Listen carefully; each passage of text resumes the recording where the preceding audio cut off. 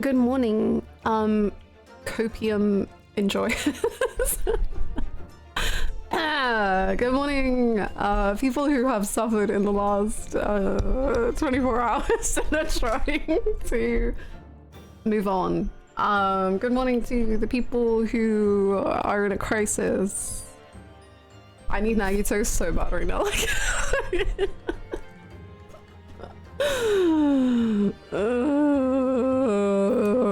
Dare I say Nagito is a nicer character? A more moral character than two people I could talk about. I'm not mad.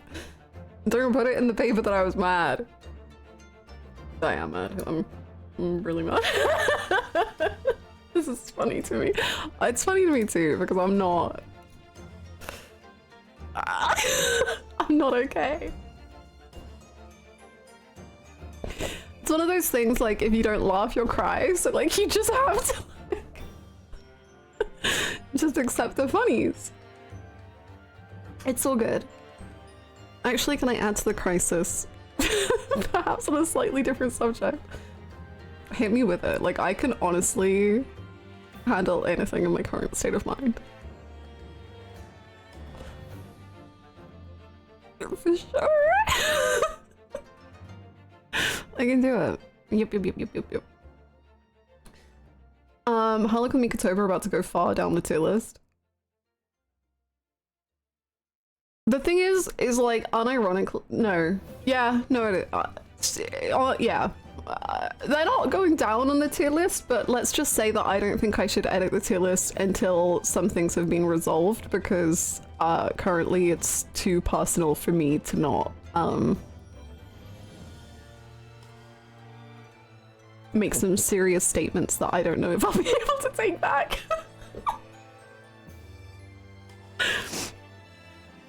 We need to do a bad dad's tier list. Yo, we should make a backlog tier list with just like the worst dads in gaming. Wait, I want to do that.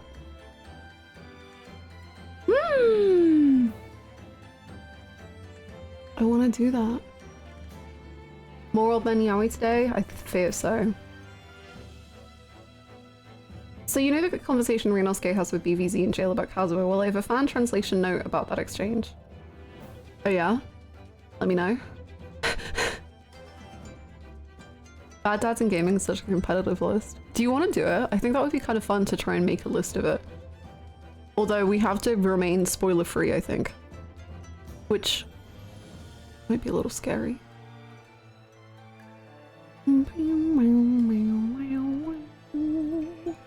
People are so sensitive these days. You abandoned two children and suddenly you're the bad guy. This is the exchange in question. I think it should be set to the start at the right of the video. Oh, okay, hold on. Yep. Let us see. Oh, I'm messing up. Oh god. Computer's so hard. Good morning. Final case. Big day for she really just picks one game and plays it. Yes. You know what you can say about Hannah? She really picks one game and she plays it. Thank you so much, Dice the Vice, for the 15 months. Thank you! And thank you so much, Rogueplay. Thank you for the 37 months. Thank you both. I hope you're both doing well. I love flawed characters. These two are just very flawed. Yeah. I can talk about it. Let's watch this thing and then I don't know. I'm trying to figure out my own feelings a little bit on it.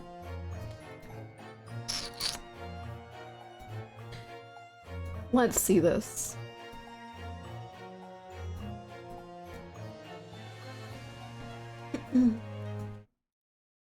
So this is the fan translation.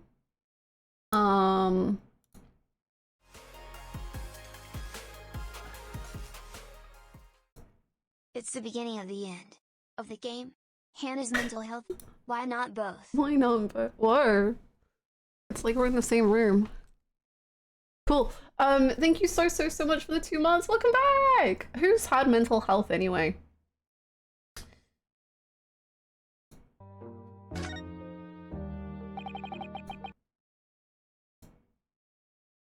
Kazuma Sogi, you said he is your friend?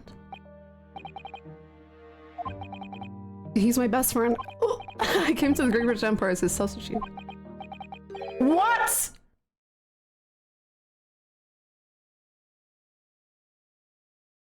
He is my pride and joy? What?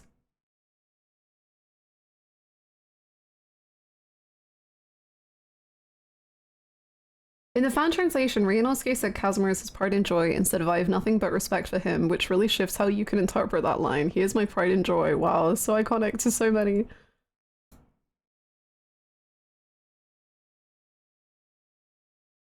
That like changes the whole meaning of the whole thing. Going from I have nothing but respect for him to he is my pride and joy is such a different meaning. What? The post on Tumblr goes into the specifics of it, showing all the times that Kokori pride is used in this game to refer to Kazuma, and there are several, and although the English translated as respect in this instance, in previous instances it did not. In a literal world, Ryunosuke's sentence in English would sound more like he is to me a form of pride. Unlike the first instance, in the very first case, introducing Kazuma to the player, where he expresses his feelings of pride towards Kazuma, the pride here is used as a noun, the present tense, the slightly, might I say, possessive nature of it, the way that Ryunosuke feels pride in Kazuma's accomplishments as if they were his own, the implications, there are a lot of fan works that reference it.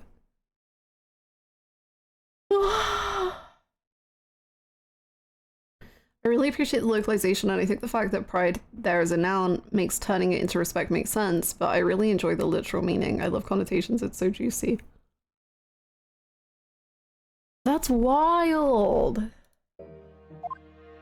Man, translation is such a crazy job to have. I do not envy that role.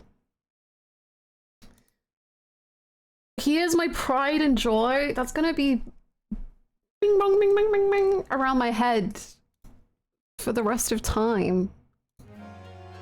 What the hell? He is my pride and joy.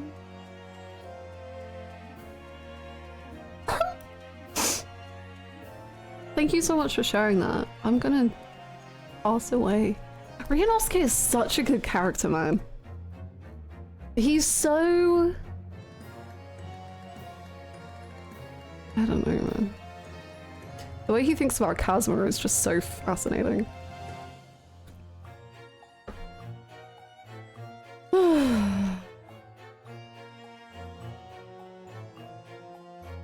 This is his pride and joy. This is Kazuma Asogi. It will have you shouting. This is Yakuza. He's my favorite protagonist in gaming. He honestly, like, I don't know, maybe people think he's like, I mean, I loved him from minute one, but I think he's like kind of deceptive in how complicated he is. Or like deceptive in how he's presented. Like, he's got a lot of feelings in that little body, and he does not know how to deal with them. And I think that's very cool. I love Ryunosuke a lot. I love him. Good. I'm glad that you love him. He deserves love. Will he get it in the final chapter of The Great Ace Attorney 2? I don't know. It's all gonna be fine. His development in the first game alone is so good to me, and it just keeps going. Yeah. Like, I loved Ryunosuke so much, but I think what really in the first game, I know I talk about this all the time, is because it actually just blows my mind. It's when he has that flashback to Kazuma that is just like entirely made up. And I'm just like, Ryunosuke! Is everything okay? I don't know why, that just like, I love how visual novels can just do stuff like that. It's so cool to me. Random thought, where's Ryu's family and all this? Does he have a bad dad? Probably, if there's any sort of theming on it. No, I actually think it's really interesting that we don't know about Rinosuke's family, because I think that is why he specifically can come in and like help with this case, because the whole case is so wrapped up in all these generational ties. So it's kind of cool.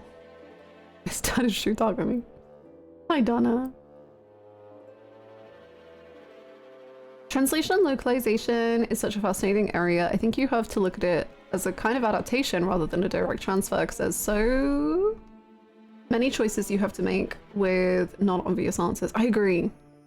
I think it's really good to look at like translation and localization as such different ideas, and it's so hard to know what to do, I'm sure. My two favorite examples of it always is Spy Family and Haikyuu.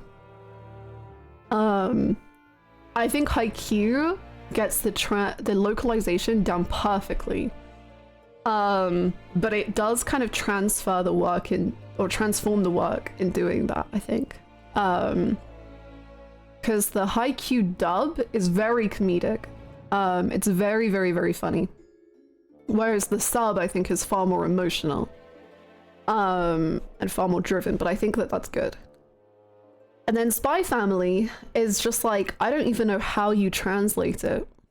Because one of my favorite things I ever found out was that in Spy Family, the kid, Anya, she calls her mom and dad Haha and Chi-Chi, which is not what you would directly call your parents, which shows like that different, like that gap between them. But obviously in the dub, that cannot be translated because we don't have words for that. So if there's ever a time that the kid calls her parents by like Otosan or Okasan, then that won't be able to be translatable, which is like, that's so fascinating. Ozella Luxury. Honestly, I think the harder list to do would be good dads in gaming. Sojiro's a good dad. Thing is, then you get into like an ethical debate about what a good dad is. Because like, I think some people would say Joel is a good dad in Last of Us. But I think some people would say Joel is not a good dad.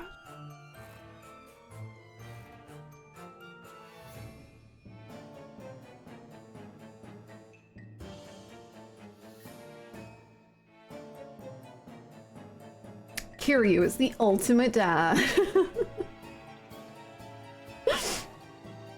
Joel's a good dad, but a bad person. See, we came off 2 games AI where Renji was literally despicable and I'm obsessed with him. Me. I love that man. You mean parenthood is complicated? I think it's probably quite simple. As someone who has never in my life had to raise a child, I think I have an opinion on this.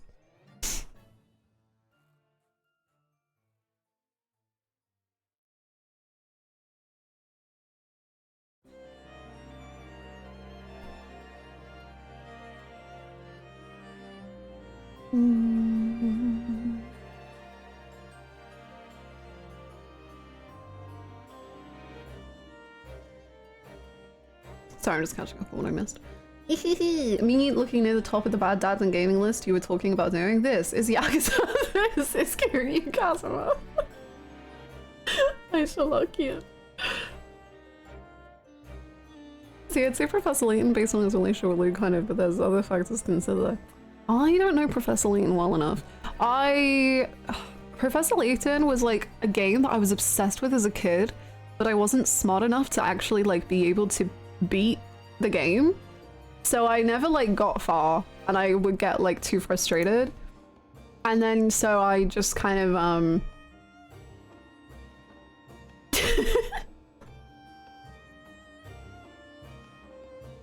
to win and play it.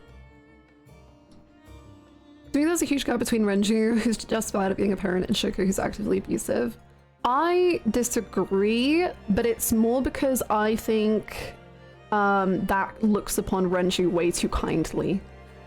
I think Renju is also abusive because he allows the abuse to continue, and he takes no role in stopping it, and he takes no role in like separating it until like the very end. So he only perpetuates the abuse, and I don't think, because we hear it from him, I don't think we know exactly what he was like as a parent.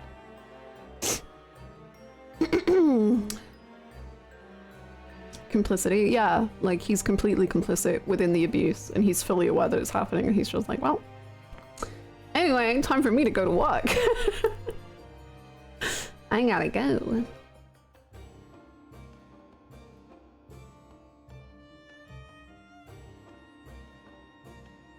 And then full temps from Hemsworth is a good dad in gaming, a great dad even. Yeah, he's definitely doing his best dad. I don't think I remember like all the ins and outs of Heavensward. But he seems good. He makes me cry whenever he shows up, so. Hi, LV.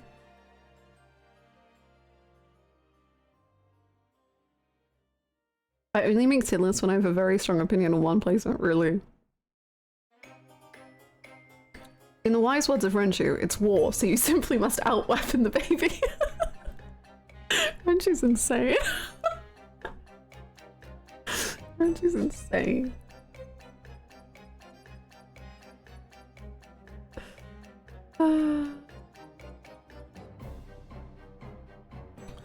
Hey Hannah, loved your reaction to the RGG summit this week. I was laughing at your reaction to Daigo trying to help his men in their life. No, Daigo, you can't do anything. Just all these men dying around Daigo, and then Daigo's like trying to help, and I'm like, Daigo, honey, like this ain't gonna work. Oh. You're not gonna be able to do this, and that's okay. No judgment. Hi, Zaid. How's it going? Believe it or not, if you wait long enough, there's actually multiple good dads and trails. I don't know, that feels kind of weird. Are their mothers alive? Is there a single mother in Trails? From the 2 games I've played, I think they've all been killed off.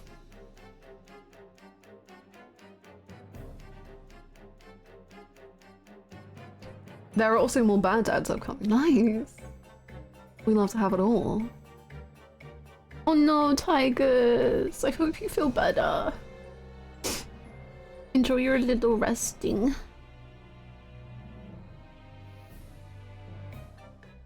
One of them, yes, the mum's alive. We did it! I will not have a Manolane hatred in this chat. Manolane is probably my favorite of the 3 sons, and I love him, and I treasure him, and he's the greatest.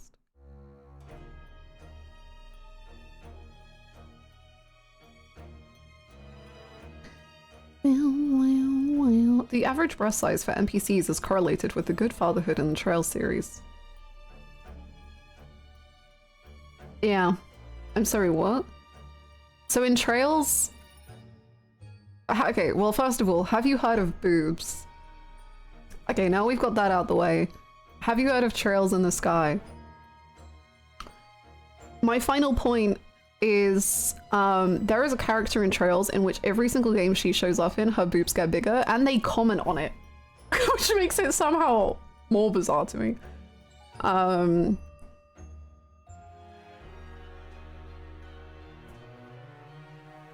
Define boobs. Trails in the Sky. There you go. There are both multiple bad and good dads in JoJo. You've seen few, but they get even more complex as you go. God, the one dad I've seen in JoJo's... Joseph? I think. What a freaking fool of a man. He wasn't even like necessarily a bad dad. He was just absolutely stupid. I just truly... That man was blind and oblivious to everything going around him. one of his sons is holding a knife to the other son and he's like, oh boys, please, settle down. Your old man is getting a little tired. His name's George. God damn it, George.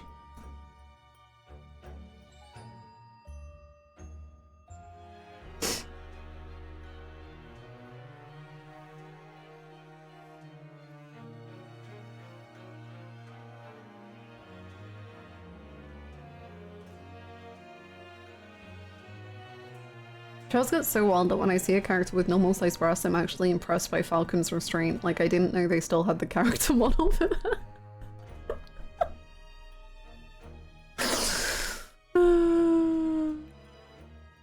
I don't know what's spoilery.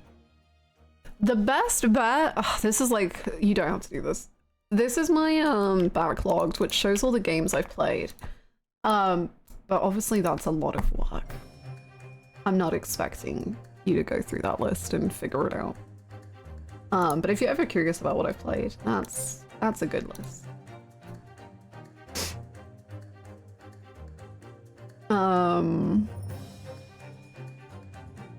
Ace Attorney does indeed have good dads, but they aren't British. What does that say? Damn, British dads, huh? It's telling of how yesterday ended that we're consumed by dad talk and not us being on the last case suddenly, but it's very valid given yesterday's reveals. Oh yeah, I said I was gonna talk about it. But we can't talk about Final Fantasy X bad dads, which exists in sort of a quantum spoilers. Yeah, no, we can't talk. Final Fantasy X is too spoilery. We can't talk about it. Hi Marky, how are you? So technically I did play Final Fantasy X, but also I did forget like the whole game apart from the ending, so we cannot talk about any sort of spoilers in it because I will replay it and remember what went down. Blitzball.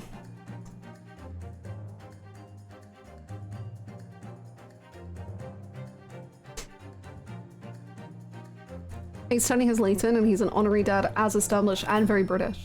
Beautiful. Well, voice lines in play other way. Oh, we lost it already.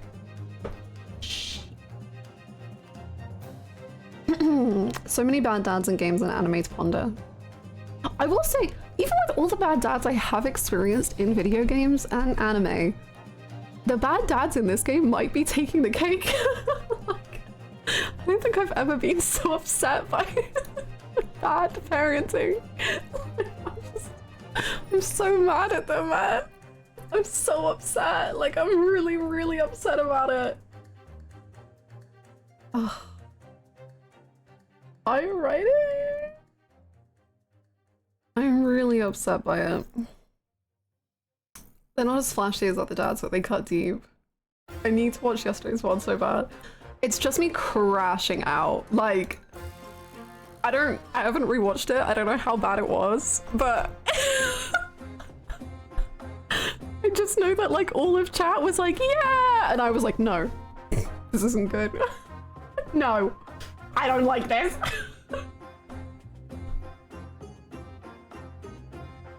I was actually so caught off guard. I'm sorry. I'm so sorry. I think I care too much about these characters. I think I'm too involved. I need to step back. Oh man, wait, what happened? Okay. What didn't happen?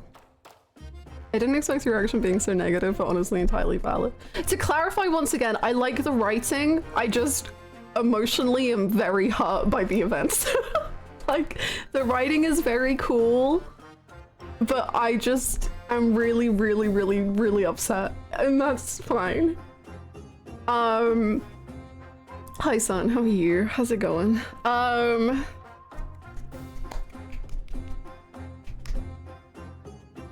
Okay, so what I don't know how to get into what happened.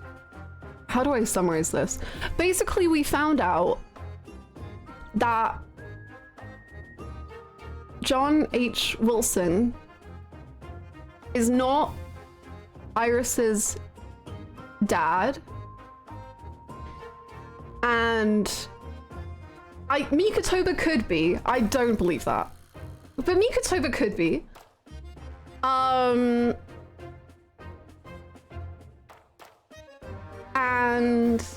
him and Herlock were partners for 6 years.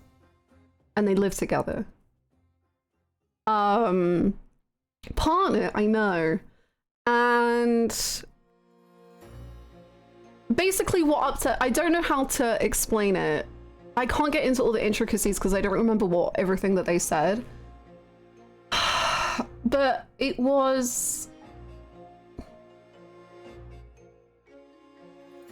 basically, I think they are being incredibly cruel and incredibly manipulative, and they are treating especially Iris and Susato so cruelly that I find it so like gross. Like, it's such a gross feeling to me. And the way that Herlock seems to be like manipulating Ryunosuke has gone from something that I found really interesting and I assumed it had really good intentions to something that feels so controlling and like yucky. And I think that's really cool, but I am very upset about it. And then I felt really like out of sync with the game. Yeah, what Belzerg is saying, because the music is like, wow, like this is like so cool. And I'm like, this is not cool at all. This is a horrifying reveal to deal with. So I was just like, this music feels so weird. Yeah. It was very strange. I found Herlock's relationship with Ryunosuke so fascinating when it was just Herlock, lol. I was on that train so hard. Yeah, and I think it was so interesting. And then this edition of Mikotoba makes it so weird. And once again, like, I really want to keep clarifying. I'm interested in the writing of it. This is more just like how I am emotionally reacting to it. Because I'm just like, oh my god. And I don't know how we I don't know how we resolve this in wink. I don't know how we resolve this in one case. That feels like not enough.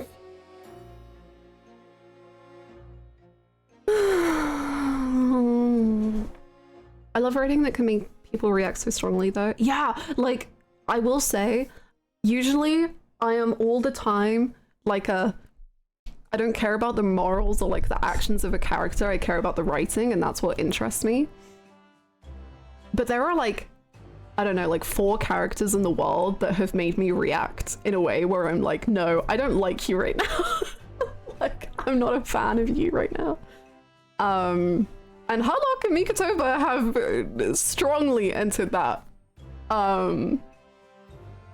that very small group of people.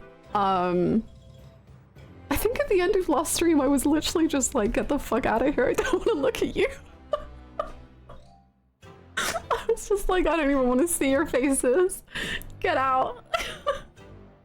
Joffrey is a good example. Joffrey is like so... Yikes. Interesting to see what the limit is. I think it usually happens when I care too much about the characters that they are against. Well.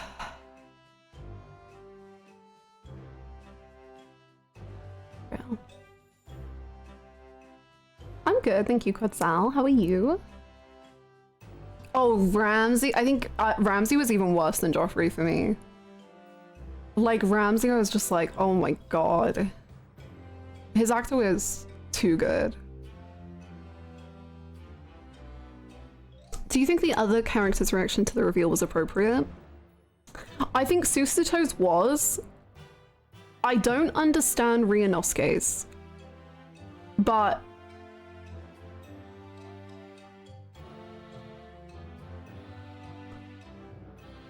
it kind of makes sense to me.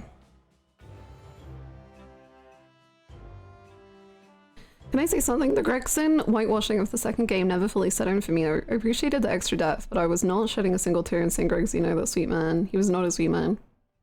That's very fair. I think him and Gina just hit so hard for me, but that's very understandable. I think Sisters was almost appropriate. I think I didn't sit on it long enough. Yeah, I can get that.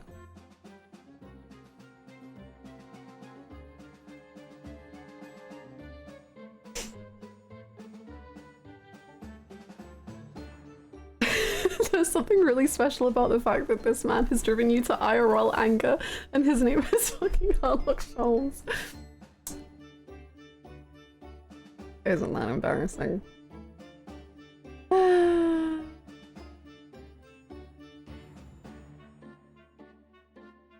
also think the game has been so on top of the emotional aspects, so at this point it suddenly feels very blasé. Yeah, it was like Ryunosuke thinking to himself, like, this is amazing. And I was like, is this amazing? Like, that's what you think. This is amazing. Like, even if it was like, this is shocking, I'd be like, yeah, this is shocking.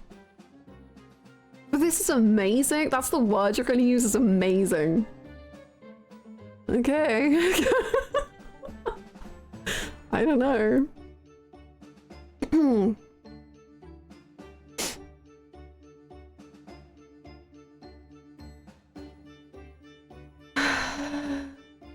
He would be rage baiting, and I would be raged. Enraged? Yeah. Ace 999 throwing kids in an incinerator. Toast me up, daddy. Look, being manipulative in a real toxic way. Absolute rat man. Yeah. And this is how I'm gonna argue that Ace is more morally good than Harlock Shaw. No, he's not. Just to clarify. Yeah. Find a way out. I tend to like or dislike characters based on the rules set up within that universe. I wouldn't love Ace 99 in a world of like Parks and Rec, but in 999 it's insane and I love it. Yeah, that makes sense. That makes sense. Oda, pink. Pink. Hi, Riz.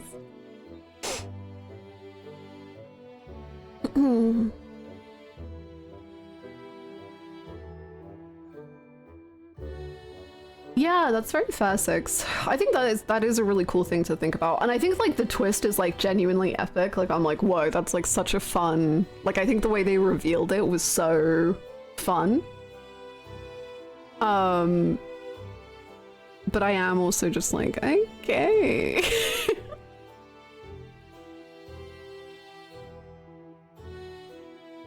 Ace didn't know it at the time, but he was trying to kill the most manipulative person alive, Akane. True. Honestly, Ace should have taken her out and just got rid of her as soon as possible. True autism.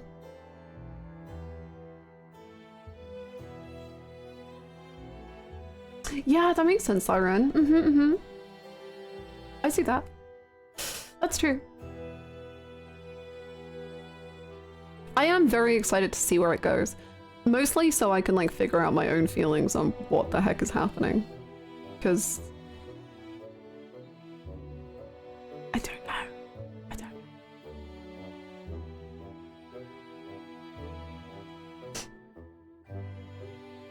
I love that Oda was like the bridge too far for that one commenter, as if louiseyhannah long time is not an exercise in how baby girl can this atrocity get. Oda was the one that snapped the thread for him, just completely broke his illusion that you need a character to be moral to be good.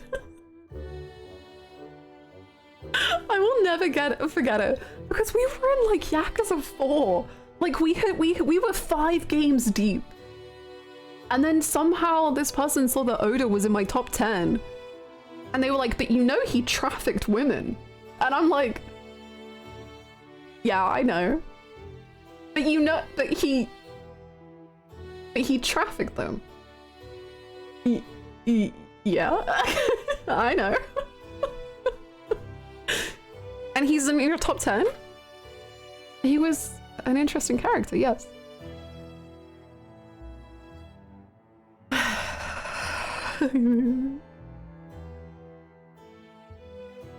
He's not real.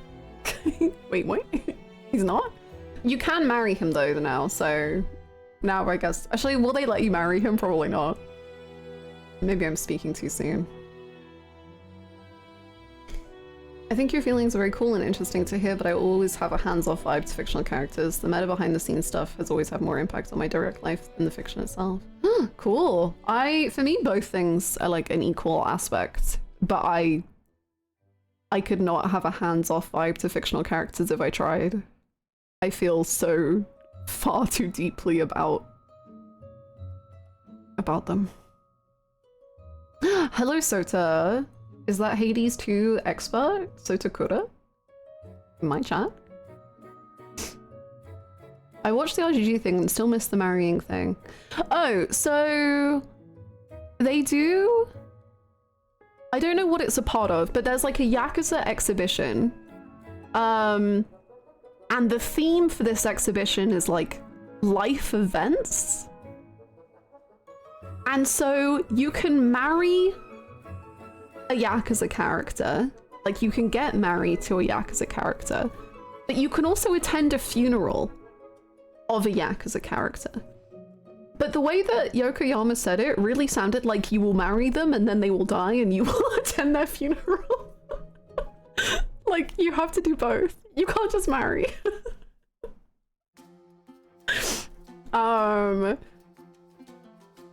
I think he also said, like, you can attend the funeral of characters who have died in the series, which I said, we don't know who's dead anymore because you keep bringing them back.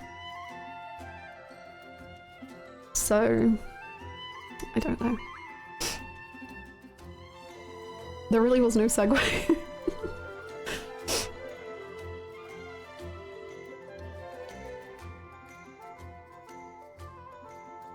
Till death do us part. Now, let's do it. This is the ultimate wedding and funeral.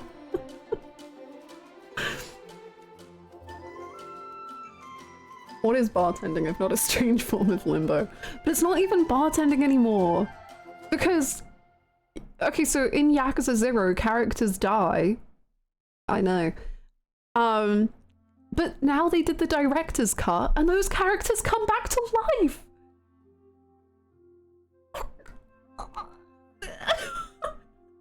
What does that mean?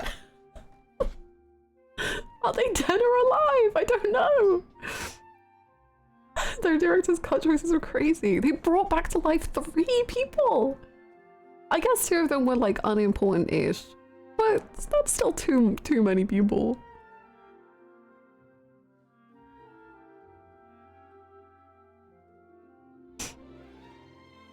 Not to bring up Voltron, that's okay. But after one of the seasons dropped, I was physically ill for like a week after watching it. It affected me so bad. I learned that I can get pretty badly attached and have since been pretty good about it, but sometimes it can still happen. I think that's a compliment to the characters, but I also am like, yeah, it can be too much.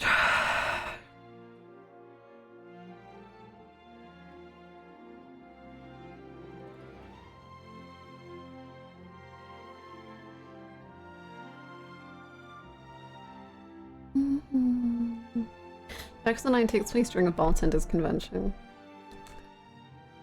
That would be fun, then everyone can come back to life and interact. Since I just logged in, I'll just assume from the topic at hand that the wedding Hannah is attending tomorrow is actually between her and a Yakuza character. That's true. Yes, no stream tomorrow because I'm going to be at a wedding between me and a Yakuza character. Maybe. Probably not, but we'll see, I guess. I just read about that Yakuza 0 director's cut retcon and I'm so mad. It was a choice. Also, hi, Blue Bud.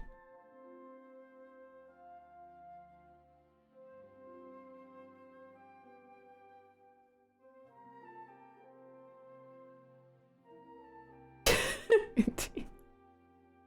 Funeral and wedding and a funeral for Adachi. Yay! What type of funeral are you doing after? Hopefully, everyone will survive through this wedding. Fingers crossed. Fingers crossed.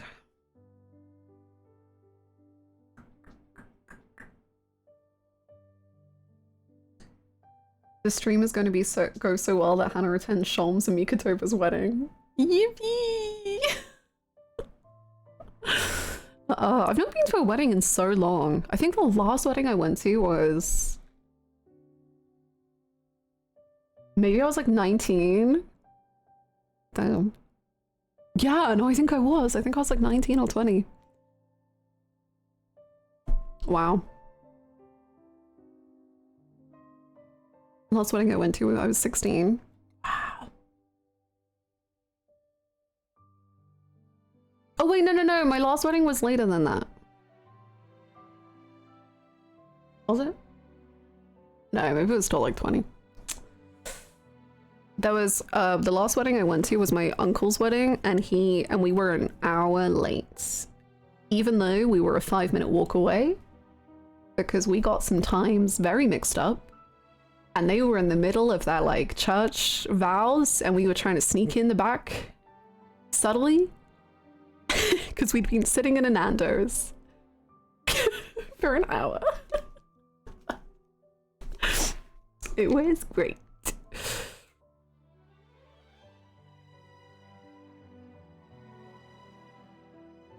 Last wedding for me was like 6 years ago, and now they've broken up this year. Oh no.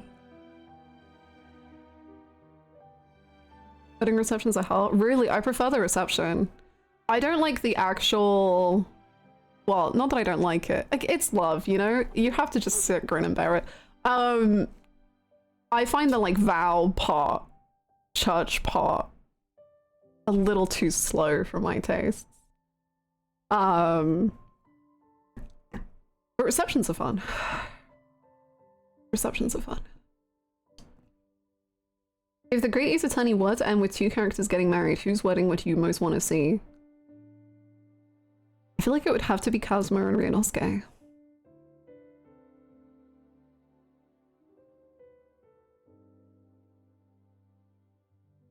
Oh, Albert and Barack is good.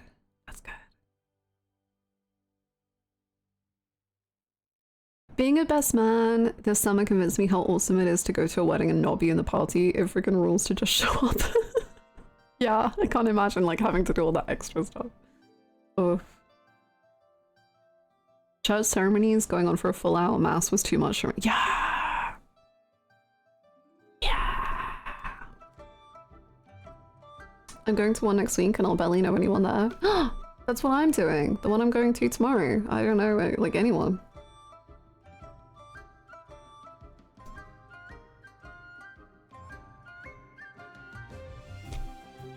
Putting together the wedding is literally hell. I was finding out like how much the meal per person like cost was for this wedding, and I was like, I knew weddings were expensive, but I was still shocked.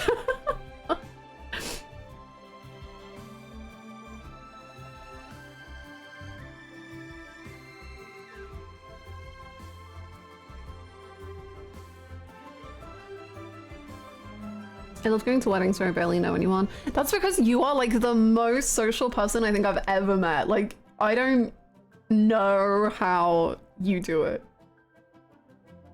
I'm just like riddled with social anxiety. But Luxury is one of those people who can just like make conversation and just like keep it flowing, and I'm just like, how do you do it? I went to my bestie's wedding in France last year, and her reception was on a vineyard near the Swiss border. It was so beautiful. That sounds gorgeous. That's so nice. I'm going to a wedding in November, and I'm going to be white knuckling through it. What was that last song? It was from Genshin. Impact. It was Mesmerizing Waves.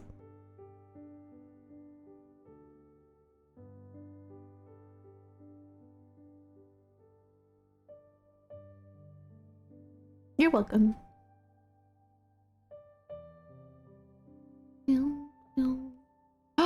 That's so cool, Green Bean. Because then like you can like make conversation about something. That's cool. I don't mind talking to anyone, but I'm often a terrible conversationalist, so I generally just don't. I just can't come up with anything to say. I just am like, what would I have to say that is interesting? Like, I would love to be able to make conversation, I just can't do it.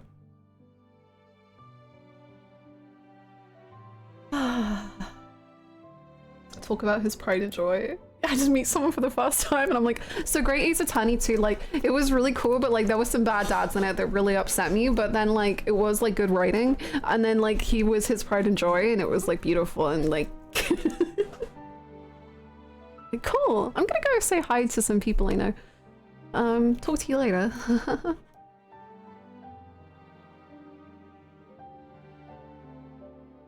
It's so funny because there are two things I love: being quiet and listening to stuff around me, and having fun conversations with strangers who I might not interact with ever again. Weddings are perfect for both. You're thriving. Just recite your backlog reviews. Hello, Downpour. I can't help you. That is how Silent Hill works, I fear. It happened to me with 2. It gets us all in the end.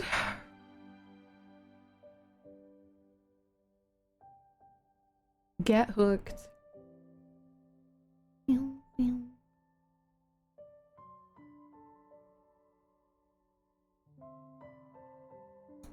in a group of people and listening into the convo with rare interjections is the social life I was built for. I don't know why I find that so exhausting. Like, if I'm in a group of people and I don't really know anyone, like maybe I know like one person and everyone else is talking and I'm just kind of nodding. I don't know why. I find that like actually exhausting. I'm just like, maybe it's the ADHD. I haven't taken my meds today. And I'm just like, I want to do something.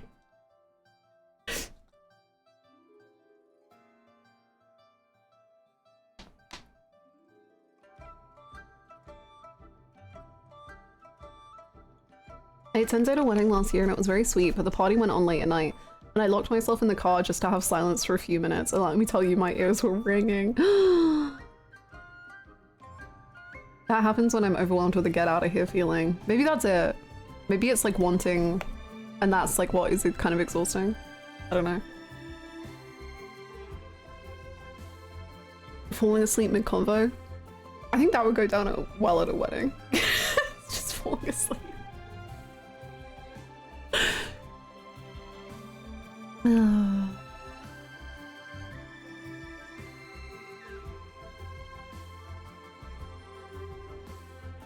don't even know if this wedding is going to be like a party wedding. I don't know. I have no clue what to expect.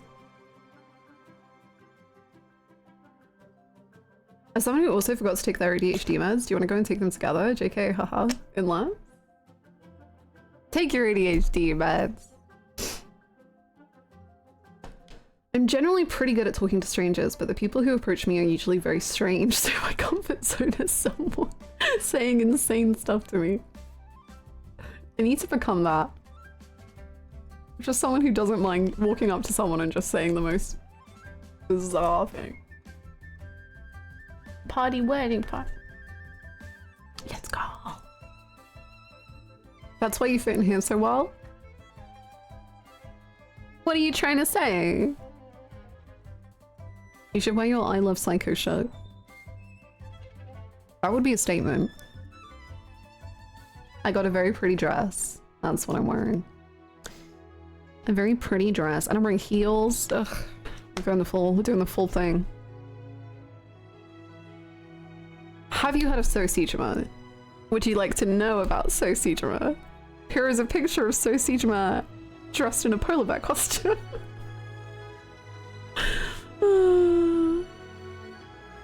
It'll be real awkward if the bride happens to be named Psycho. Gonna start a fight. Boy. Enjoy your luck. So how do you know the couple? Let them talk about themselves. Ooh, okay. Locking that in. Locking that in.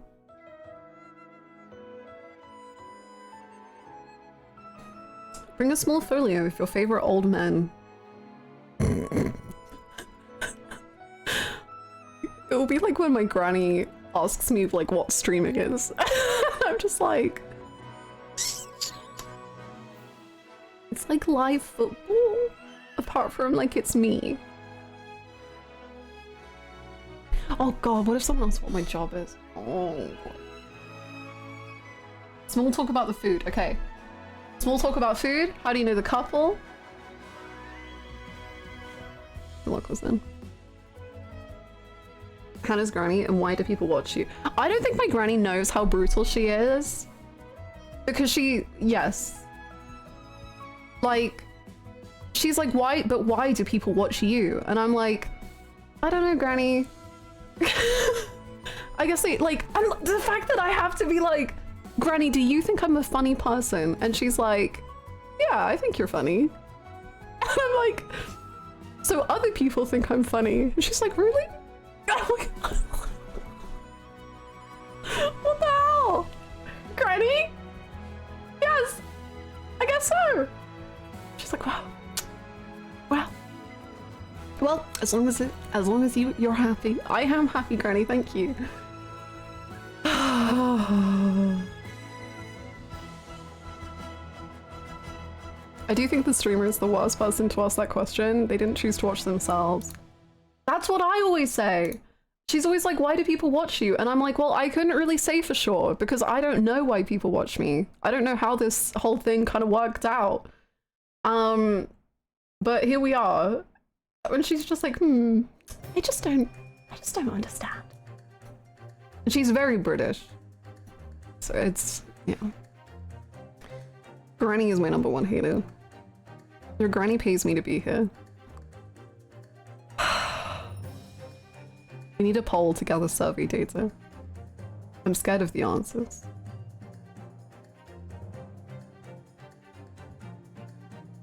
I thought you were a 7 out of 10, but hey, there's money to being a 7 out of 10. You cannot show my granny the quote bot. Let's see a random quote. I'll do a random quote and I'll see if I would be happy with my granny knowing.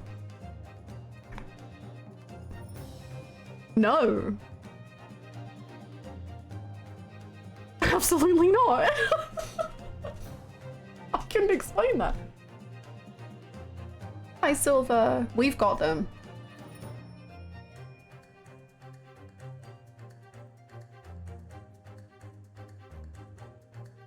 These are all terrible quotes.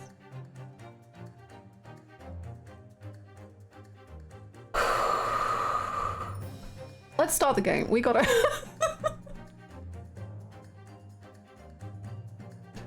God. That is not... She's a religious woman. She would not, I don't think, be best pleased about me talking about fucking the Pope. I think she would be like, that's quite disrespectful.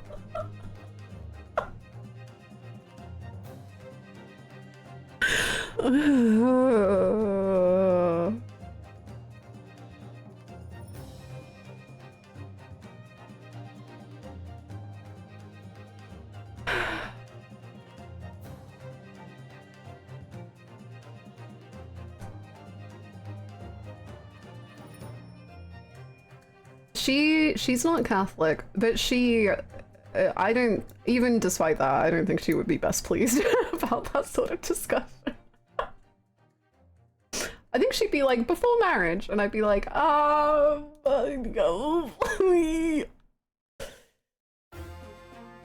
And then the conversation would end there, probably.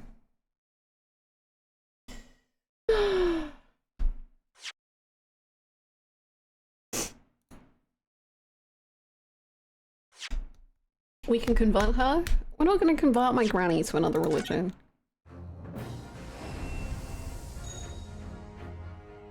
You should talk about the rapture that happened last Tuesday. She's not that kind of religious, but honestly I would be interested to know if she had any friends who talked about it. If you told your grandma that you wanted to fuck So Sejima, how would she feel? Probably not good.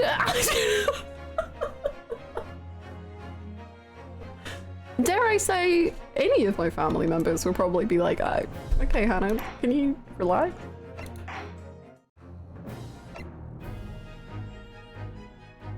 Intervention worthy.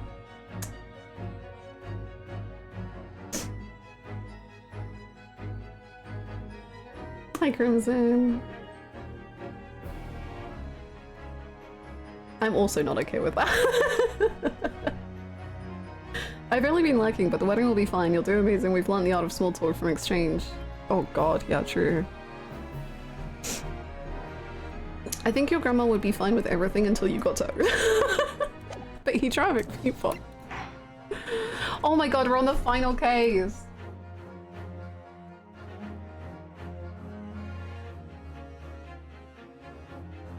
This is miserable.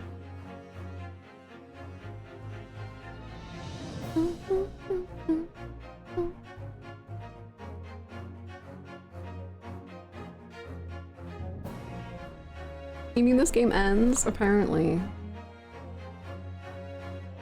I don't want it to. Good job catching up. Sorry about the crash out. The resolve of Ryunosuke Naruhodo. What is character's name? Sejima? So Sejima?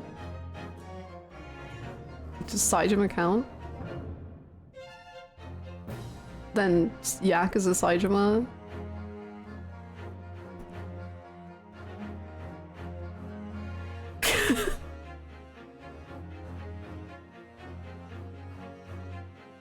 Sai is an Ijima. I don't think I know enough characters. Sorry.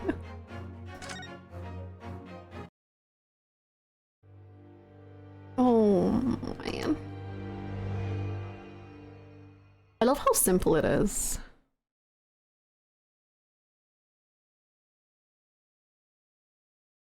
What? There's no like anime intro? There's no, well not anime, there's no voiceover intro? Okay.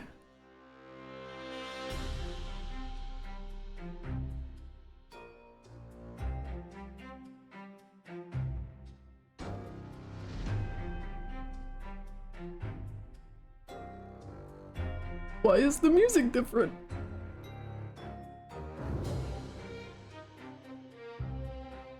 Oh, it's good though.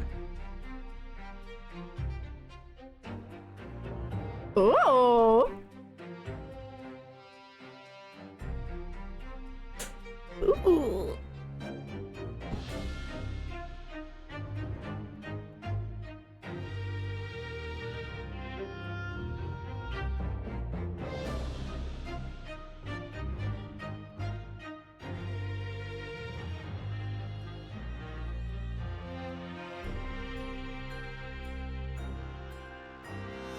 I know it's the same trial, but I think it still could have its own intro.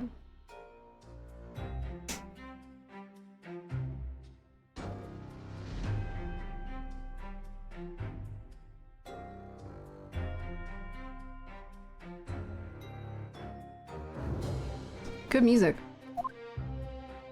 So, the time's finally come. Today, we unravel everything. I'll be counting on your support more than ever today, Miss Susato. Me too, honey. Me too. Miss Susato. Oh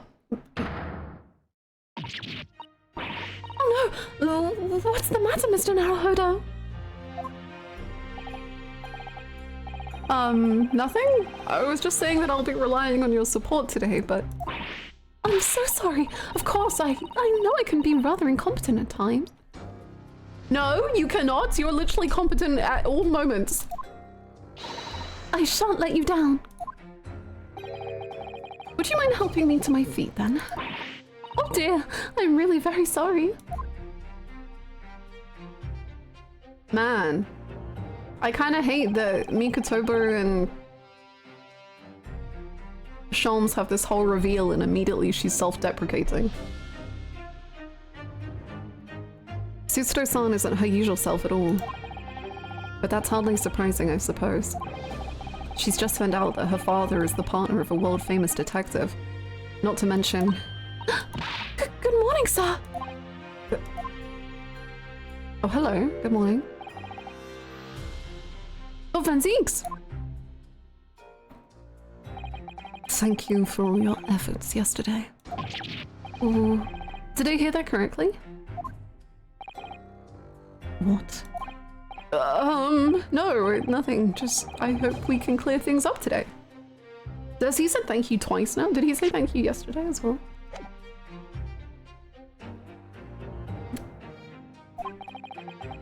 I really can't make this man out.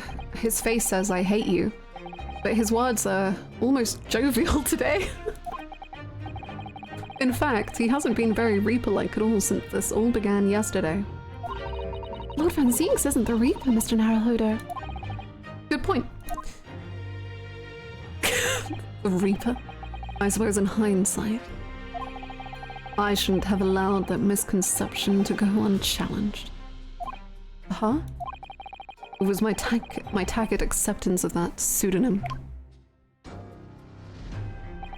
My failure to stop the Reaper becoming something more than a mere legend that led to all this. But you're not to blame for that, Lord Van Zieks. It's only because serious crime in the capital dropped off so sharply when the public started calling you that. That's why you didn't say anything, isn't it? To be frank, I'm not sure that was the sole reason. What do you mean? There was a rumor at the time that the Reaper was really the ghost of my late brother. That having been slain by that evil killer, Clint's restless spirit returned as some sort of demigod. To wield a deadly blade of justice where I, by dint of the law, could not. Yes, we've heard that story too. When I lost him, I felt as though I'd lost my guiding light. Oh.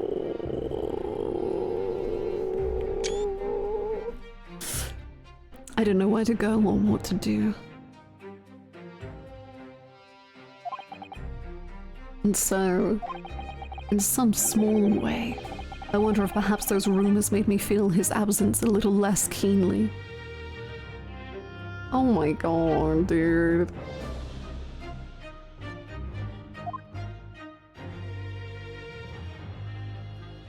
Ooh. Even if I knew it was just an illusion. Just some nonsense conjured up by an over-imaginative public. He was obviously extremely important to you.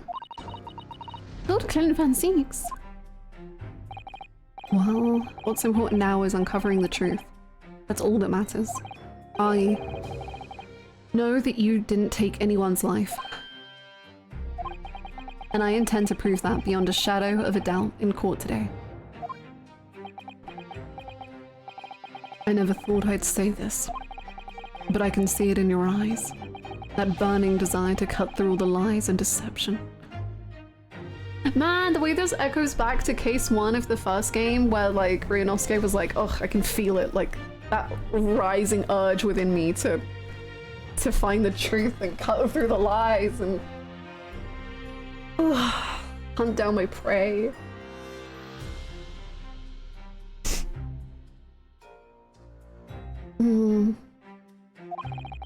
I can't deny it any longer. You are a lawyer of absolute integrity.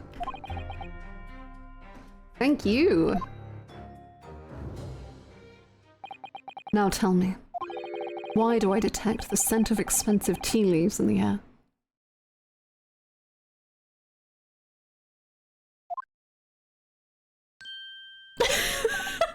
Oh, Iris!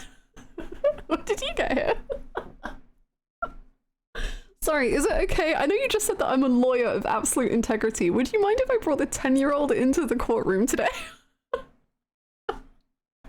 I just think that this case is going to have a bearing on her life, more so than we once thought.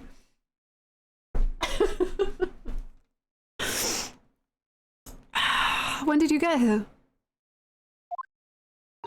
Oh!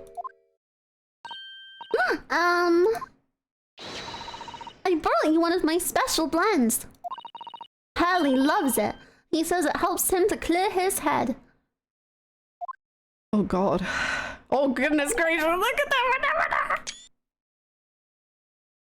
Aww.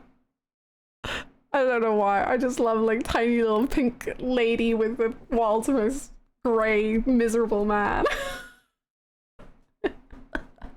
I thank you. And you thank her? Wow, this is amazing.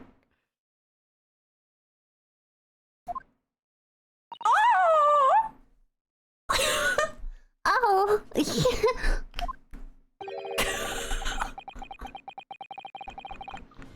That's surely the first and last time I'll ever see a sight like this. You seem different today, Iris. Oh? Sort of subdued, I suppose. Well, yeah, she's probably miserable. I am not. What happened yesterday is obviously still playing on her mind a lot. She's clearly very troubled about having stolen that autopsy report from Dr. Slice's laboratory.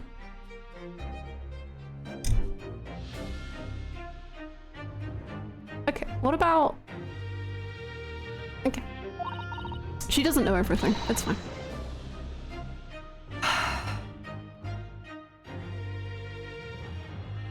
I imagine Venzi's bending down to her level to take the tea. Oh. Alright then, good luck to you both. I have to make a move now. Oh, you're not staying? I thought you'd want to watch today's proceedings. Well, I'd like to cheer you on, obviously.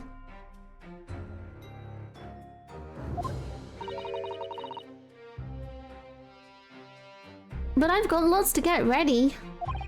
Get ready? For what? Oh yes. Would you take this? Why is she giving me the bunny? Isn't that one of the little felt dolls that's usually dangling from your knapsack?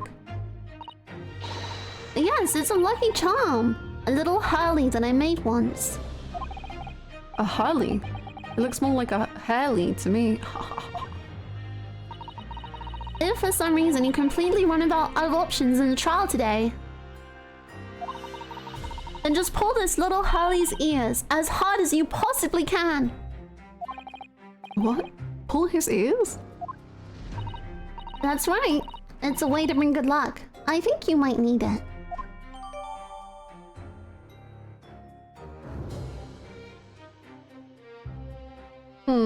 Okay. You think what we'll need is luck? I just need to peek inside the courtroom. And it seemed very different to normal. Yes, it would seem that a certain someone has decided to pull out all the stops. Oh no. What does that mean? What about Mr. Shaw's, Iris? I don't know. He was out all night and he hadn't come home by the time I left this morning.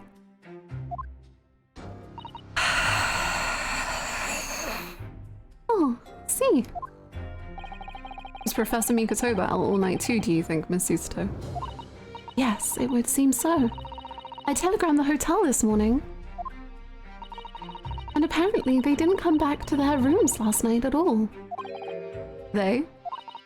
Father and Judge Shikoku, I mean. Judge Shikoku too. That's right. Nobody appears to have seen either of them since yesterday. Counsel for the facing the defendant. Court is about to begin in session. Please make your way inside the courtroom at once. The final trial continues. Good luck then, Runa. Good luck, Susie. Yes, thanks, Iris. And you, Mr. Reaper. I hope it goes well. Once again, I thank you for the delicious tea. It was very soothing. Has she drugged him? Did she drug him to like keep him relaxed in court? Oh, I'm so glad. We must go inside now, Lord Van Zieks.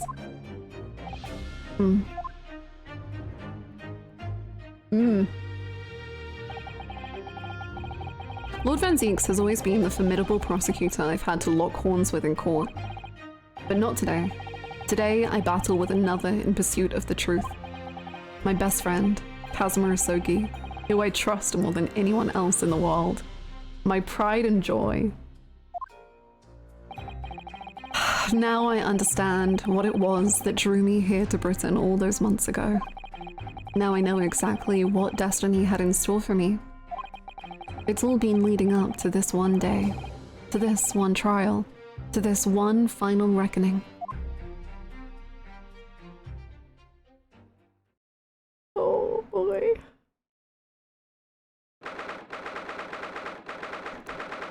Oh boy. Oh boy. Where's the judge? It feels more... oh, wow. It feels even more oppressive here than it did yesterday. There are cold stares piercing me like knives from all sides today.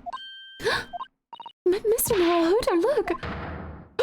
No way! No! No! No! Isn't this a little biased? What does it matter?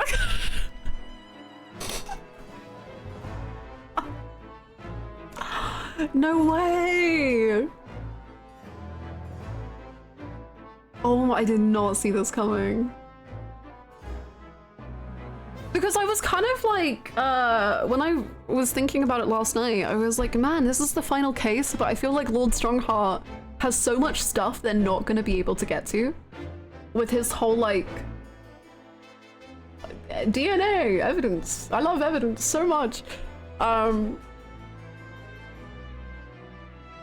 But I guess, here it is. It's happening. Wow. Wow, wow, wow, wow, wow, wow, wow. Lord Strongheart. Okay, good for you, Kazuma.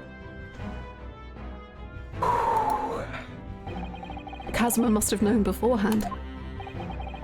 The ramifications of this trial now extend far beyond the murder of one Scotland Yard inspector.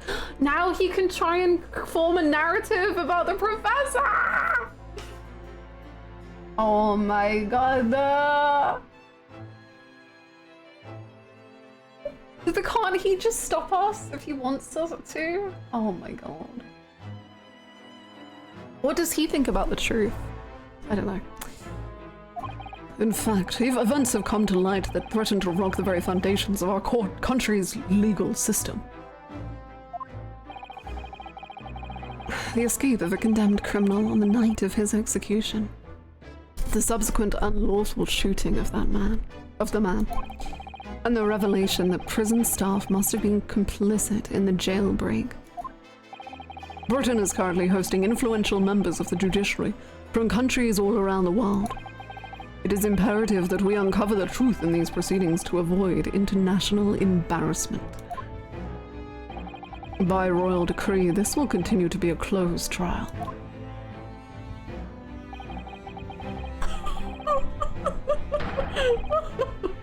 What the hell, dude?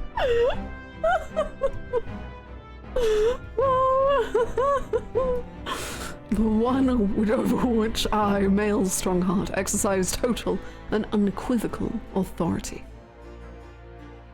He's big. He stands up.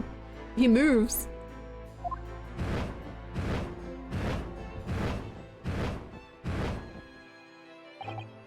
The six jurors' flames just... As was the case in yesterday's proceedings, those here present in the public gallery are distinguished members of our judiciary assembled to bear witness to a fair judicial process. Are they gonna become the jury? In other words, a collection of your acolytes, Lord Strongheart. On a personal note, I find this most distressing, Lord Van Zinks. You are a prosecutor of exceptional talent. Much like your brother Clint, in fact. Is this necessary? Oh my god.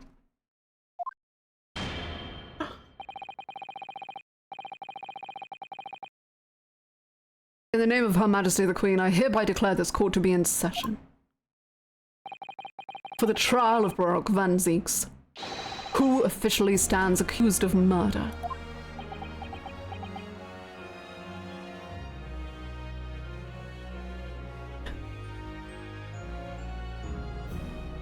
Okay.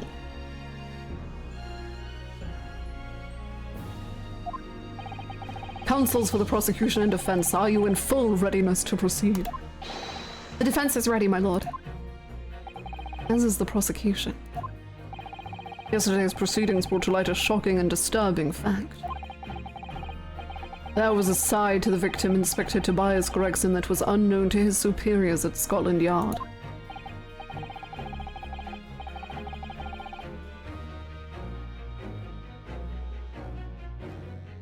Man. Yes, he was carrying out operations in secret, which Scotland Yard knew nothing about. And in those clandestine operations, he had an accomplice. Mr. Daily Vigil, who would be given the inspector's identification and present himself around the capital in order to establish credible alibis for Gregson. In that way, Gregson appeared to be carrying out his regular Scotland Yard work when in fact he wasn't. At the end of yesterday's session, Mr. Vigil, who had been suffering from amnesia, regained his memory. It would appear he buried his memories of the time deep inside himself as a means of self-preservation. Because whilst he was engaged as chief warder at Barclay Prison, he abetted the convict's escape. Mr. Vigil is currently recuperating at St. Sinners. He's recovered enough to give a signed statement about his movements on the day prior to the incident. He's formally admitted to posing as Gregson while investigating the Red-Headed League. Which brings us to the crucial issue of the victim's time of death. The defense yesterday proposed a suggestion that the victim may have been killed 1 day earlier. This was based largely on the discovery that the victim's pocket watch had not been wound. The prosecution has something to report on that subject, my lord. Really. Go ahead, Prosecutor Asogi. I met once again with the coroner yesterday to discuss the issue. She confirmed that the defense's suggestion could not be ruled out. It's entirely possible that Inspector Gregson was killed on 31st of October, the day before his body was discovered.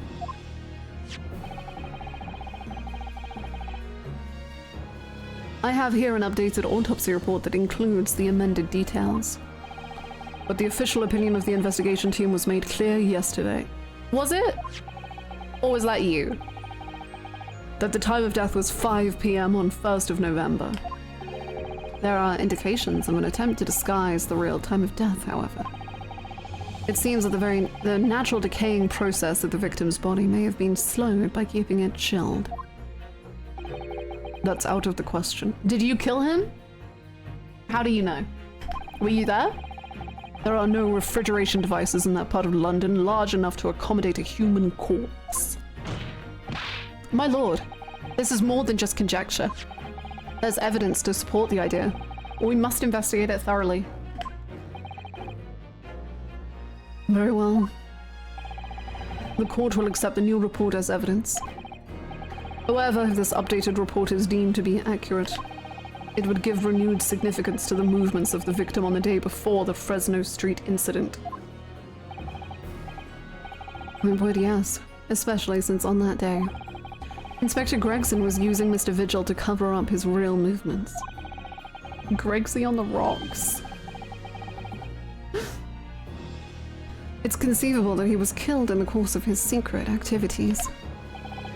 Do I sense that the prosecution has some information regarding those activities? Scotland Yard put an enormous effort into investigating that precise matter yesterday. I think we should begin by presenting the results of that investigation work.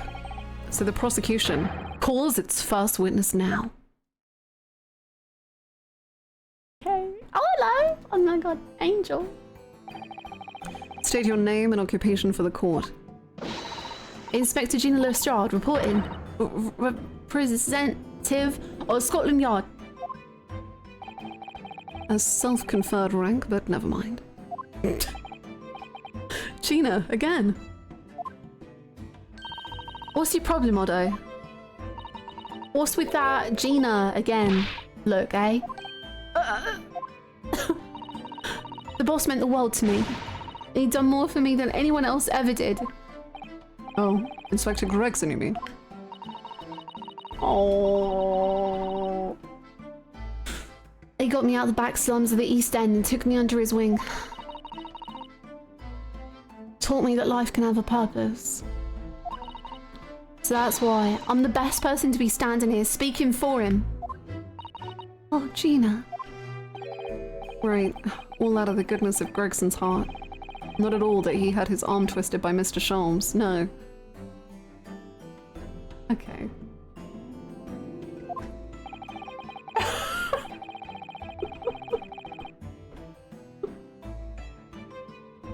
Girl, he tried to have you framed for murder, but go off, I guess. Haven't you ever made a mistake? Come on now, we all do things that we don't think are good. What's relevant to these proceedings is the outcome of Scotland Yard's investigations yesterday.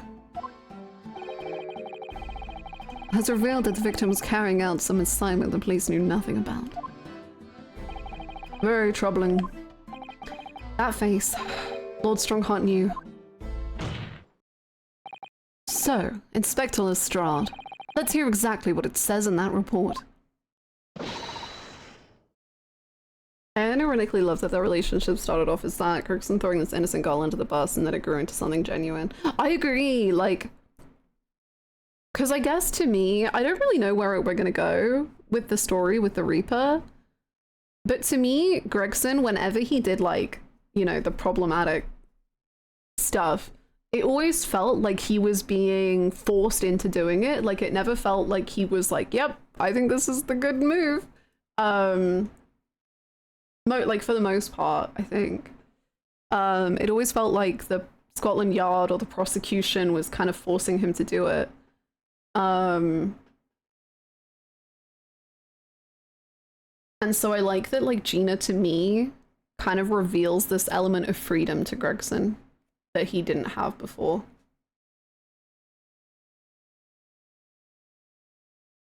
Coming right up, sir.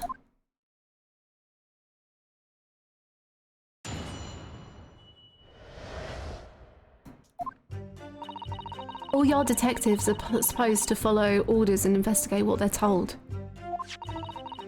But a little search of the boss's office turned up a notebook that had a load of secret meetings in it. According to that, the boss was looking into some smuggled goods dealings that day. Looks like it was a big job and all, but the coppers weren't on it to it yet. What matters most is there's witnesses what saw the Reaper at the place too. Wow, oh sure. Smuggled goods. I don't know, do I? I'm just telling you what was written in the book. Tobacco, tea, spices, medicines, goods of all sorts flow into London by illegal channels from across the globe. It's well known that they're disposed of at irregular black markets. It's well known that they're disposed of at regular black markets that take place in the capital. But the police are rarely able to locate them in time. So Inspector Gregson was investigating one of those black markets. It's been suggested that higher-ranking government officials may be involved in black market activity. No doubt Gregson was trying to avoid details of his investigations being leaked to the uninvolved parties.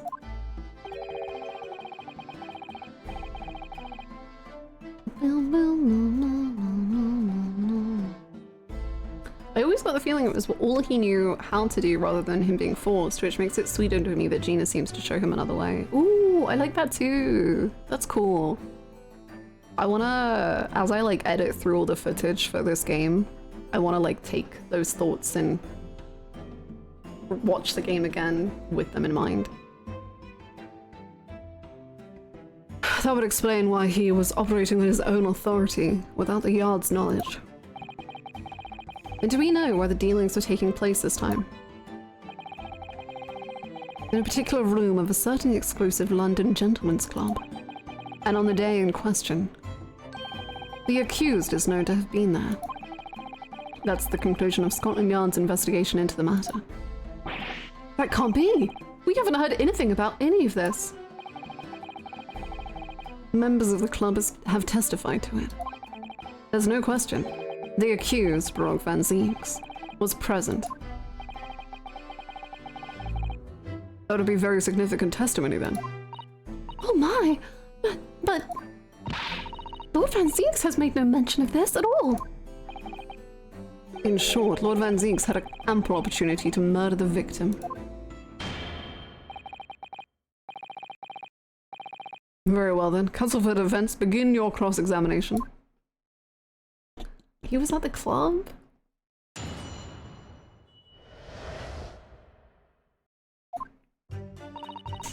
All your detectives are supposed to follow orders and investigate what they're told. So, you follow orders, do you, Gina? Nah, not me. I'm above all that, see? Oh. Boss always had special orders for me. Grab us some fish and chips, or go and give Toby his grub. That kind of thing. So errands more than orders then. This detective is still an apprentice after all. She's an intern. Yeah, well this apprentice ain't one to sit around and wait to be told what to do, even by the boss. That's why I've been doing my own investigations into what happened. I didn't find much at first. But a little search of the boss's office turned up a notebook that had a load of secret meetings in it. Hold it! So you went through Inspector Gregson's things? Yup, as part of the independent Lestrade investigation. I'm sure your superiors would be delighted that you're taking the initiative. So I snuck into his office when no one else was about. Because if anyone at the yard had seen me going in there, they'd have turfed me straight out on the street. Doesn't that feel kind of real? I do think BVZ would say, God, I hate myself for the club. Kind of accurate, maybe. This is sounding less and less like an investigation and more like something else. The prosecution understands that it was this very detective who discovered the notebook. You got that right. Nothing gets past Inspector Lestrade and a trusty assistant, Chief Inspector Toby. We found it hidden in one of his desk drawers that had a false bottom. It was about Graydon, yeah. Ah, Graydon, I miss you. That's impressive. So then I went to arm myself when no one could find me, and I could have a butcher's at what was written in it. Because if anyone at the yard had found me out, they'd have turfed me straight out on the street.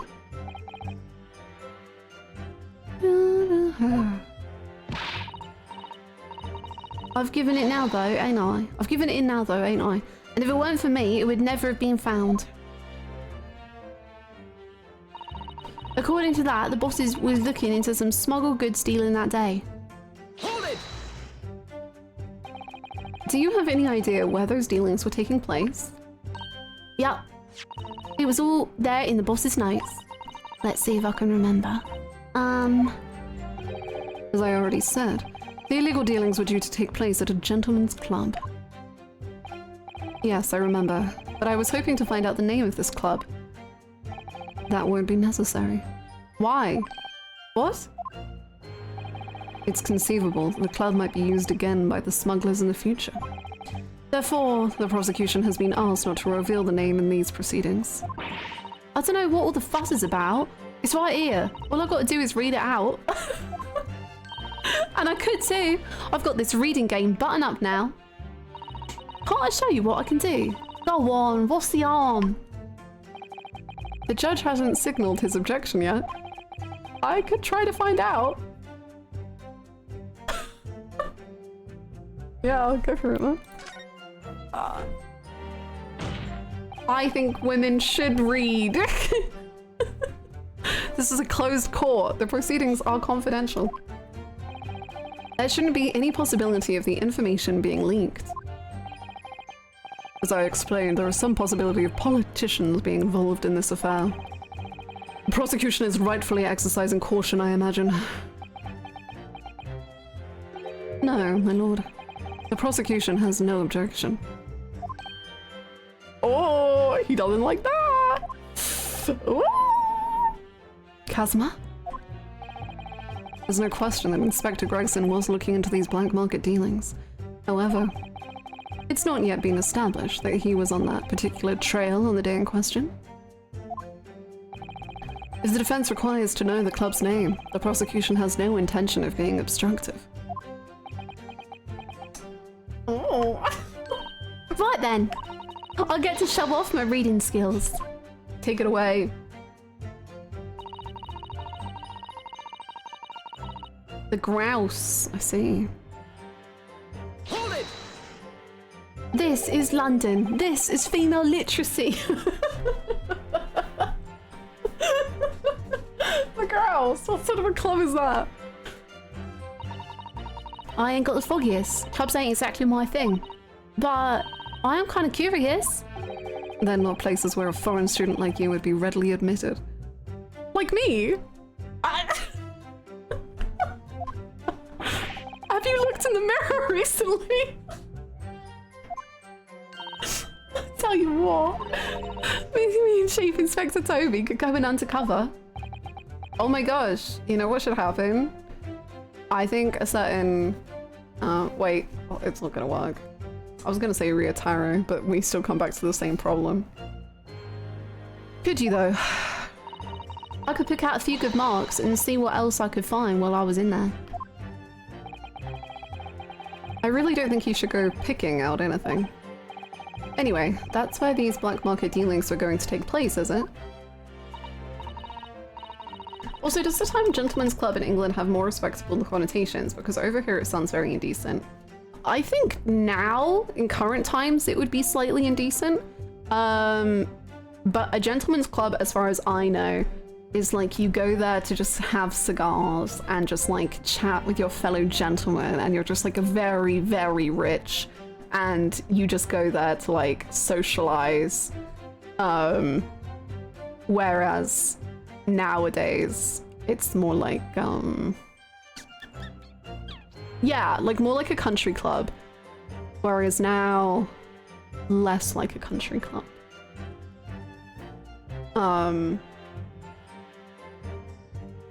Yeah.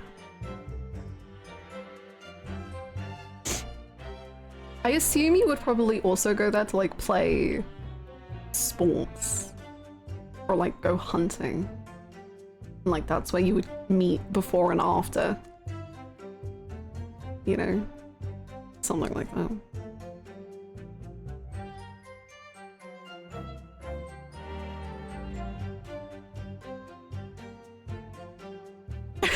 This is what I was thinking of.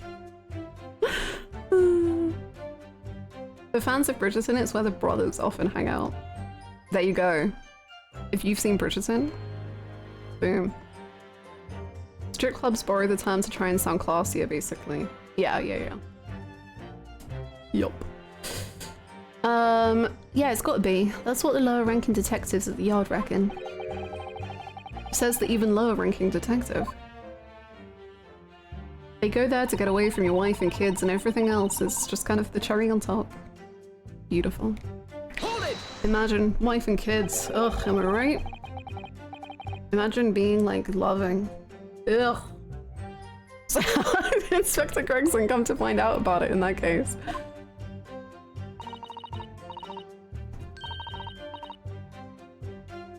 That's the question, ain't it? But I'm just an apprentice, so... And why didn't he inform Scotland Yard of his findings? Yeah, that's what I was asking myself. Cause, you know, I'm just an apprentice.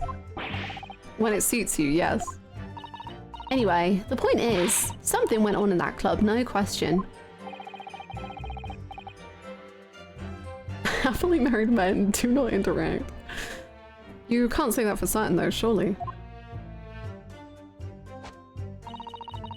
And do manly things you couldn't do in front of the wife. One of my favorite things that I guess was just like a thing that happened in high class fancy social settings in the old times, like 150 however many years ago. Like it happens in I think it happens in Downton Abbey all the time. I think it happens even further back in like Pride and Prejudice, where like after dinner the women are all like, shall we go like have go sit down? And it's like, girls, you're sitting down. And they're like, no, we must go sit in another room so the men can have conversation, and we will go sit quietly and read and allow the men to talk. What matters most is there's witness what saw the Reaper at the place too. Hold it! I'd hate to condemn an oomph. Luxury? Answer for your crimes. Lord Van Zieks wasn't at the club? He was?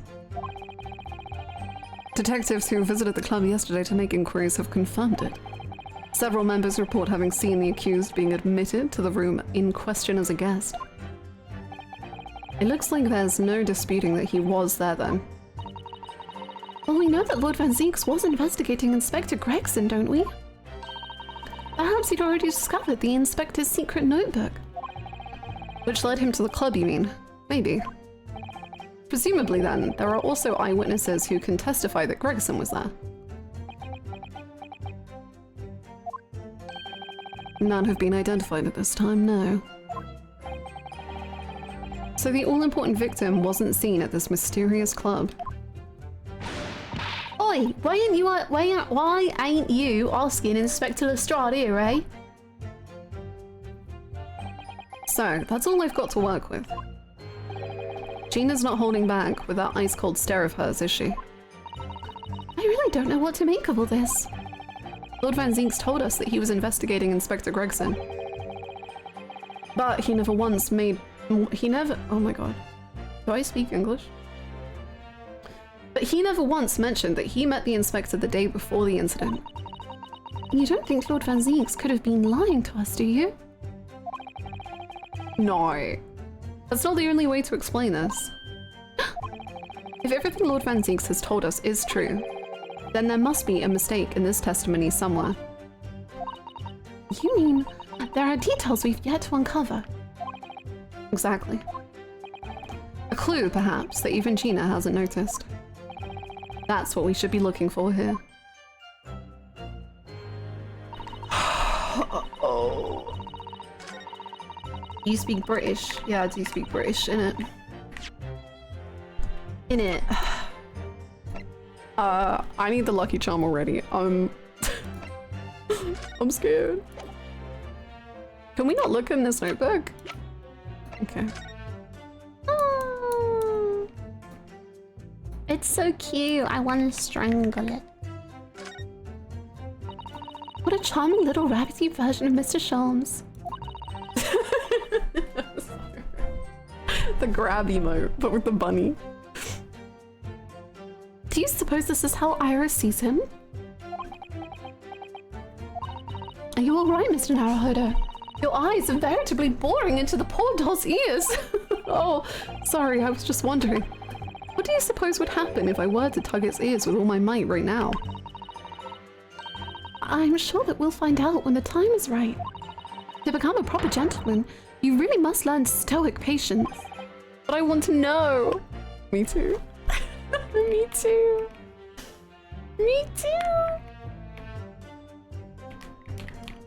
Okay.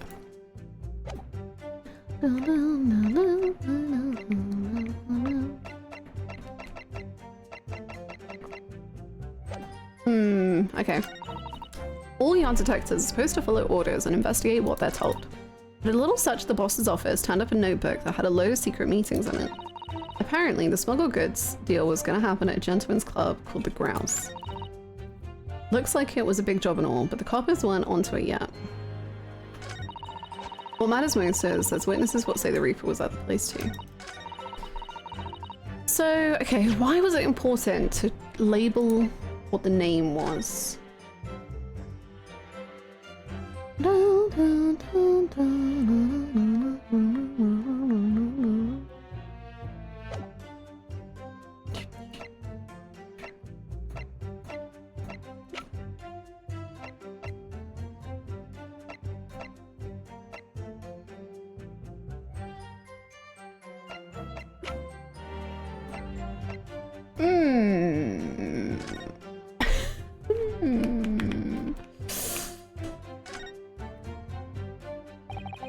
Let's have a look inside.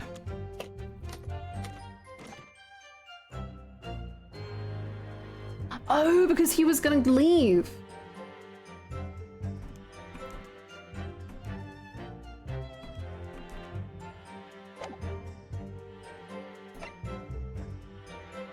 Is there anything about the dates?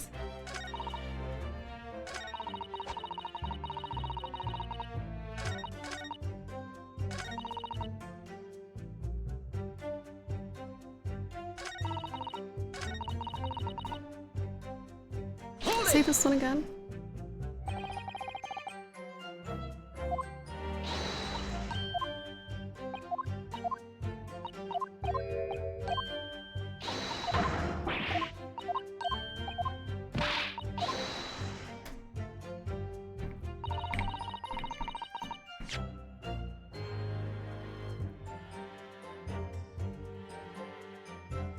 Because I think we are talking about the 31st of October, which was the day he was able to go.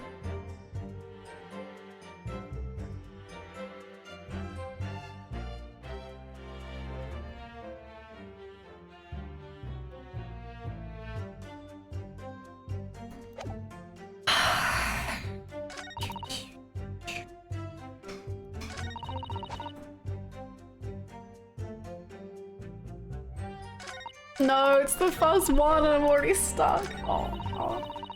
All yard detectives are supposed to follow orders and investigate what they're told, but a little search of the boss's office turned up a notebook that had a load of secret meetings in it. Apparently, the smuggled goods deal was gonna happen at a gentleman club called the Grouse. Looks like it was a big job and all, but the coppers weren't onto it yet. What matters most is there's witnesses that say the Reaper was at the place too.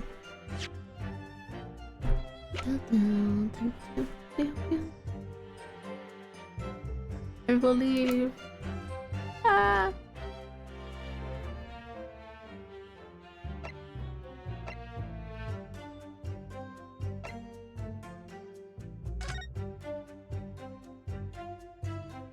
No. I think it's this.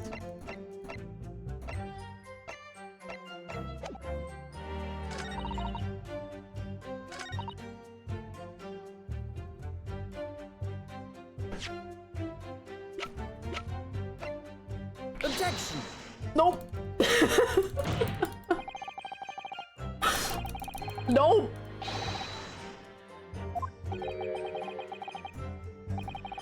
I see no inconsistency there, do you?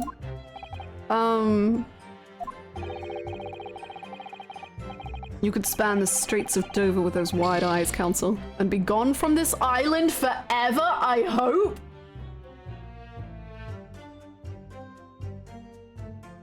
Do you want me to fill the English Channel with tears? What?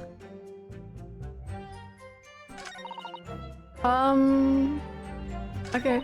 That was a bit much, I think, personally.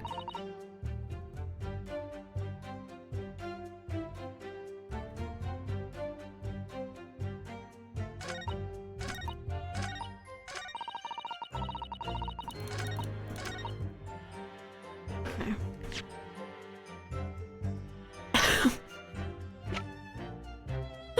Oh boy.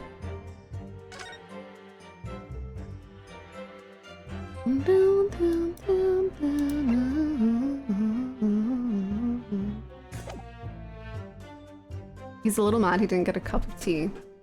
Yeah, that's fair enough. It is the best tea around.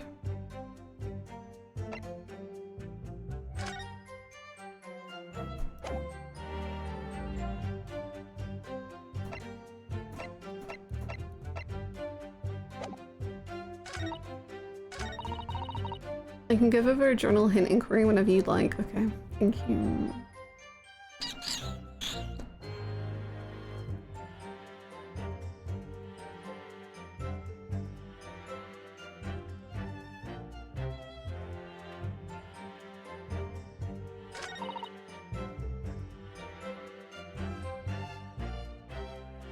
You can give it now if you'd like.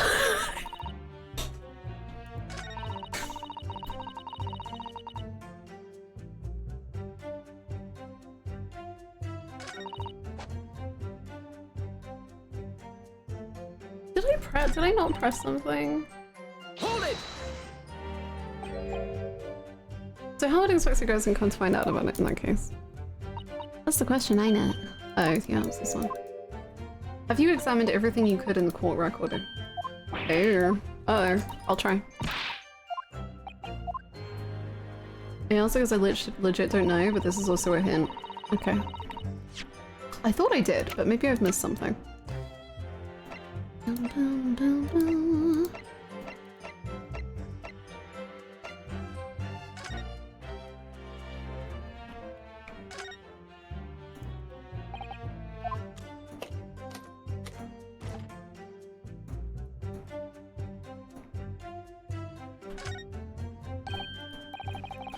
It's like inside.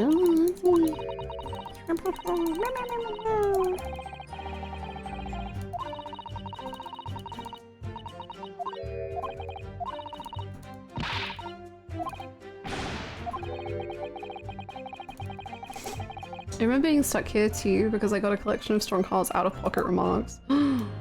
He was out of pocket. Do you see that? There's something stuck in the side of the trunk bag. It's squinty. It looks like a fragment in the middle. But it's switching so tiny, I can't remember.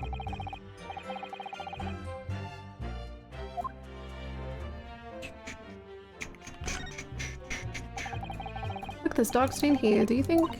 Yes, I'm afraid so. I think it's blood. Oh.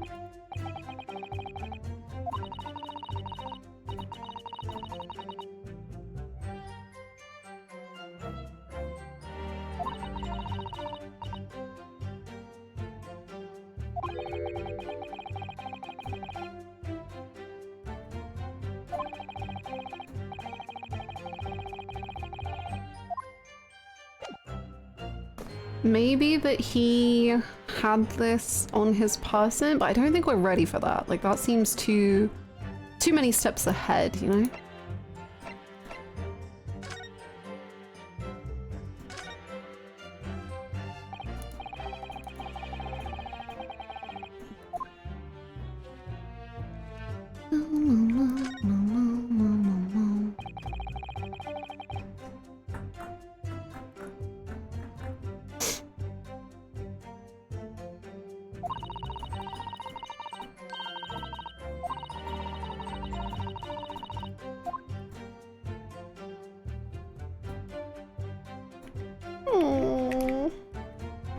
Okay.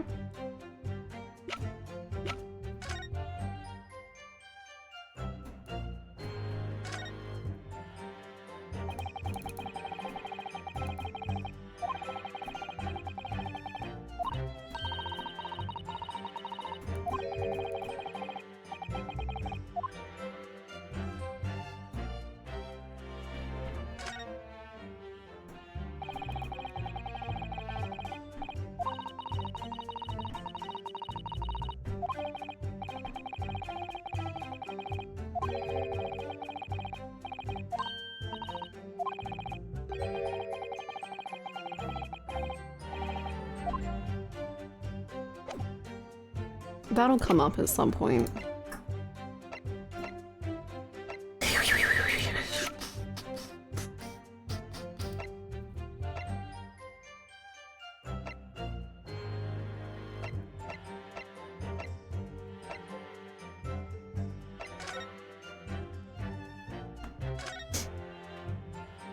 If you do want it to be more specific about what Swoop Salmon, let me know.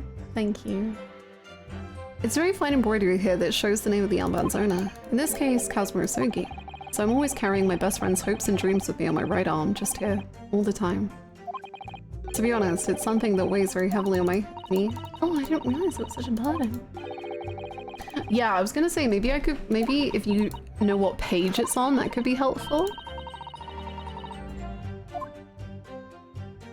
His pride and joy!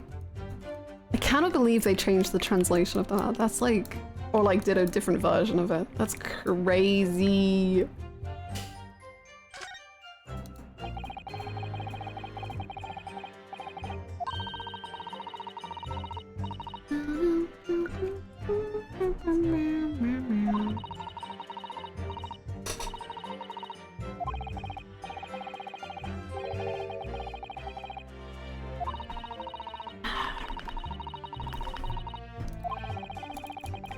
Boom, boom, boom, boom, boom.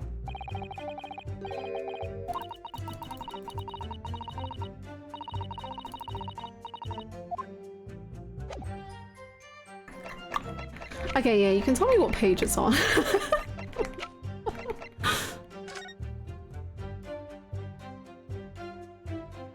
Page 1.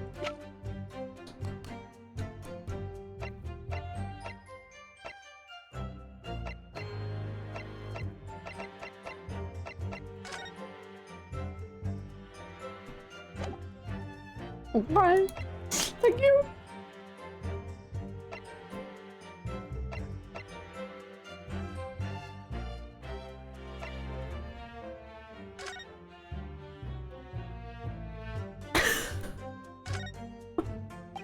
So this is the type of revolver that standard issue was the judiciary then? Yes. Oh, because his gun was in Fresno Street? But he was in the club? Is that what we're going with? I don't know what time of day we're talking about anymore.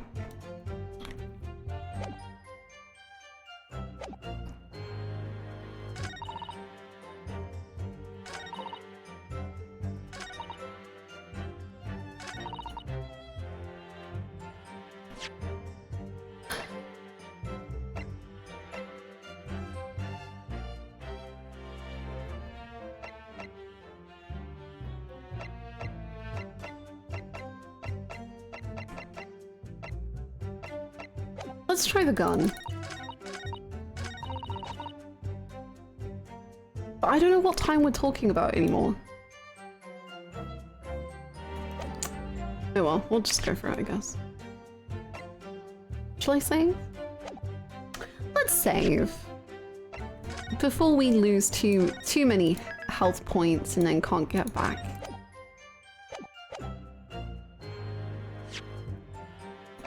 Objection!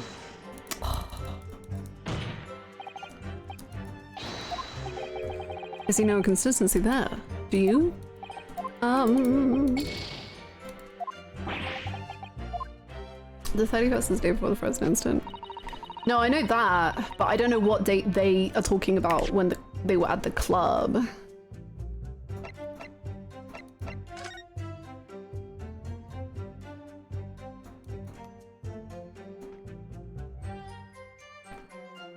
I'm pulling out the big guns, mean guns for this one.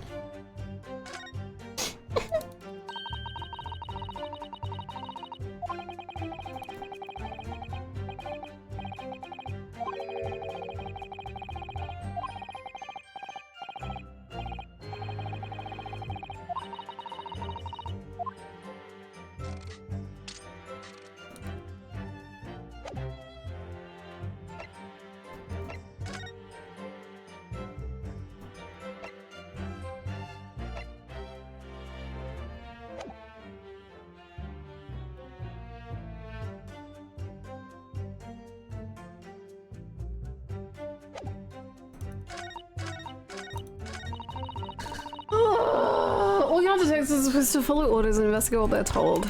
But a little in his boss's office turned over a notebook and had loads of secret meanings in it. Apparently it's smuggled goods and gonna happen at the gentleman's conk on the ground.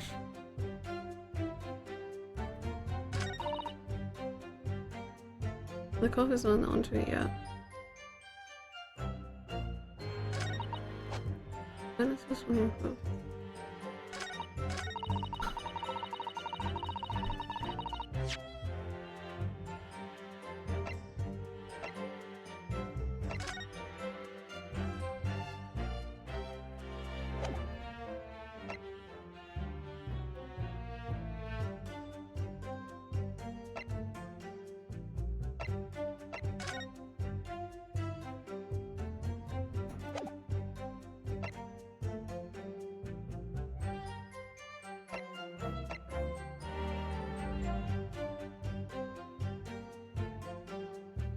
The more interested you get in the plot, the more esoteric and difficult the cases get to solve. You really gotta ring the towel to get the water.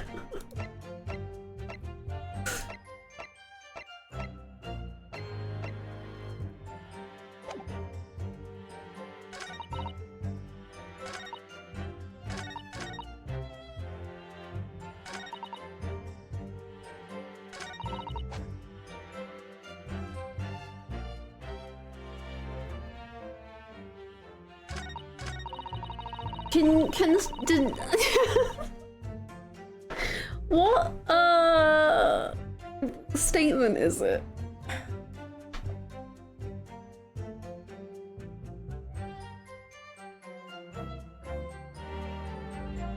The same. Okay, I thought it would be.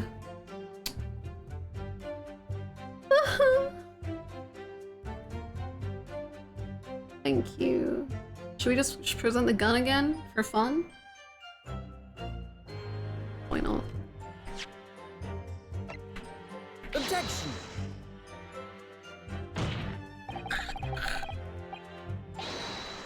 Is it? Oh wait, didn't he always wind his? Is it because he always wound his thingy? Damn. Is it because he would wind his clock at the grouse? Did he do it at the grouse, or did he do it somewhere else? I bet if I just clicked on the freaking key when we unlocked it, it would be like, wow, he always did it at the grouse. Let's reload. Let's reload. This is gaming. This is game. This is. We gotta reload. Get our points back.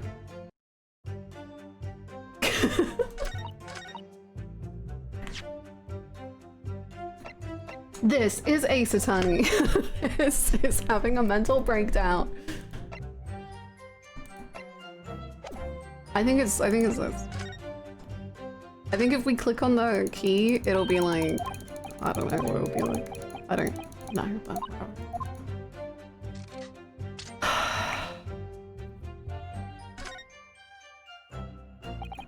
So this is a little keys. Why the inspectors walk on was a mystery of funds. Why don't we have any? I mean, it's because it was a gift for Skull and Yacht and the recognition.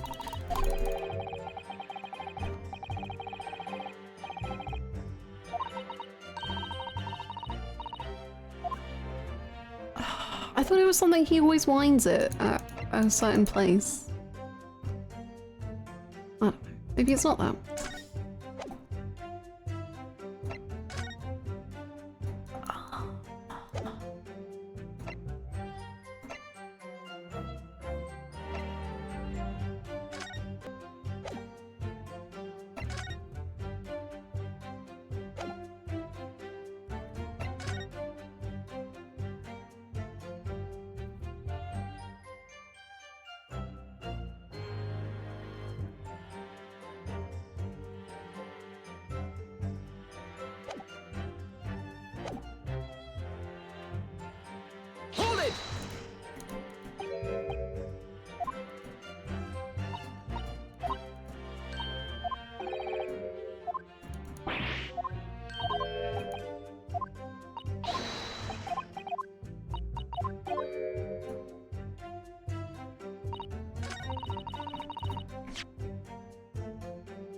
This bodes so poorly for the rest of the case.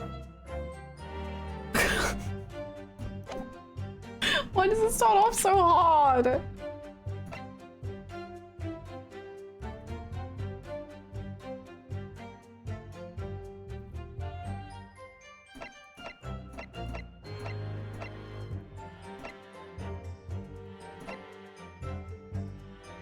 Oh, are we gonna say it wasn't him?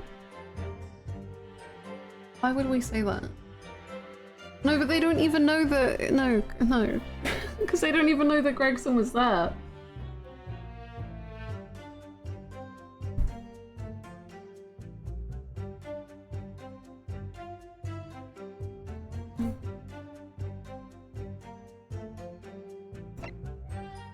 Objection!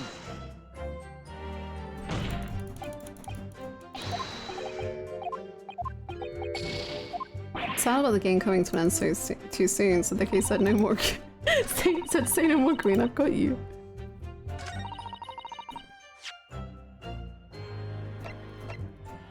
Is it him?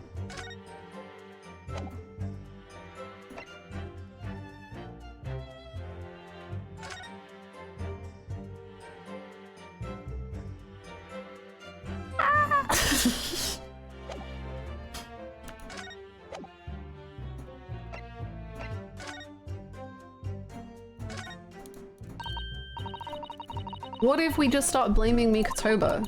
Wait, hold on. SS Grouse? Is that a clue? What does it all mean?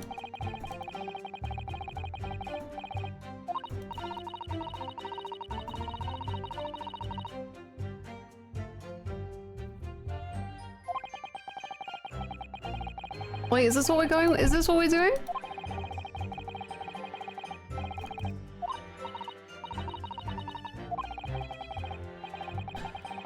He wasn't going to the Grouse, he was going on a ship called the Grouse.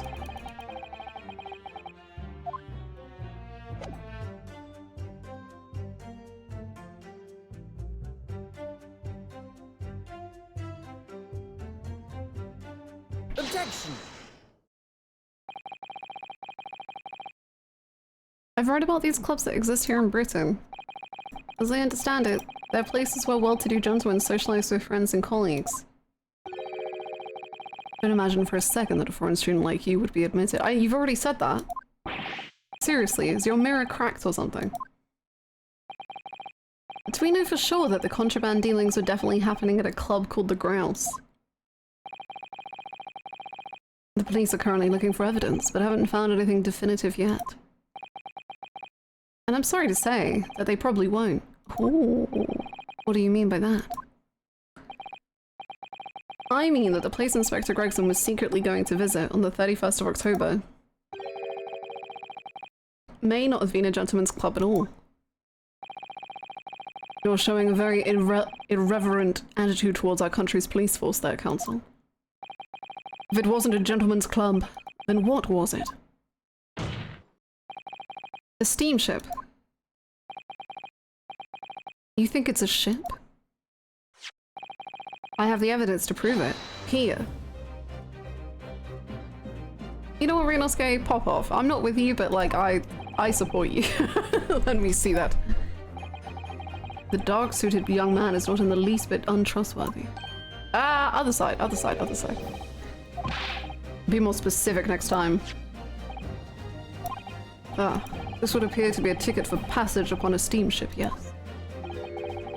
The SS Grouse.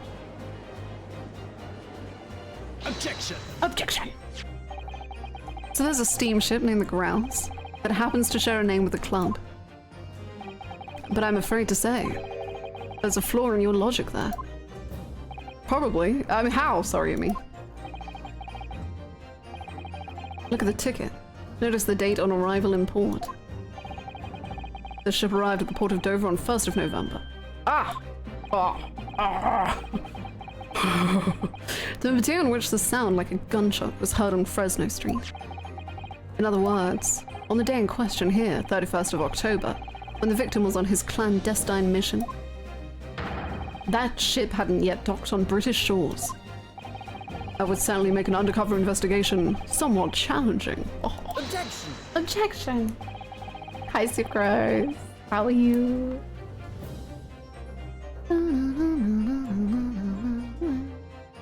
The fact that the steamship hadn't yet reached Britain substantiates the defense's assertion that the victim was investigating the SS Grouse on the day in question. Then show your evidence for that assertion. Very well. I don't think I understand what Ryunosuke is saying. In that case, counsel for the defense, present your evidence to the court now. Evidence that substantiates your claim that the victim was investigating the SS Grouse on 31st of October. Take that! It's proven. Oh, do they want the frickin' passport, right, even though the passport is in the box?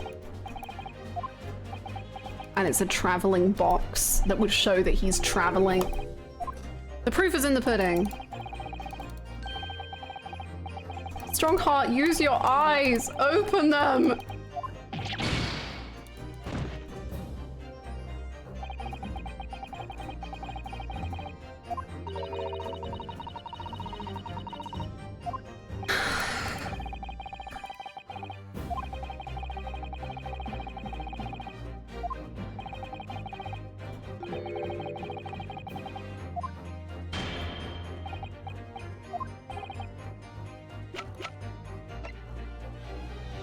Take that! What's this? The thing that was in the last piece of evidence that you gave me? Dated 31st of October. What are you suggesting? I'm suggesting that just one day before the inspector's body was discovered, there's a distinct possibility he wasn't even in the country. I'm too rich to do anything myself. My hands are so dainty because they've never had to work a day in their life. Order, order. This document is from the passage to France. It does appear to have been officially authorized. The day before the SS Grouse arrived at Dover, it docked on the northern coast of France for a night. According to my father, that bitch who was on board at the port of Dunkirk. Dunkirk, France. What could possibly have taken the victim there? I'm impressed, Ryunosuke Naruhodo. I certainly didn't expect you to get your hands on that passport. What? You mean you knew about this?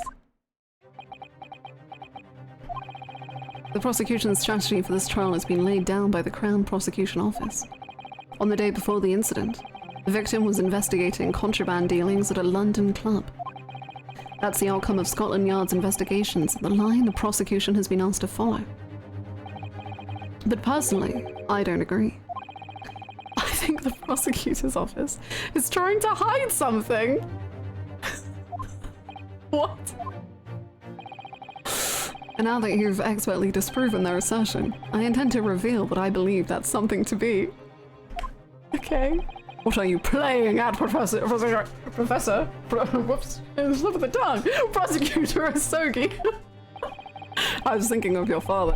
A courtroom is a forum for the truth, my lord.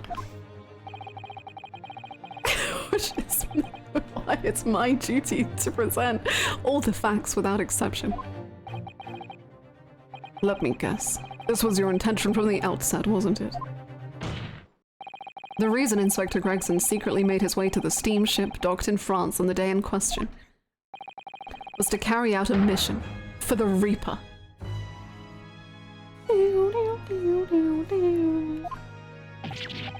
The Reaper? What's the Reaper? Order! What on earth are you saying, counsel? The prosecution made an assertion in court yesterday. Inspector Gregson was investigating the identity of the Reaper. When he discovered the location of the man's secret hideout, he was killed. As I'm sure everyone can imagine. By the Reaper's hand. But in reality, the truth is the opposite of that. What? Inspector Gregson wasn't investigating the Reaper at all. He was in fact acting for the Reaper. So, you're saying the mission he was undertaking was, obviously, an assassination, right? Baroque Van Zeeks never carried out any of the actual killings. Whenever the Reaper's victims lost their lives, he always had a cast iron alibi. Which tells us that he must have had an accomplice. You claim that it was Inspector Gregson. Hold it. Oh, she doesn't get a voice? What the hell do you think you're saying, eh? My boss would never have done nothing like that. And yet, when you consider all the facts, it all makes perfect sense.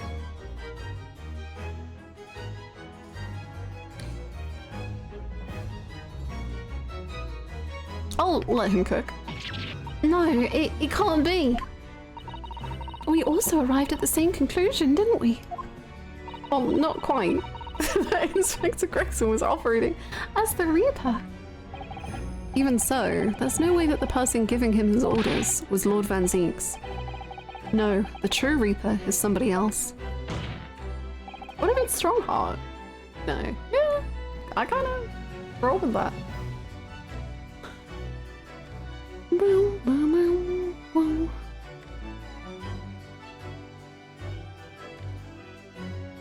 Baroque Van Zeeks is not the Reaper. A predictable response from someone who's advocating for the man. But even if it's true that Gregson was operating as an agent of the Reaper, the suggestion that he went aboard the SS Grouse on an assassination mission doesn't follow at all. Yo, it could be Strongheart. Because Strongheart would have control over the people we believe to be part of the Reaper squad. More control than I think Van Zeeks would have.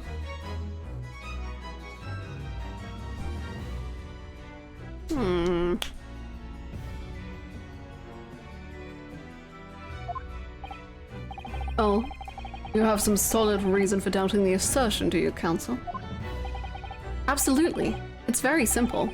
On the day in question, nobody was killed aboard that steamship. Well, actually, I find it really cool how Strongheart's sudden introduction into this has you re-questioning his role in a lot of the plot. Yeah. Yeah, but Strongheart hasn't expressed an interest in controlling things. No, not at all. He's never said something along the lines of, we can remove all of the scum in London.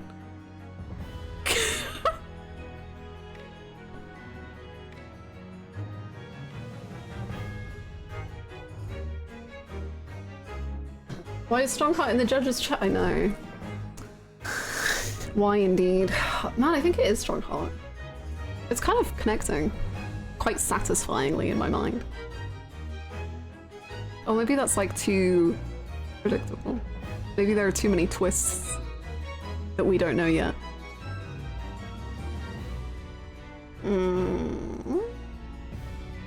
I don't know. Professor Mikotoba and Judge Shikoku were on that very ship. Does he look like a Reaper? No, not really, but like... I do think he could be scary. I hope it's Eugen so he can be put away. I agree. And he's always late to everything. What do you think he's doing with all that time? Killing people, surely.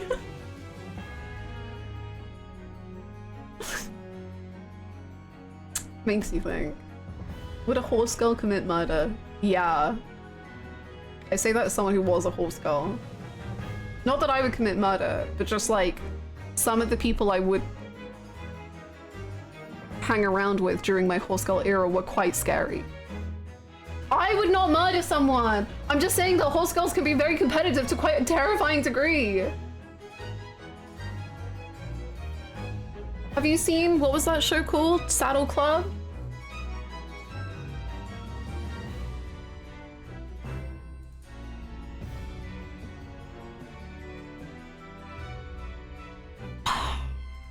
Who have you killed? You might as well share with us. Not a single person. 0 people. Confirmed Hannah was a scary horse girl. I have so much anxiety. Do you think I could? Maybe I was scary because I was just like, ah.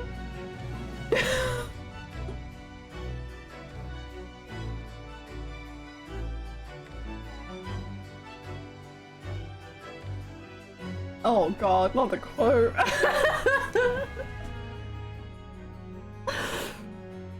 Professor Mikotoba and Shoji Koko were on that very ship.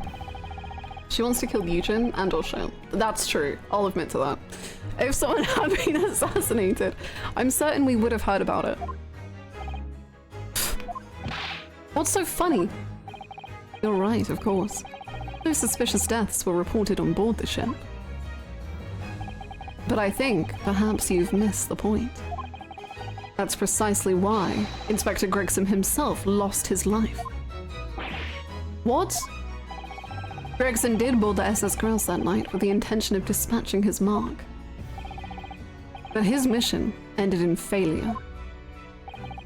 Failure? It seems that the defense hasn't yet grasped a very important detail here. What are you talking about? Inspector Gina Lestrade. Eh? What?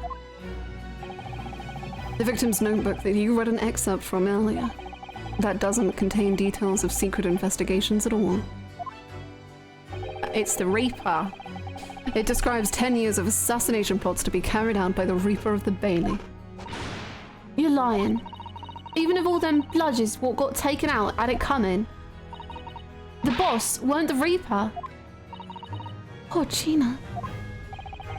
There's no question that Tobias Gregson was heavily involved in the Reaper's activities. Are we just accepting that now? I guess.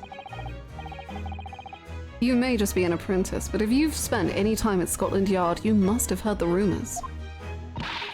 I ain't heard nothing, and I don't believe a word of it.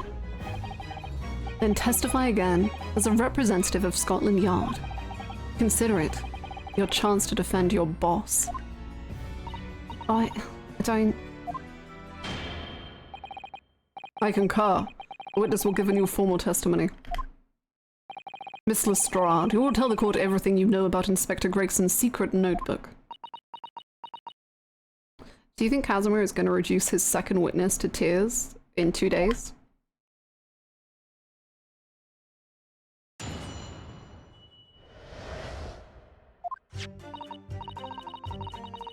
Yeah, this notebook does have a load of stuff about what the Reaper got up to these past 10 years.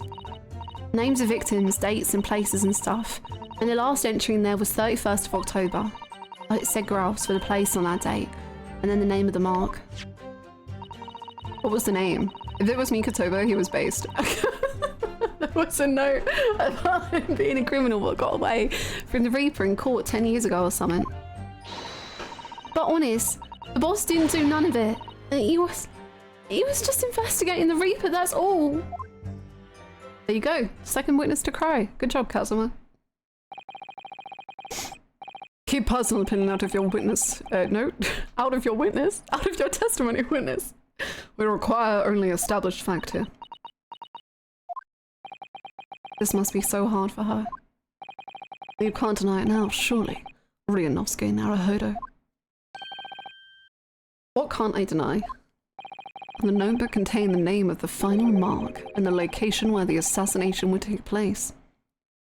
I can't- what do you mean I can't deny it? I can't see it! That's information that the victim could only have known if he was working with the Reaper.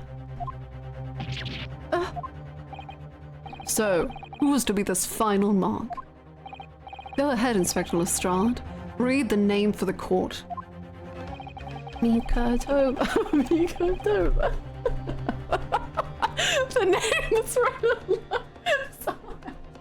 The entry that mentions the grouse on 31st of October. Hey? Oh, how do you read this then? Reading's still not her strong suit.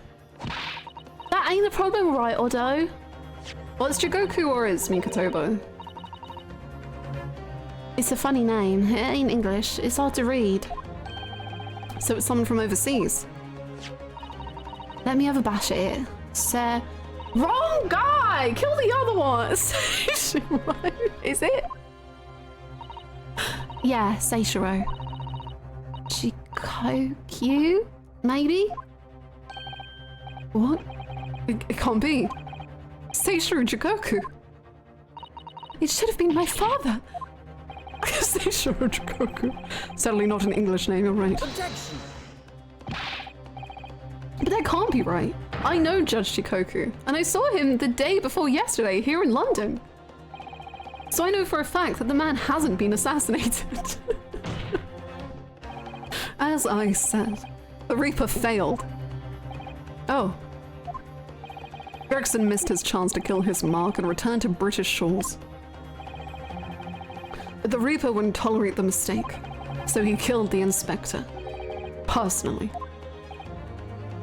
That just seems a little silly, innit?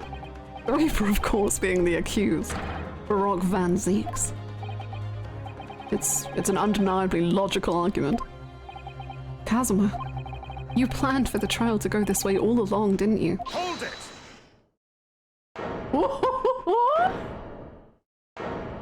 Get on there. Bring the wine. Bring the leg! Oh my god! Oh my god! Oh my god!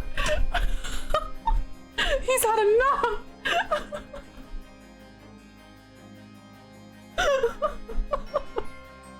This is incredible. Wow. Full frontal leg. He has no grip on those boots whatsoever. Holy moly. Do you think he ever kind of like skids across the floor? Kind of embarrassingly.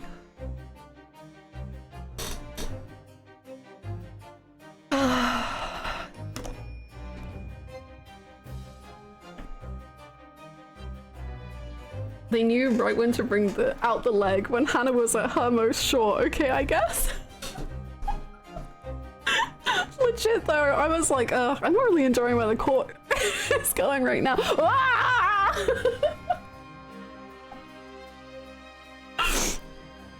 I'm back, baby. Pray forgive the discourtesy of filling my hallowed chalice while I stand accused of murder. Lord Van Zeeks! The accused has no right to speak uninvited in court. You will return to the dock. Thinking, Kazuma. Valid, I guess. I say nothing of whether or not I'm the Reaper. That's the task of this court to decide. What is this? Emote. You wanna lick his feet? Cool.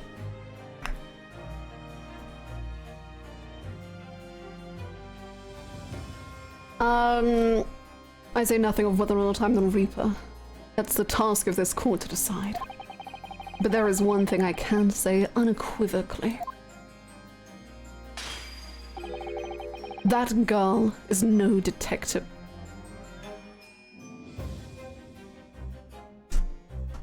Did we have to do this? Is this where we're going with it? What? No, that's right. I ain't. I'm an inspector. Okay. Okay, he might be like actually having a point. He's just saying it very poorly. Repeating rumors heard around the yard, reading entries from a notebook of unconfirmed origin. That's not testimony. It's practically a script. No doubt the rest of this trial will go exactly as you've clearly planned. Okay, he is... Okay, yeah. Strongheart does seem to have... Yeah, I get what he's saying. Again, you could have said it better, but... That's, I think, your whole life. Your hatred of me is understandable.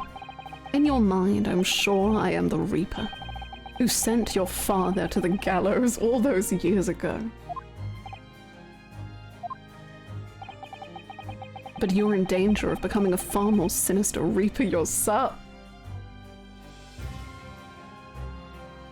That's so good though, because that's what I was talking about yesterday! When Kazuma was saying like, using the law as a tool and like using witnesses as your own weapons, and I was like, Kazuma, you're being such a hypocrite right now. That's what you just did.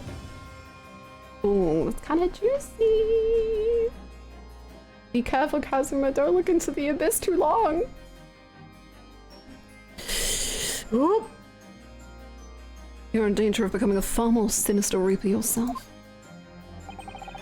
by attempting to have me condemned with this feeble excuse for testimony. What did you say? Mr. Naruhodo, this is our chance. My lord, the defense requests that the defendant be allowed to speak. He may be privy to important information relating to the testimony just given by the witness.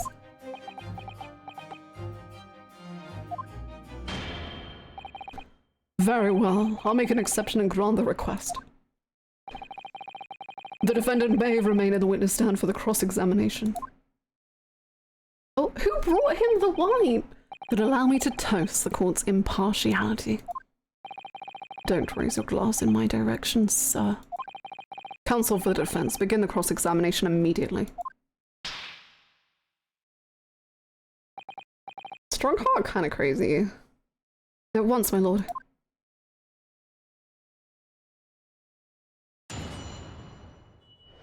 I'm really suddenly like on the full brigade of Strongheart main antagonist. I'm like, no, I'm there. He's evil, I get it. Yeah, this notebook does have a load of stuff about what the Reaper got up to these past 10 years. Names of victims, dates and places and stuff.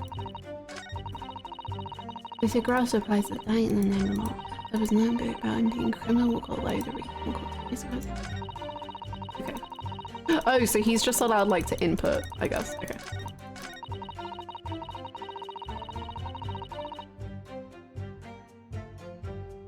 I know, it's like he's becoming like a third lawyer, but he's like, I don't know.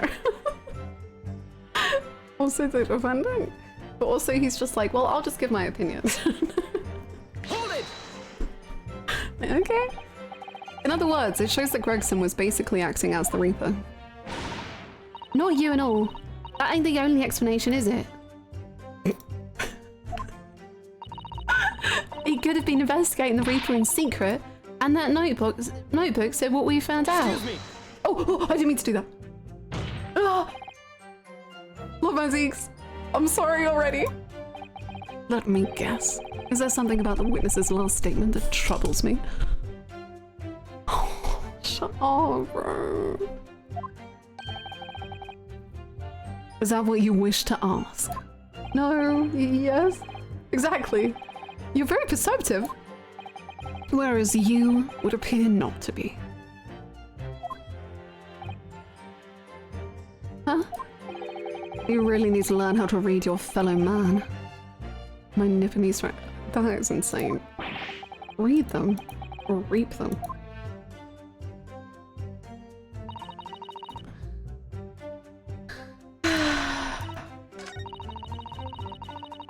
Where was I? Did I even get through a testimony? No. Hold it!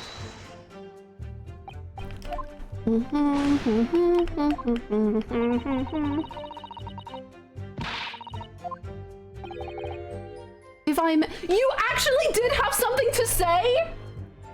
Are you joking? Your next line was gonna be you talking? What is wrong with you? It literally was! What the hell?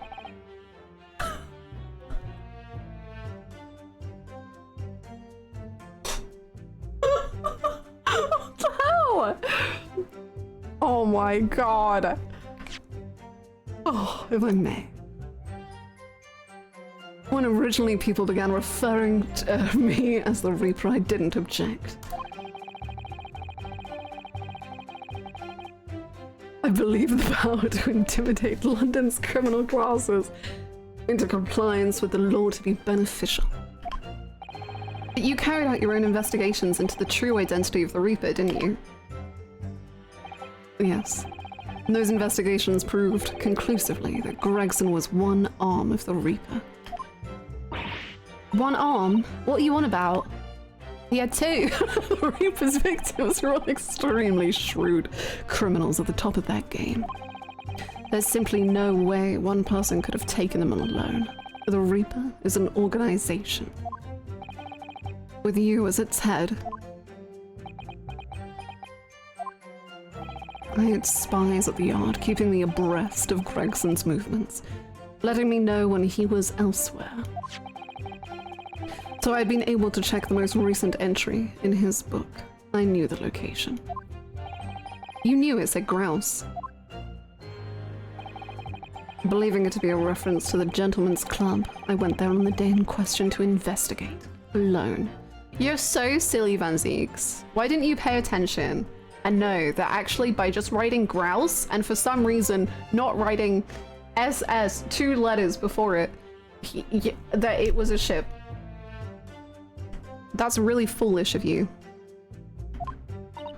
Ah, so that explains why several members of the club claim to have seen you there. But of course the inspector was not there.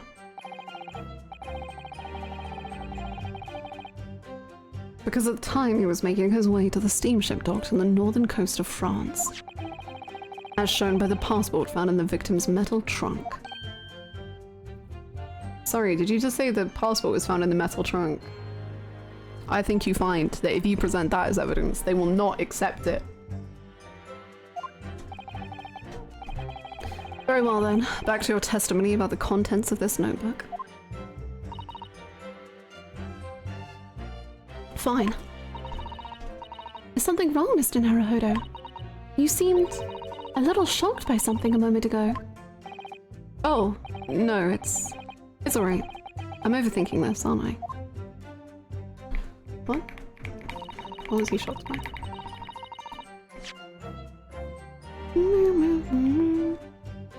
I was shocked at that too!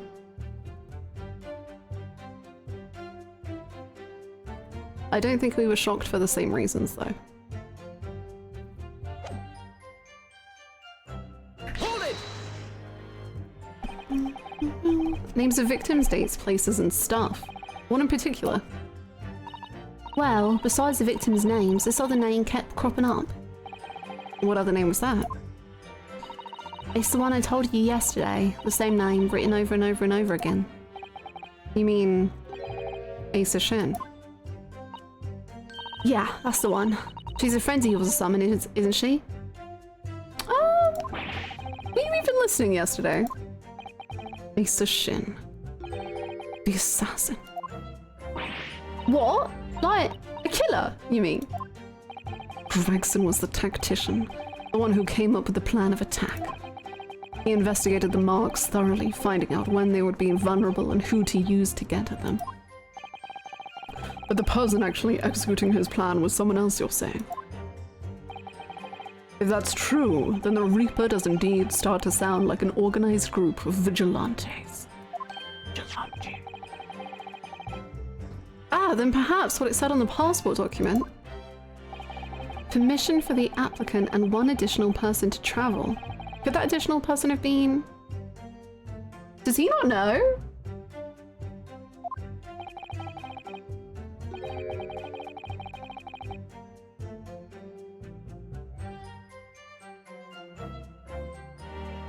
Clearly the assassin who was meant to take Seishiro Jikoku's life. Gina, can you confirm that? Against the final entry that listed grouse and Seishiro Jikoku. What name was written? Oh, well, that's the only entry that didn't have a name next to it, as it happens. What? It just had like a question mark or something there, I think. In other words, Gregson himself didn't know the identity of the assassin in that case. But Gregson was the one making the plans, was he not? Oh, how infuriating! A nameless assassin.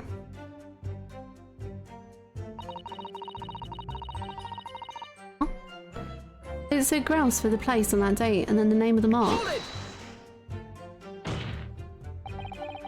And you're saying that the mark listed was Seishiro Jikoku? That's what it said. Funny name if you ask me. Is he in the room? I thought your name was odd. So pleased to have lost my crown there. Mr. Jikoku is the presiding judge of Japan's Supreme Court of Judicature. I remember that man. He came to our country as a visiting student 16 years ago. Studying international law and diplomacy under your tutelage, Lord Strongheart. That bearded young fellow was a very able man, I must say. So Lord Strongheart was Judge Shikoku's mentor. If I'm not mistaken, he returned to Japan 10 years ago now. 10 years ago? After that fateful case? Precisely. In the aftermath of the Professor case's repatriation was organized immediately. It's a mystery why such a man would be listed in the inspector's notebook. I didn't think it was possible, but the mood in here's got even worse now. Maybe I'll just keep talking. Maybe. There was a note about him being a criminal who got away from the Reaper in court 10 years ago or something. What do you mean a criminal? Judge Shikoku is no criminal. Well, don't ask me. I don't know nothing about it. Oh, do you remember what Father told us? The Judge Shikoku did once appear in court here in Britain.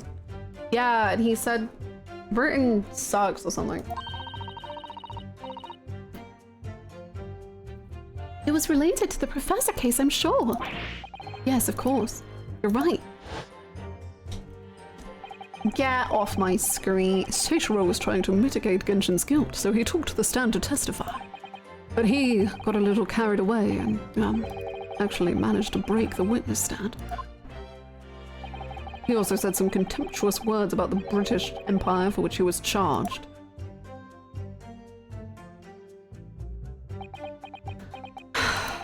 It was a pitiful situation, yes. I'd forgotten all about it, but I prosecuted that trial too, as it happens. You did? Oh, sorry. I thought he was saying, like, I prosecuted the professor too, and I was like, Ryunosuke! Like, are you keeping up? But that's fine, I just misunderstood. Sorry, Ryunosuke. It was considered to be an adjunct to the professor proceedings, you see. But he was acquitted after being told not to make reparation for the damage caused to the stand. And there you have it. Have what? Surely the accused hasn't forgotten his own rule.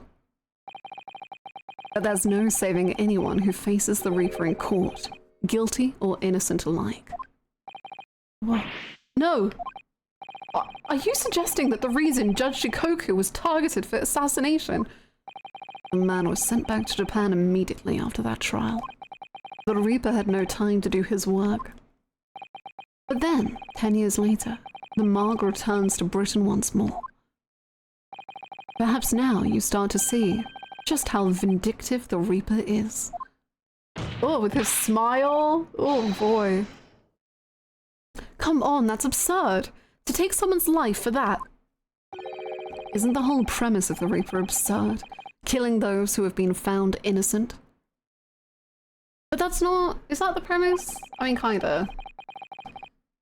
Clearly the rules by which the man operates are beyond a sane person's comprehension. But... objection. Right, I've just about had enough of this. Gina. All this nonsense about the boss planning to kill people. It's cobblers. Come on, Odo. Yes? Why ain't you saying nothing? Why aren't you yelling out objection or something? What? You've got to find a flaw. You do usually. Someone's lying here, no question. You've got to work out who it is. Please.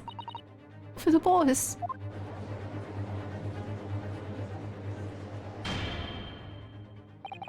That outburst was an insult to the— Shut the heck up, dude. That outburst was an insult to the court and to your own testimony. I might have known that a common pickpocket from the— She's not a common pickpocket, she's an inspector! couldn't make a detective.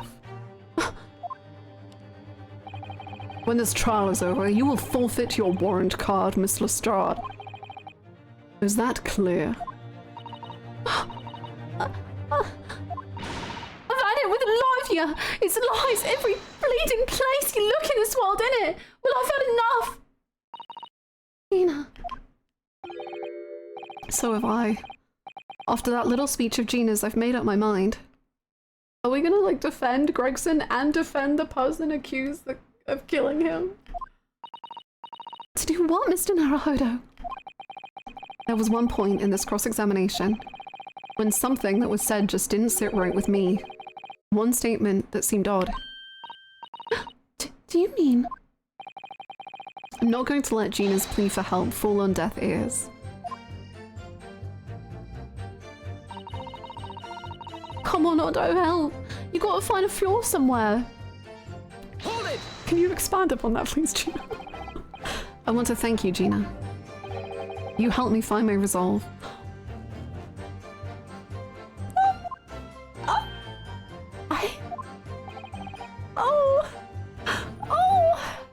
What do you mean? Amongst everything we've heard during this cross-examination, there's one thing that defies explanation. One inconsistency. What? An inconsistency? Really, Otto? I don't quite know what it means yet, but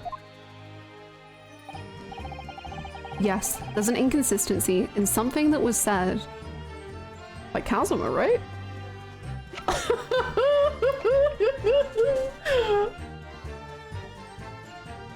I'm a little scared. Oh gosh. It was when he went like, and Susto was like, did you notice something? That was Kazuma saying that the passport was in the traveling case. Take that! But the thing is, we're gonna do this, and then Kazuma's gonna be like, ha ha ha, you fell into my trap, and well, this actually proves that you too are part of the Reaper's limbs. I've won! If I just tear down everyone for my own sense of justice, then everything will be fine! By you, Kazuma Sogi. Me? Is this some attempted filibustering, Counsel?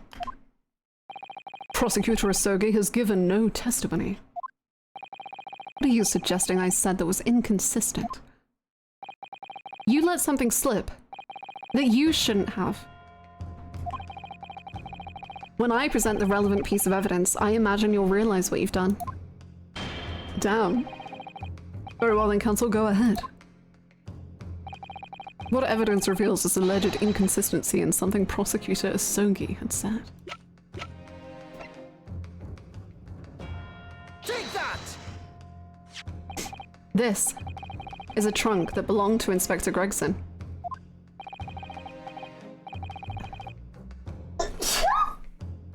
A metal construction, is it? It's certainly very heavy. Oh, what's this? It's grease from fish and chips. Thank you for the blessings. A blood stain, and a relatively fresh one too. What? You mean that ain't grease from all the boss's fish and chips? This is a trunk. This is Gregson. Fresh blood. Fresh Fish fresh from the ocean, blood fresh from the trunk. fresh blood on the inspector's trunk. That suggests that the victim was traveling with that luggage when he was killed. That can't be. There was no mention of any trunk in Scotland Yard's report. Yes, there's a reason for that. Immediately after the inspector's body was discovered, one of the street peddlers made off with the trunk, hoping to sell it. But I found it. Me, with my nose for the trouble. Humph. Which means that nobody should have known anything about the trunk. Unless, of course, we're talking about somebody who was present when the victim was killed.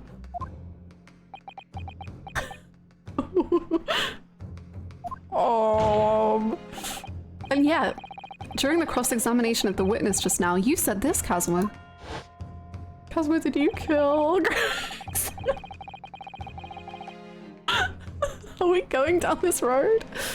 Because at the time, he was making his way to the steamship docked on the northern coast of France, as shown by the passport found in the victim's metal trunk. So... Yeesh, the question is... how did you know about the inspector's trunk? We know the man went on a trip to France.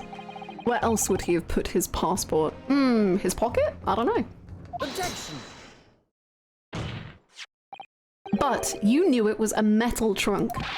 Answer me honestly, Kazuma. On 31st of October, where exactly were you? At the port of Dunkirk, on board the SS Grouse. Is that the answer you're looking for, Ryunosuke? Kazuma, what did you... I hadn't considered the possibility before, but... if Kazuma was there on the ship, then it can only have been for one purpose. Oh no, Mr. Naruhodo! Surely you don't think... Is it funny? Come on, Ryunosuke, you know the rules.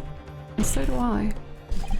The only thing that really talks in the courtroom is hard evidence.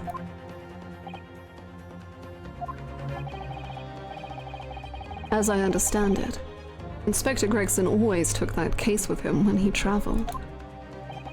So as it stands, you've proved nothing. Kazuma, are you challenging me to prove it beyond all reasonable doubt? That you were there that day, in the same place as the inspector? He was there with Gregson? We should throw some evidence at Kazuma and make him choke on it. Oh, I'll show him hard, alright. Throbbing evidence. This is hot.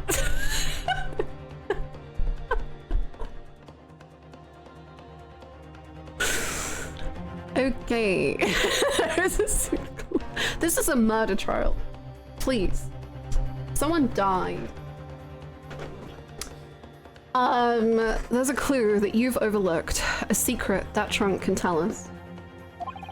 I can't be sure at this point. I'll need to verify it. But I have a nasty feeling that I'm going to be right.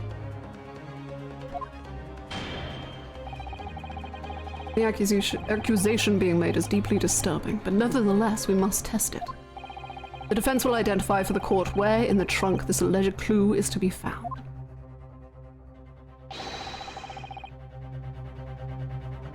Is it the bit of metal?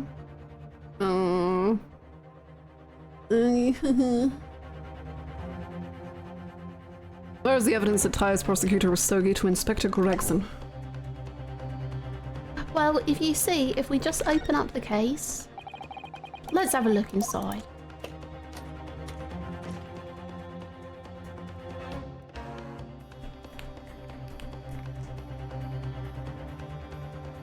Got it!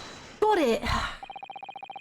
There's a small piece of metal lodged in the wall of the trunk here, like the tip of a blade. Eh? A blade? Kazuma, slung around your waist as ever today, is the esteemed blade Karuma. Oh, what if he like tried to slice Evil in two, but like it actually didn't, it literally couldn't because Gregson wasn't evil, so it actually couldn't do it. That would be kind of epic. Maybe I'm overthinking. Of course it is.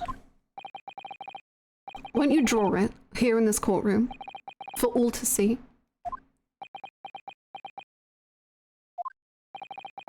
Exercise caution, my learned friend. That man is the son of London's most notorious killer.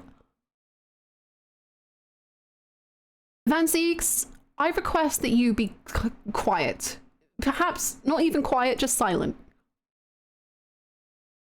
Say it to yourself and to no one else. Think before you speak. Dear Lord, you're the one that's gonna end up dead here, bro. Bailiff, watch Prosecutor Asogi like a hawk. That won't be necessary.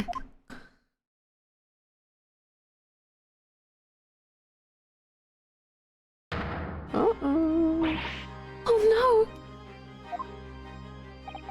The tip is broken.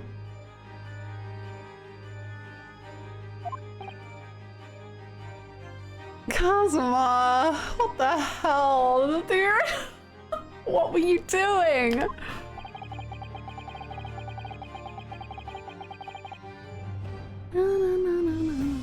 Does this mean Kazuma's soul is broken?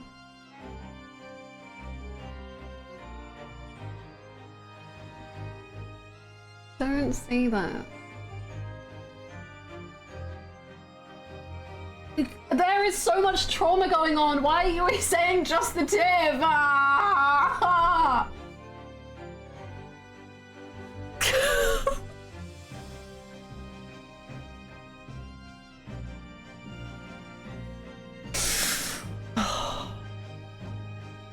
I know, like, it's not even just his soul. It's the soul of his whole clan and the soul of, like, everything he's trying to find the truth about. Like, this means so much to him.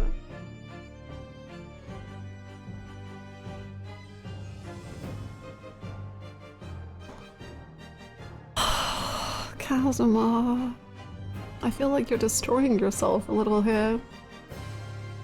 If the fragment of metal from the trunk fits together with the end of the sword, the question of who was there with Inspector Gregson will be answered. Agreed, Kazuma Asogi.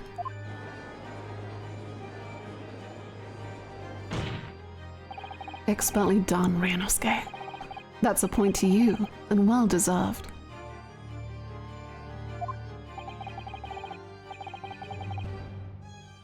Do you mean to tell the court, Prosecutor Asogi?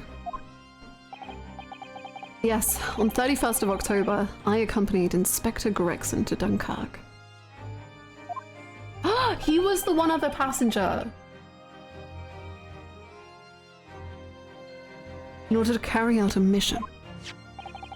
So the additional person authorized to travel was me. And the mission was the assassination of the Mark.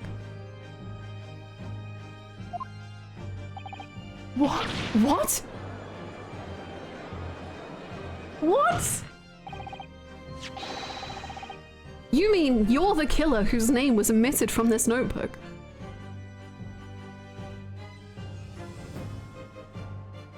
Hurts even more when you think that Kuruma was already broken when he talked with Ryunosuke and Susuto about how important it is to him.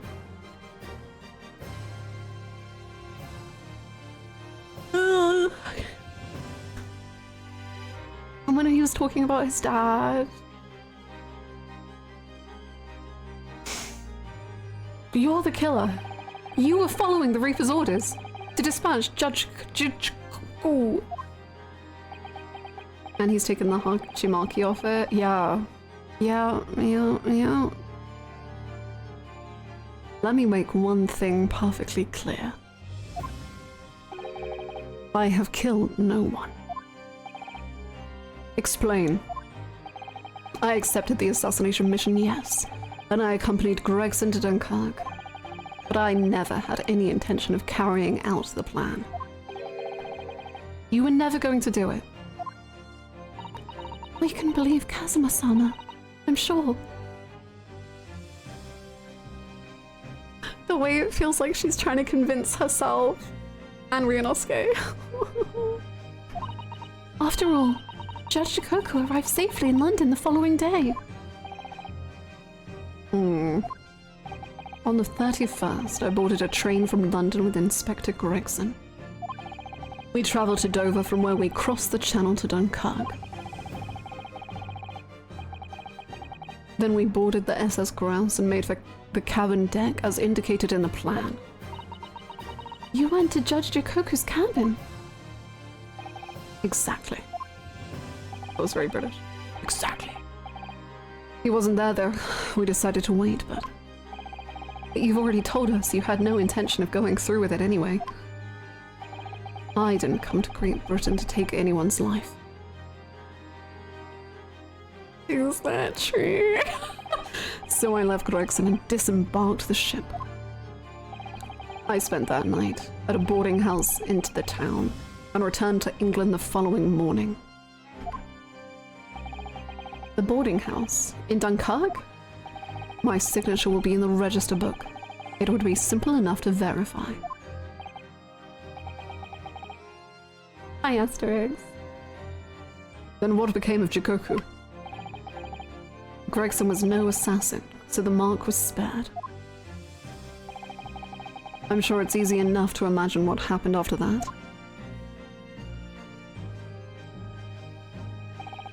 Gregson returned to England as well, having failed to complete the mission. He met with the Reaper in that room on Fresno Street to report the failure, causing the infuriated mastermind to pull the trigger. Oh, and end his wretched agent's life.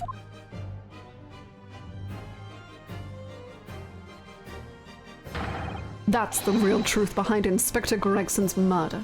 Objection! But if you did nothing as you claim, how did the tip of your sword come to be lodged in the inspector's trunk? Crazy. I don't need to answer that. The victim was killed by a gunshot. A small fragment of a Japanese blade isn't relevant to the case. That's crazy! Like the fact that Kazuma says this the day after he was like, no, for Daily Vigil, this is completely relevant to the case. This 100% is relevant to the case. Absolutely. And like, it made him have a complete breakdown that hospitalized him. And accordingly, I choose to exercise my right to silence on that matter. This is hypocrisy. This is Kazuma Usogi. It's relevant to a case of attempted murder, my guy, or is that not a crime in Ace Attorney? So, crime in Ace Attorney, it's very pick and choose, you know? Like, you can have 5 cases in a row with, like, so much perjury you would not believe, but only one of those people will be told off for it.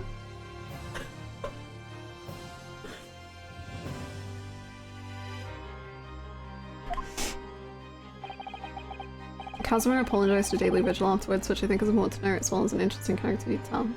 I agree. Because I was thinking about... we talked about it a bunch in the VOD yesterday, but when Kazuma talks about using people, like how people can use the law as a tool, and how people use like witnesses as tools and all that stuff, and like how awful he thought that was. And then he says, and they don't take responsibility for doing that, or like they don't take accountability for doing that or something. And I was like, I guess maybe he thinks he's taking accountability or responsibility if he apologizes. But does that make it better? I would say no, probably. But maybe he would say yes? And I don't know. It's very interesting. Be that as it may, the court will sequester the sword as evidence. They're taking it off him? As you wish, my lord. Great sword, Karuma. The prize sword tip has a small piece missing.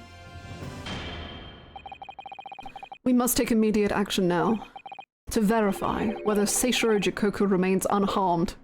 Bring him in. What? Remains unharmed? I agree. That should be our first priority. Oh, it's actually gone! Oh. Does that make this the first ever trial where Karuma hasn't been there? Kazuma's soul hasn't been in the trial? Oh my god. Oh. It's recently come to my attention that he hasn't been seen since yesterday. I was thinking that. How did you... When a foreign dignitary invited to Great Britain goes missing for 24 hours. His soul was in the court record, yeah. I'm not sure if that's all of it, but yes, I think the fact that he had just personally had the exact thing happen to him as a net positive to him may have skewed his view of it, I think, too. I think both Kazuma and Renosuke view the truth as being like this painful but ultimately invigorating necessary thing. Yes, I agree. Especially because with the end of case 4, when Renosuke says, and I think I even said when he was saying it, I was like, is that true? He says that all of the turmoil and all of the like stress was worth it for the resolve that it gave him. And I was like, but it doesn't have to be turmoil. Like, we could have just had it normally. But I think he does think that for sure. Where like ultimately, despite it being so intense and stressful, it was like for good. And like gave him what he needed.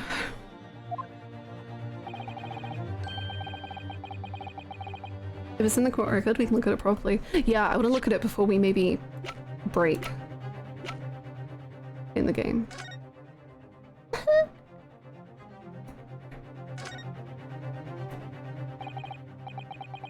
Karuma, the Great Blade.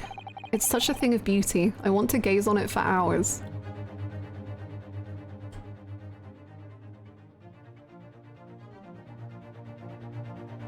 It's not subtle, is it? Hey, here's this thing that has represented Kazuma's soul for the whole game. My pride and joy. It's such a thing of beauty, I want to gaze on it for hours. Ew.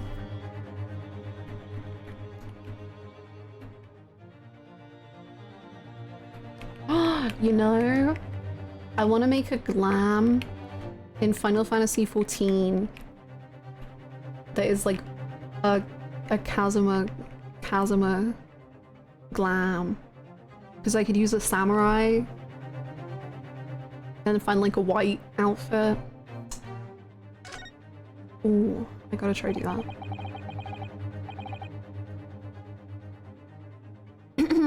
The tip of the great sword, broken. It's such a shame. It's been so meticulously cared for over the years.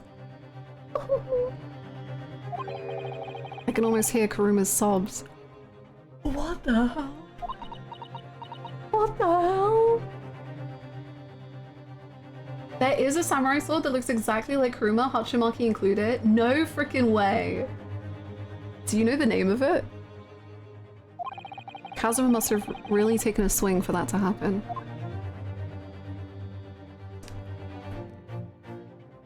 Oh, I wanted to talk about the Hachimaki.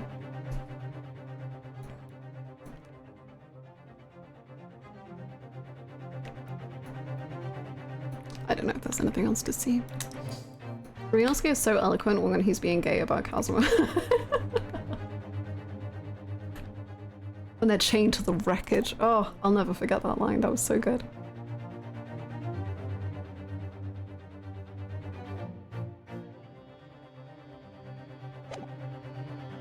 It's only natural that the question of his safety should arise.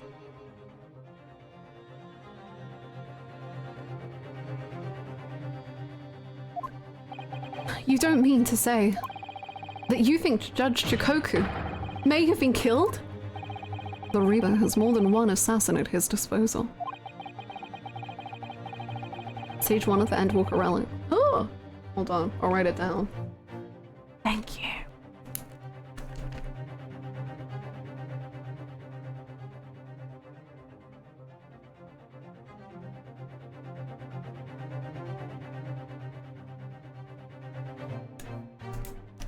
Asthma is my pride and joy. I'll never get over that. There's a jacket called the Company Tabard that might work as Kazma's one. It's dyed all white. We're building. We're creating. Company Tabard. Thank you, thank you. And he has the power and influence to give orders from the inside of a prison cell. Isn't that right, Lord Van Ziegs? Don't drink your wine now. It's not going to make you look good. I mean, not how you think. No, okay. If I were truly the Reaper, I'd be able to tell you. Wouldn't the Yokotari raid jacket work too? Yeah, probably.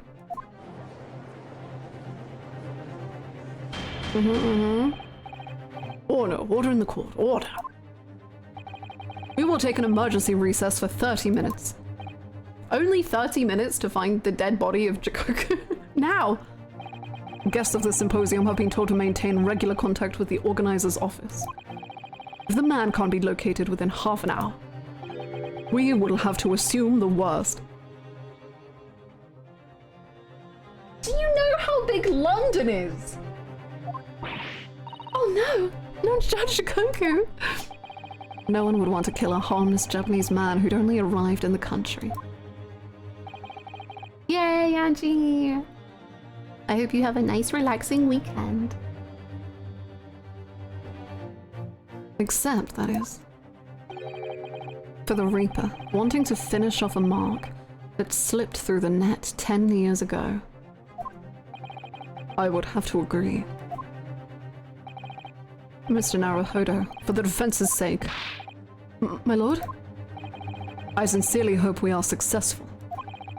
If we are unable to confirm Mr. Jikoku's healthy existence in the next 30 minutes, you will face grave difficulties.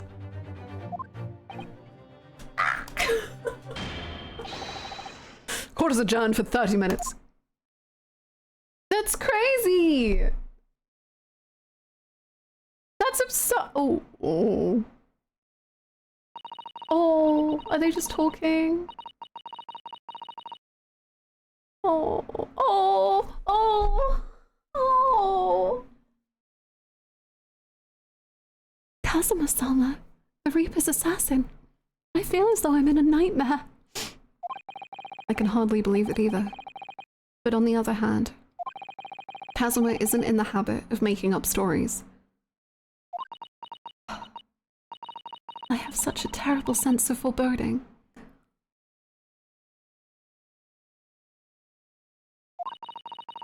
If something awful has happened to Judge Jikoku, then I feel as though things will only spiral farther and farther out of control.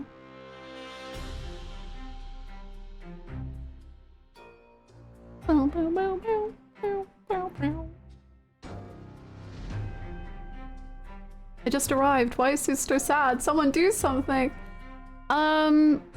Kazuma might have agreed to kill a person. He didn't do it, but he might have attacked another person. Kazuma's having a moment.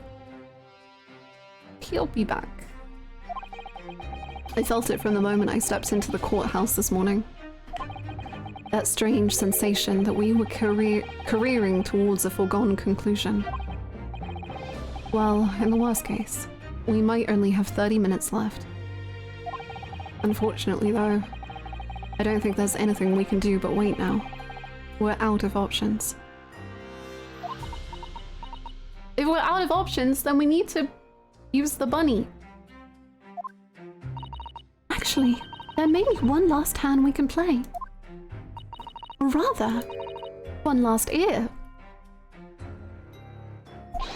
Of course! The little Mr. Sholmes doll that Iris gave us.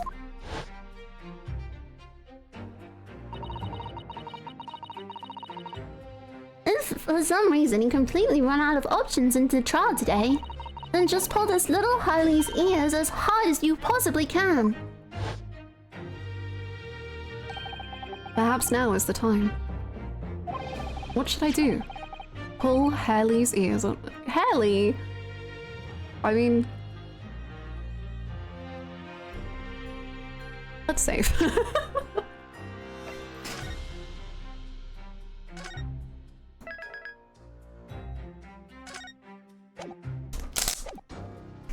I assume it's an, like, this is such a weird game because I'm always like, no, there has to be two options. There's never is. It's always the illusion of choice.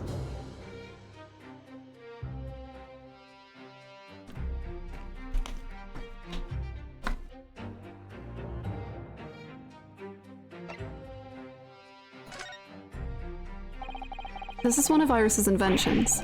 There's no telling what might happen. For all I know, it could cause a huge explosion.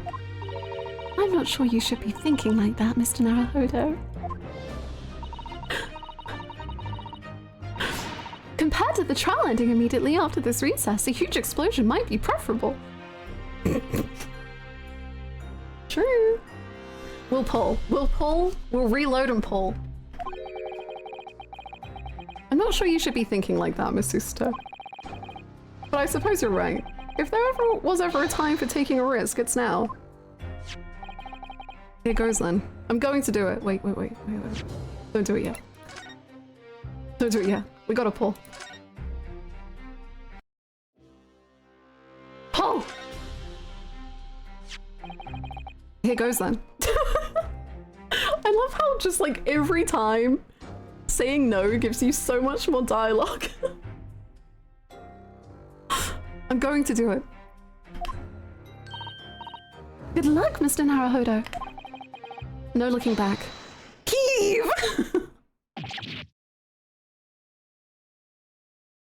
Ow? Is the bunny talking? Ow! That scream sounded like Mr. Sholmes. Mr. Sholmes? Where are you? Here, my dear fellow. Here. What? It's the felt doll talking? Oh, yes again, Mr. Naruhodo. As hard as you can. Alright then.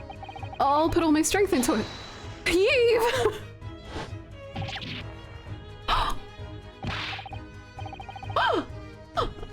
What is happening? Wait, he has the little iris. Ow! Please, my dear fellows, you don't need to pull my ear off. Are they investigating together the ship? Mr. Sholmes, where are you? Myself and my trusty partner.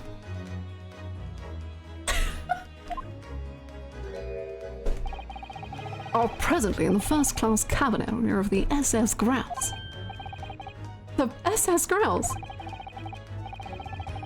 She left over last night after the final pieces of cargo were loaded. What the heck? How does this work? How is technology doing this? What has Iris invented? We are currently docked at Dunkirk, but due to be underway again in half an hour. You've taken a ship to France. Please, even with my athletic prowess, I would struggle to jump the Straits of Dover.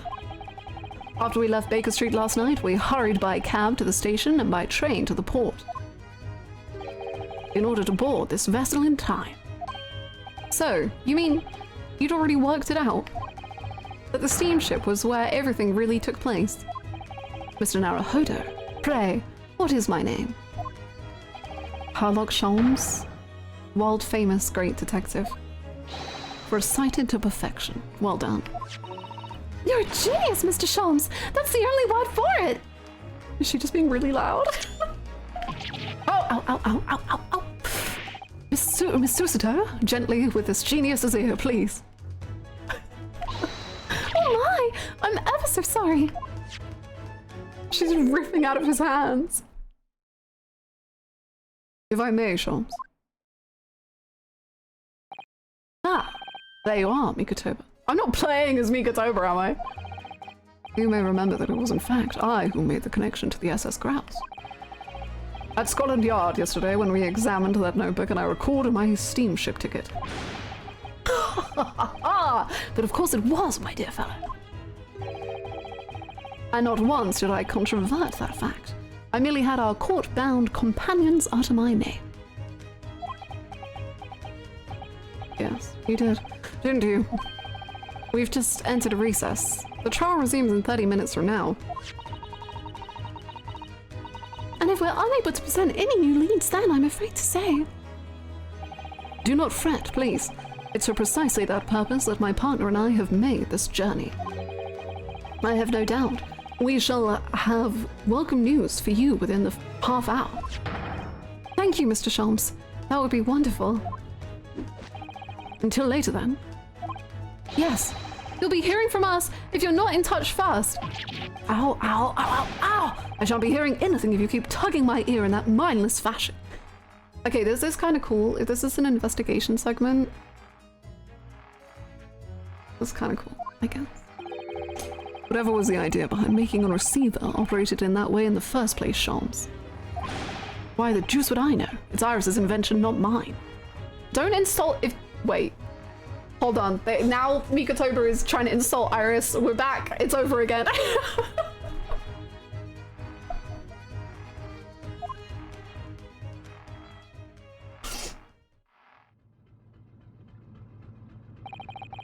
Whilst I know how much you enjoy being the hero of the hour, Shams, we have but half that now before the grouse puts to sea again.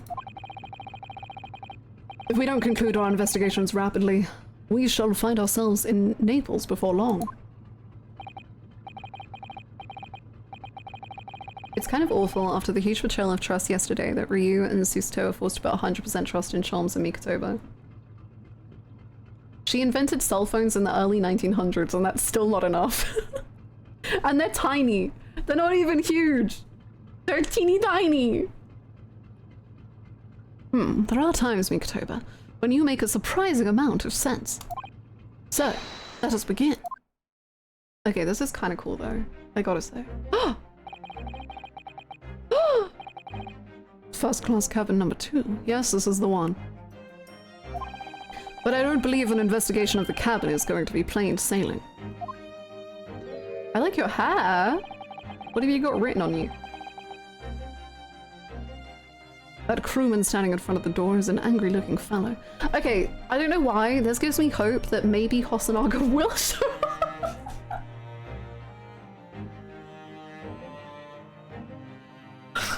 I want him so bad. And he hasn't shown up again. But if we're doing all these like extra stuff, maybe, I don't know. He's an angry looking fellow. I love the hair. It doesn't say Sholmes on him, does it?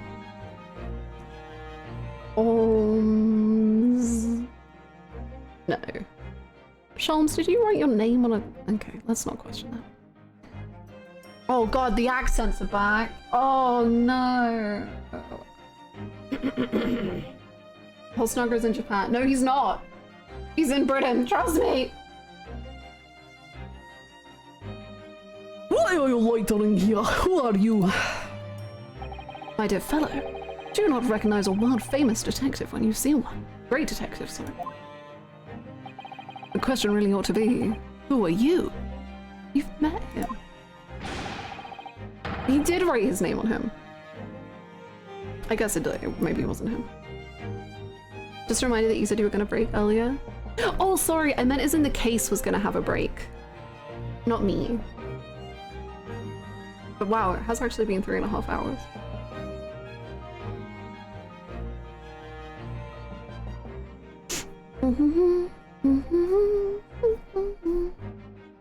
Do you not recognize world-traveling great sailor chickens?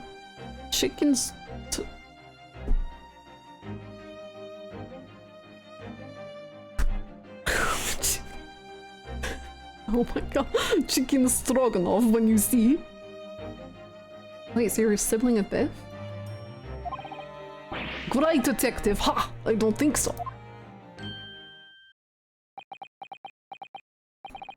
Do you see that, Mikatoba? It would appear that this man is a devoted follower of mine. Goodness me, is that a tattoo? It says Sholmes. I must say, whilst such adoration is flattering, naturally, it does leave me a little cold.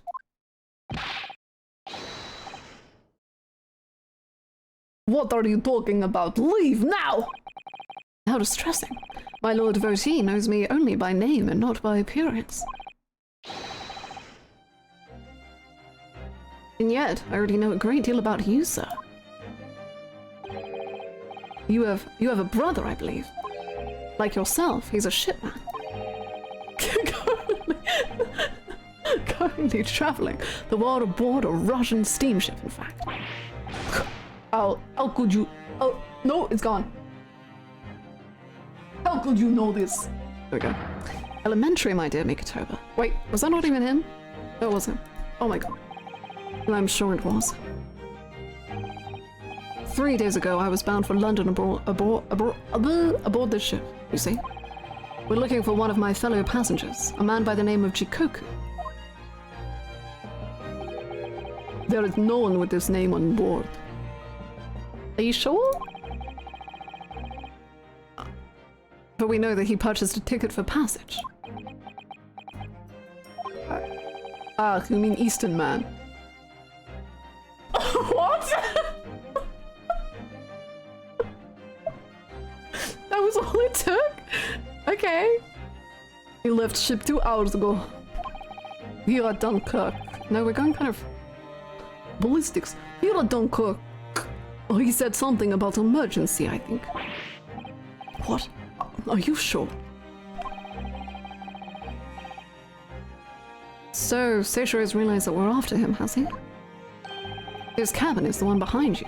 We should like to investigate, please. No, I have orders not to let even a mouse inside. Mikatoba, be a good man and draw this sailor's attention away, would you? Make up some excuse so that he leaves the area.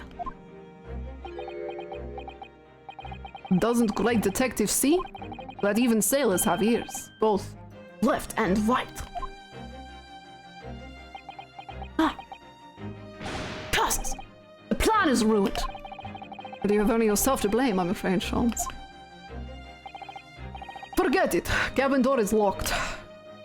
Even if I am not here, you cannot get inside. Well, actually, if I just press that emergency button over there, I can do anything I... Wait, no, that did lock it. Never mind, I can't do anything. Mikatoba. I've been waiting for this case since the start of the playthrough. Good luck, have fun. Thank you! Thank you so much. I'm sure you haven't forgotten my special talent, have you? Opening any lock? Within a mere 5 seconds. Oh yeah, he did. So if you'd be so kind as to afford me the requisite time, old friend, in your typically accommodating manner. We need a character whose sole purpose is picking locks.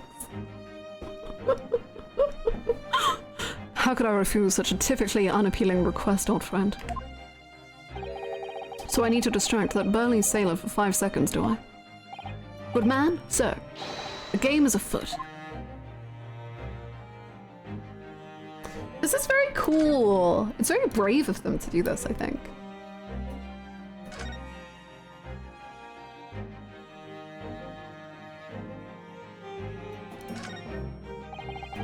That's the way back to the deck, but we certainly can't give up on this now.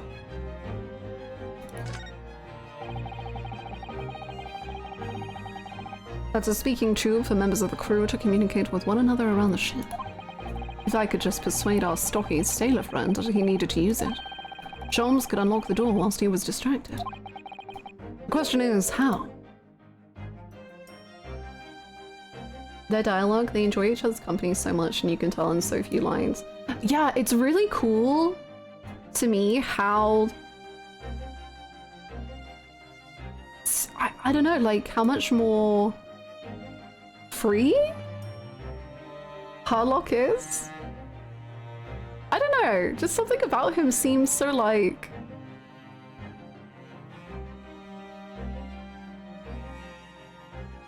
I don't know, like, he's just, like, having the time of his life in a way. I don't know. Ah, the switch for the electrical lights. Perhaps if I were to turn off the lights, the crewmen wouldn't be able to see what we were doing. Leave it alone for now. I want to investigate. No, I think not. That would never work, surely. I need to concoct another distraction.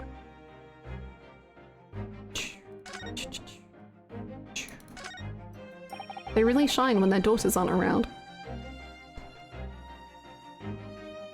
This must be a mousetrap, I think. Perhaps I could distract the crewman's attention with this somehow. No, I think not. That's another first-class cabin, and yet its door is completely unguarded. Empty as well. I had a quick look inside earlier. Though I confess I didn't investigate the wardrobe. There may very well be a young Japanese fellow inside, perspiring merrily. If you're referring to Naruhodo, you know very well that he's currently perspiring merrily in court. Does it not strike you though, Mikotoba? Why, the man stands guard only in front of this cabin, when both are apparently vacant.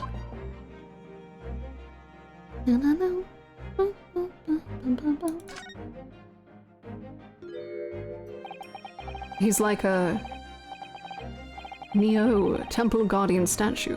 This fellow, the way he's glaring at us so fiercely. Zimio, Mikotoba, and Shams have the same voice. There are so many men.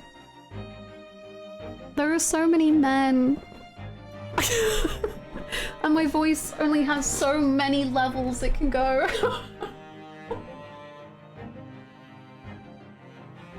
Tell me, why I'm standing guard here if the cabin is unoccupied? Because this area is only for first-class passengers. We must look out for suspicious criminals.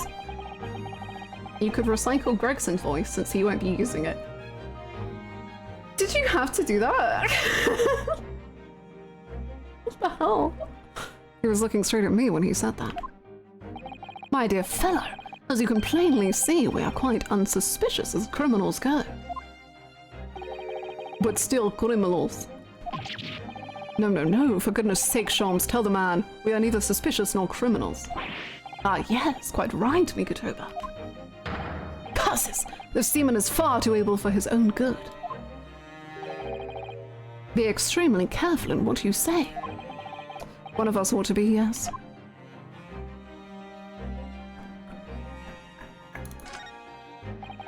This would appear to be an alarm bell. All hell would break loose if that thing were to ring. The whole crew would know about it. Let's do the mousetrap first, and then the lights, and then the alarm.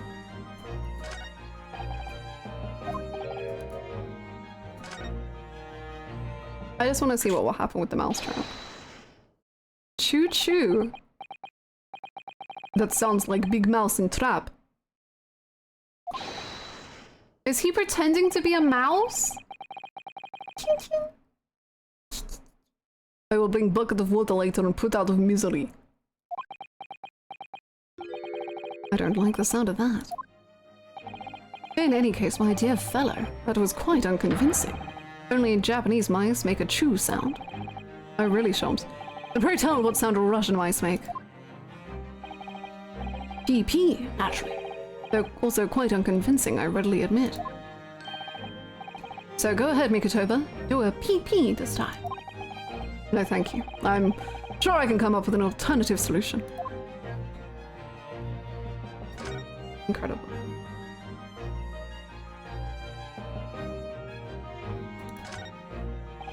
Do not do a PP.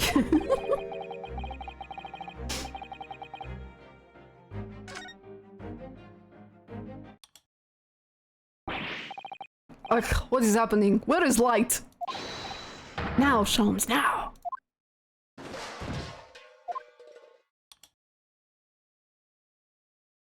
Oh, hello. Humph, nobody there. That was a close shave. Quite a knack you have, Stumbling so violently in an apparently empty corridor. Do be quiet, Sholmes. I shall have to think of another approach.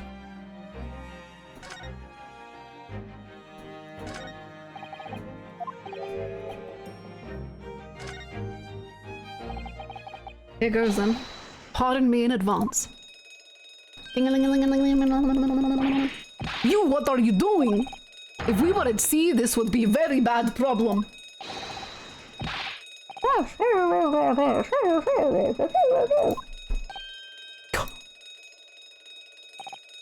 Sorry, sir, nothing to report. It was just stupid trick. No, not by me, by world famous. No, as I told you. Now, Sholmes, now. Done. Not even 5 seconds, eh? Well, don't stand there gawping at my brilliance, Mikotoba. In we go. Oh, yes. Mm. Mm. Mm.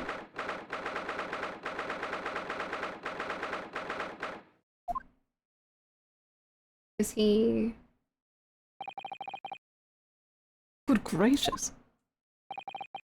It would appear that the occupant of this cabin did indeed disembark rather hurriedly. These clothes on the floor there. Say shrews without question. Oh, you know that, eh? Well, it seems we're just a little too late. Yes, by about 2 hours. Still, whilst we're here, we should investigate thoroughly. There may well be 2 hours worth of clues to find in here. But that burly crewman may return at any moment, Sholmes. Indeed he may. Which makes this all the more thrilling.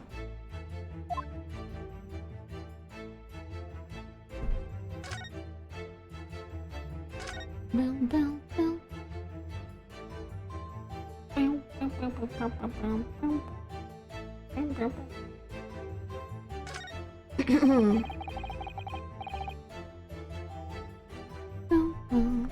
I don't even like Mikotoba that much by himself, but I love his dynamic with Sholmes here a lot. It's really cool. It's really cool. Okay. I will have a quick break, I guess, then. I'll just run to the bathroom, and then I'll be back. Hannah's fighting demons. True. Anyway, I'll be right back.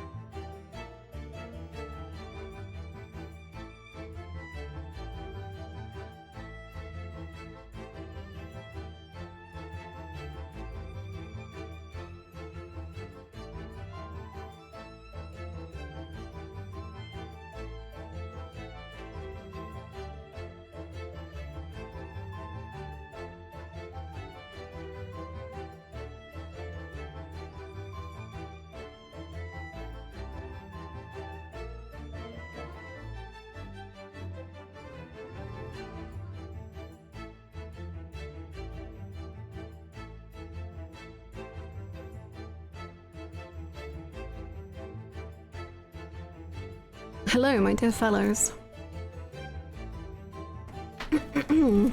Are we ready for more?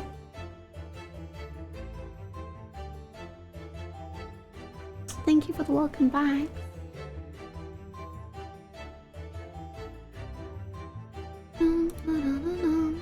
Oh, this song is so good. I guess I could say that about like 99% of, I mean, is 99% even real? 100%. Are you are not auto-playing. How? That I didn't even touch anything close? Unless he's just...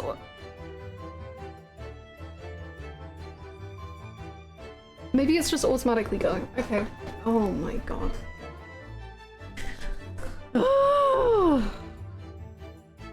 Let's see. We will never escape from autoplay. How can I put it on page down? A button I never ever ever press. And I'm still terrified.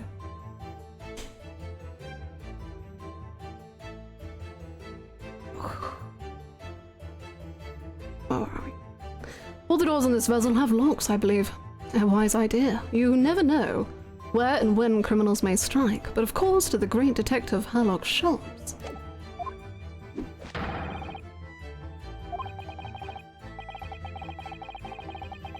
But it's being slow.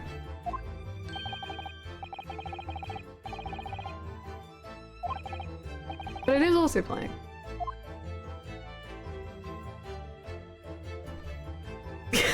Okay. Normally it goes so fast on autoplay that I can't even read it. But it seems to have slowed down? I don't know what's going on.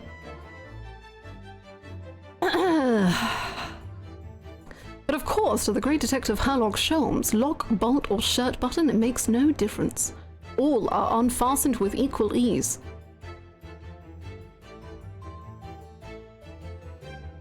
Sorry, did he have to bring up the shirt buttons? What? That felt unnecessary. Bolt? Belt? Bolt. But if it was bell, that would be insane.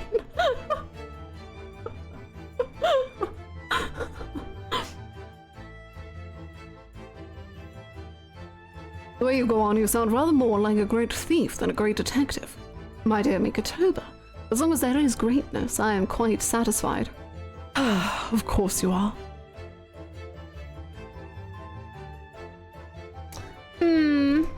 Curious. Okay, let's see. Is autoplay a curse that I will never escape? Yes! The wall is a slightly different color just here, do you see? Indeed. What you have observed arises when a frame that has been hanging for some time is removed. Perhaps your friend is an art thief. Now, there's a bold deduction worthy of a great detective, I'm sure. He may very well be the elusive thief who has been plaguing France's galleries of late. I think perhaps we should focus our attention somewhere else, Sholmes, don't you? That outline on the wall. I feel as though I might have spotted something of a similar shape and size elsewhere.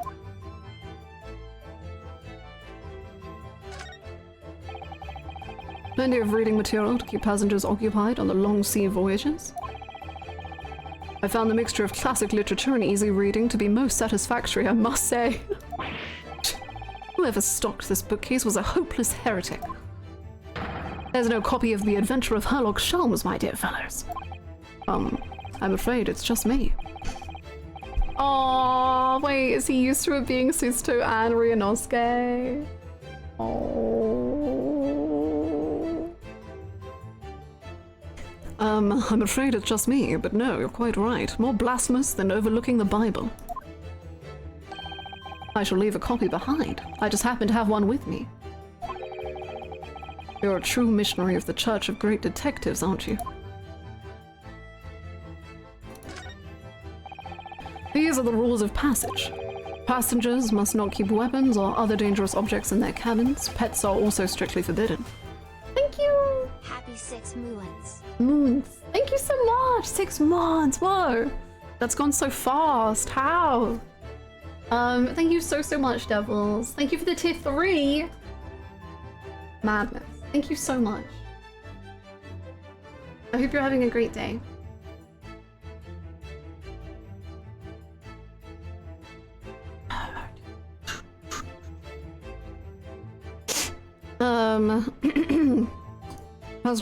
Pets are also strictly forbidden. Additionally, there are severe punishments for stowing away in wardrobes and or travel cases. I feel the rules have increased since I last read them. Probably just my imagination. What about the fact that they're not straight on the wall? Doesn't that strike you? You may be right. Probably just your imagination, though. A trifle. And you know what I always say, Mikotoba? There is nothing important about trifles. It's probably just my imagination, but I think that might be slightly off. Yeah, they just have such a... Like, especially for Sholmes, I think it's just slightly different. But it still feels so different, the way that he's talking. It's so subtle, but so clear. You look gorgeous and beautiful. Oh my gosh, what the heck? Thank you.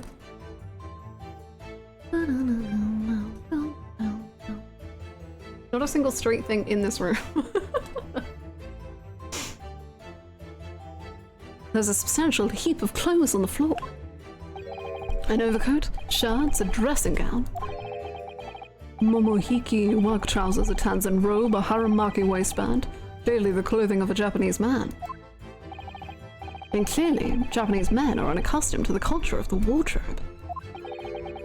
Looks to me as if they've been thrown in a heap like that in something of a hurry. Has he locked himself inside? No, he's too big for that.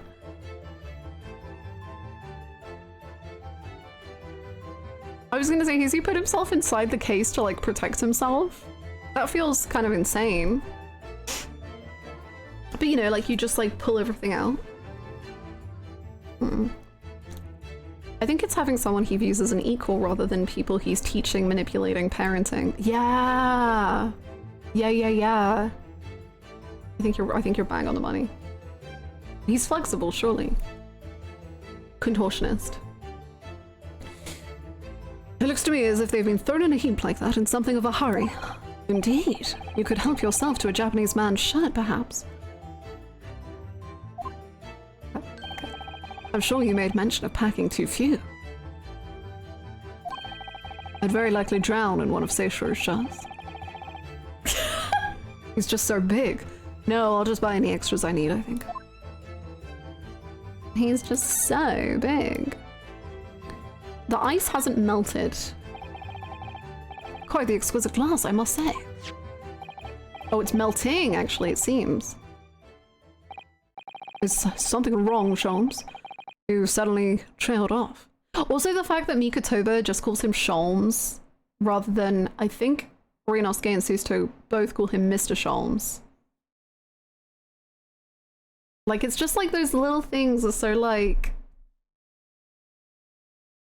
I don't know. It's very cool. Ice, Mikotoba. Ice! What opulence the first-class passengers enjoy. Chilled drinks. Pardon? Could it be that this steamship is equipped with an electrically refrigerated cold room, do you think?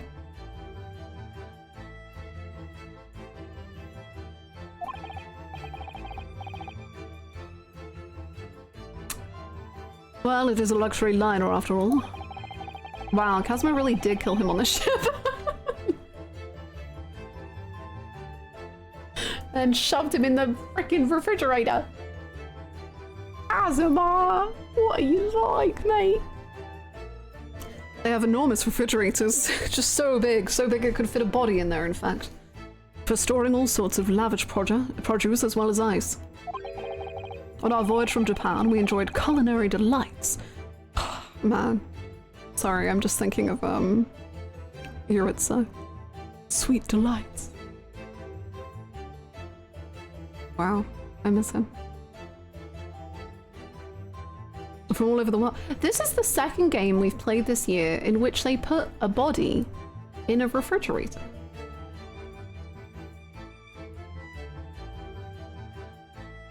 I literally have the VOD with Yurita eating ice cream in another tab right now. How? What are the chances? What the heck? It's a convenient place to keep them. Yeah, you're right, you're right, you're right. Yeah. Let's go for 3 games next.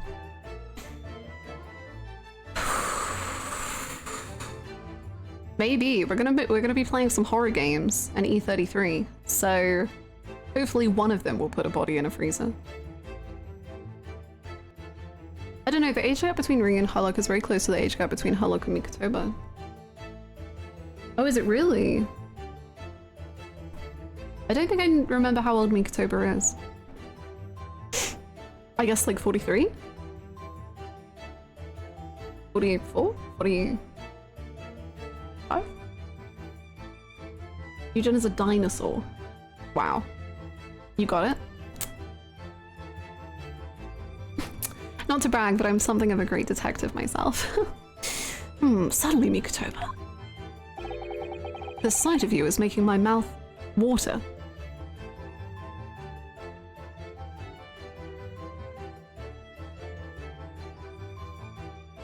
Yeah, I didn't really know what they were...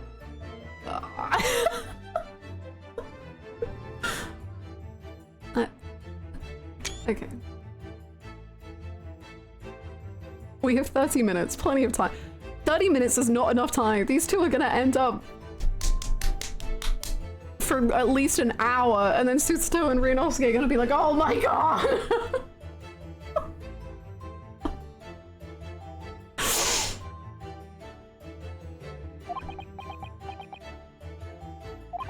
I haven't taken on the flavor of the food I ate, you know. Okay. Gentlemen, I need you to relax.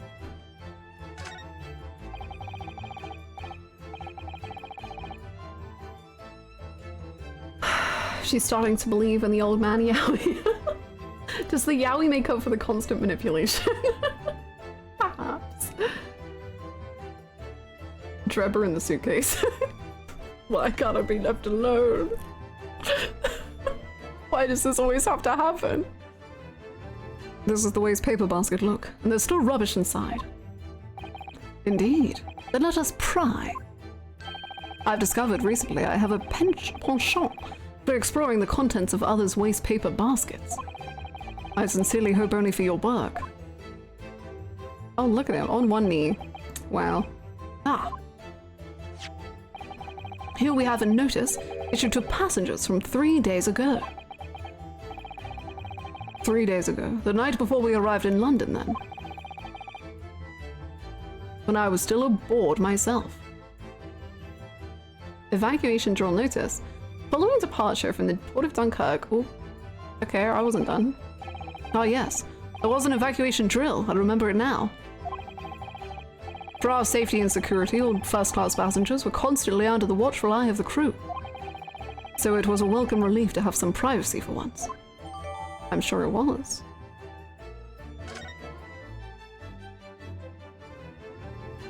How do I look at my court? I don't have a court record.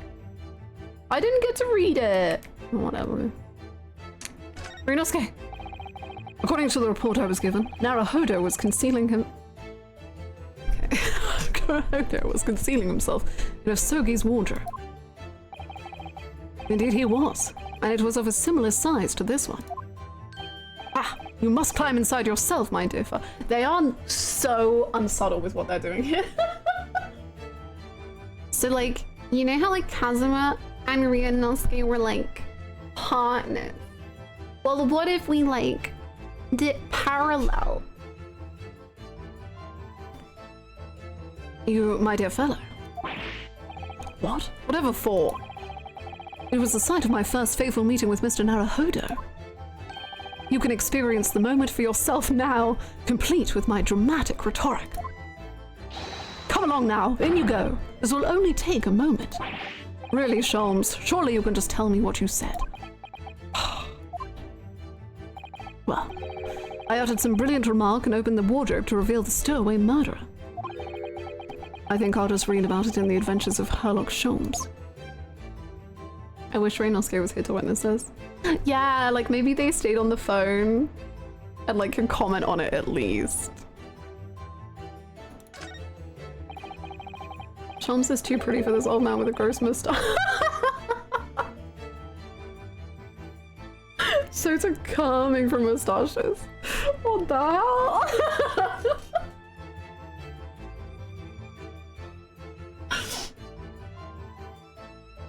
I will say, I do think Mikotoba looked so much better when he was in his last outfit.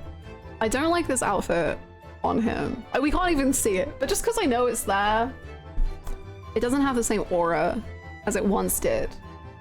He doesn't have the aura. The only non-old man injury in the chat, and I'm feeling it. I'm so sorry. We'll bring back Van Zeke soon, I promise. I promise, I promise.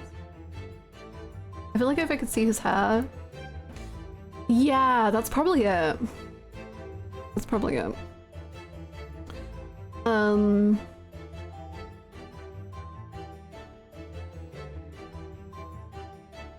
Hannah doesn't like young and slimming London Mikoto, but looks old men only.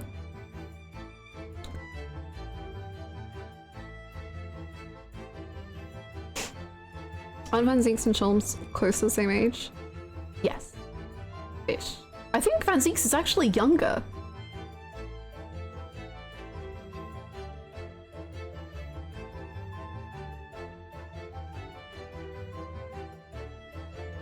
There's a speaking tube here, look, although it's been stoppered with some cloth. Is he a year younger?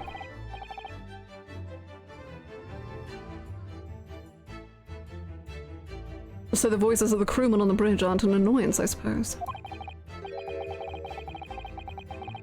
Oddly enough, I did foresee this turn of events for Sota. It was like seeing an ill omen in the flight of birds.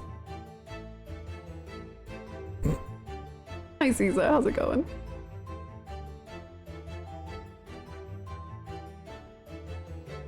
Or indeed, so the voices in this cabin aren't heard elsewhere.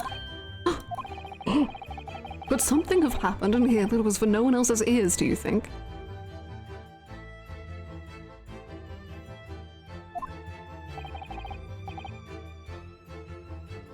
Either that, or it could be to prevent snakes from entering. That's really become a favorite case of yours, hasn't it? They met when Sholmes was 18 and Mikoto was 27.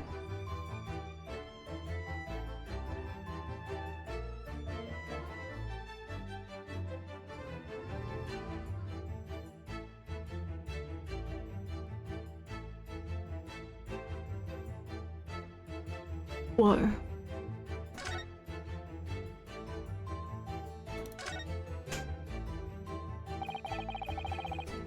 You know, that kind of makes sense too with the way that Sholmes seems to act with Mikotoba, just like the way he kind of like looks up to him.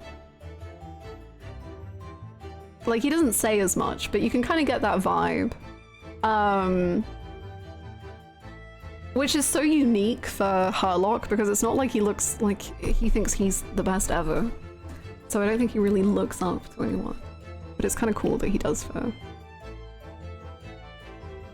similar age guys, him and Ryu. Yeah, we were just saying that. It's kind of wild.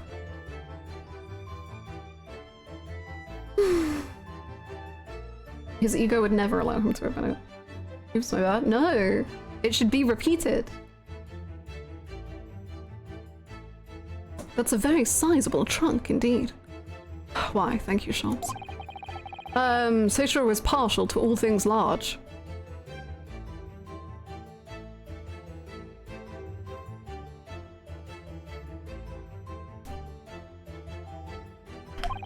And a rather clumsy fellow if he failed to notice he'd left that behind. Perhaps he left it on purpose. It's lighter than you might think, but still a hindrance to a speedy escape. Pity. It's locked, so we can't look inside. Well, you can unlock it. Surely 5 seconds from now the situation will be quite different, though. Sadly not. It has a 7-digit combination lock. And I'm not in a morose enough mood to work through all the combinations at present. Oh, hey! Oh, You are still here! Ah, Abel Seaman Stroganoff. Hello again.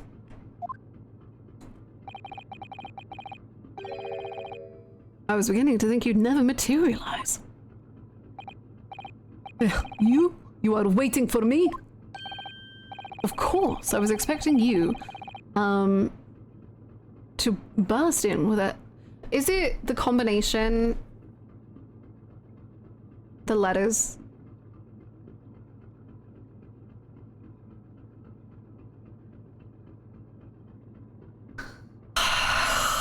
it's like Shalms is like the key to this case. I was expecting you to burst in. No, that's not you. I was expecting you to burst in with a hearty Russian profanity far sooner. I was in trouble with Captain because of trick you played before. Poor innocent chicken. It is all your fault. What would the E be though? No, maybe not. Maybe I kind of, you know what I mean. 11037.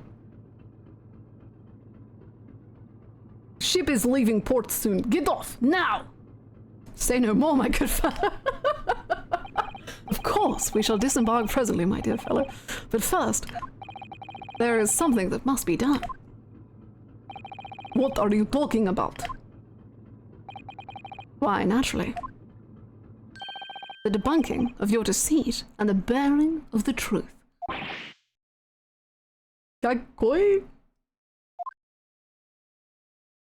I'm afraid I see through your lies. For one thing, Mr. Jikoku has not yet left this vessel at all. Ah!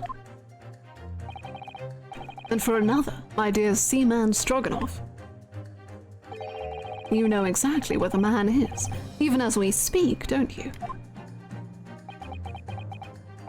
How? How can you? Good gracious, Sholmes, you mean you've worked it out? All of it? I want to know if Nikatoba. I want to know if they're going to do a dance of deduction and seduction. Oh. This music. I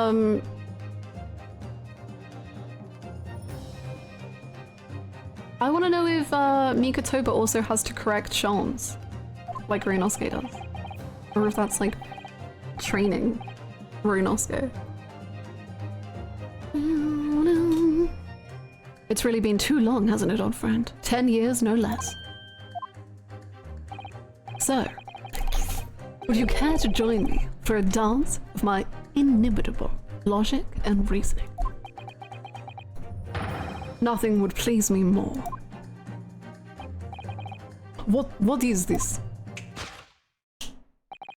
We have but minutes until the vessel puts to sea. No games now. Oh, wow.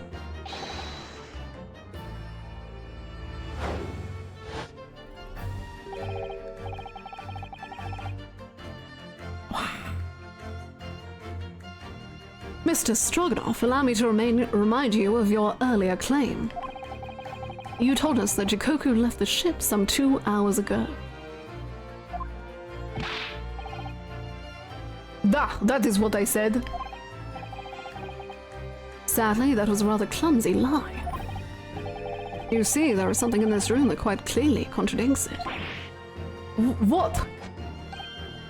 Ah, yes, of course. I see you've noted it too, Mikoto. Then please do take the lead. Oh, they're working together so differently.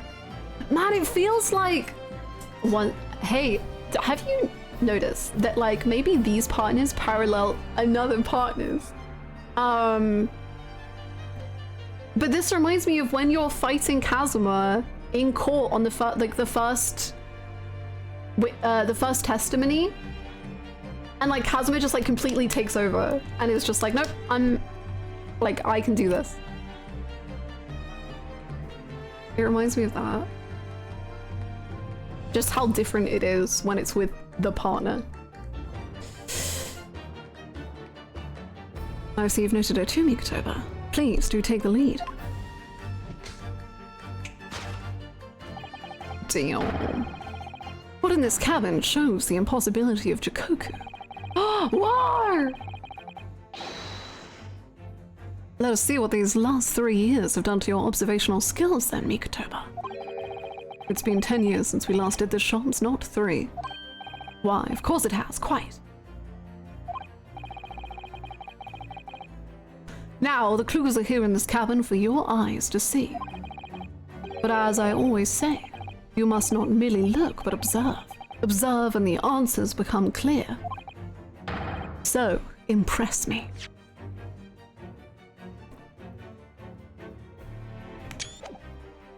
I'm literally just saving that so that I can't be gaslit.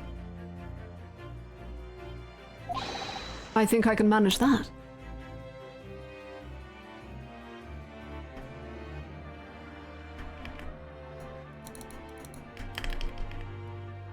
What? Wait, can you not even, like, do the incorrect one? Oh, they can't talk about it? You can only present? We can't examine? This is how sure they are?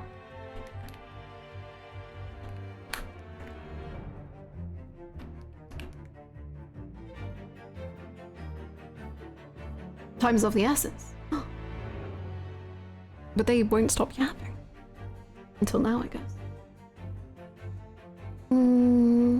Oh, I hope you feel better, Lord. No games now. The game is not afoot. Take that!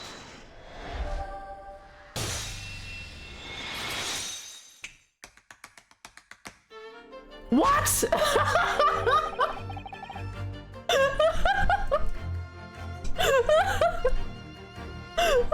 What? Where did that come from?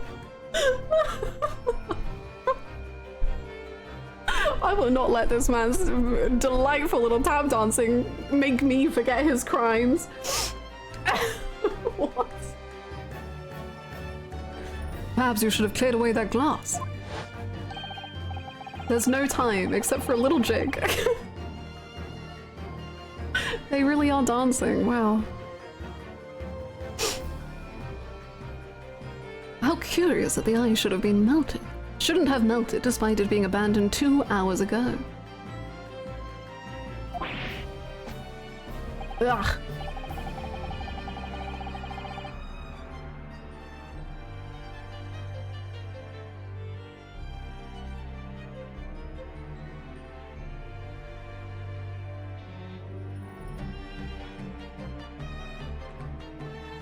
Wait, is the song like the violin is happening and then there's like the of the tapping?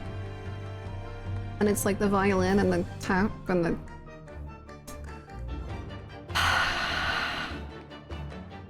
I see.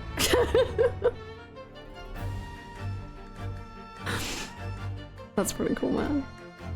That's pretty cool! I love music. There is no game with a better OST than this game. Like, I've said it from case 1 of game 1 of like how every piece of music represents its characters and tells a story within its OST for each of its characters.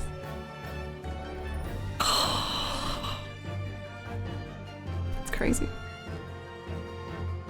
It's crazy. Thank you for the clip.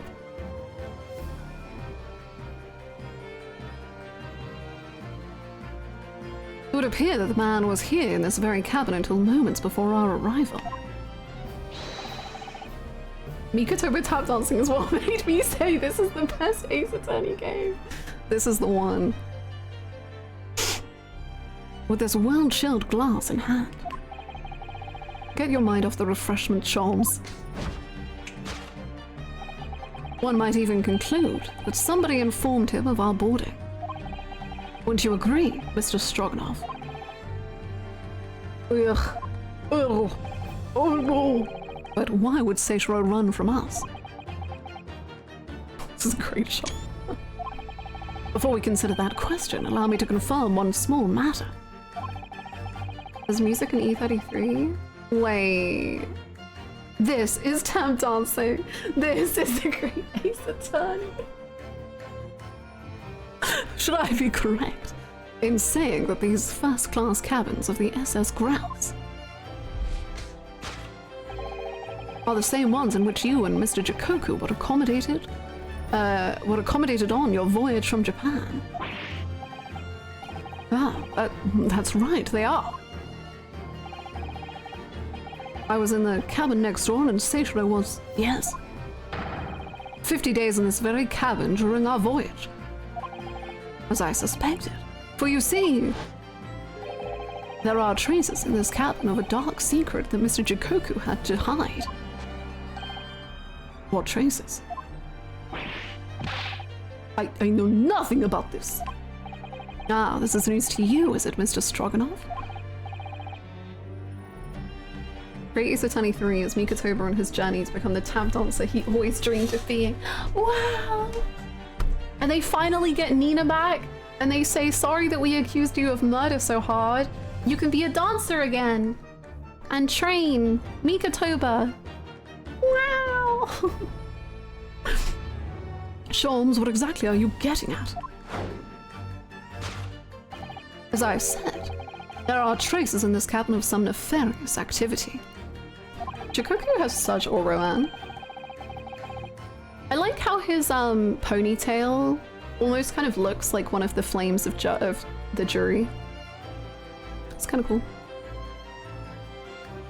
Thank you for the posture check. Something that appears out of place. I honestly love Jikoku. His aura is insane. I couldn't agree more. He's epic.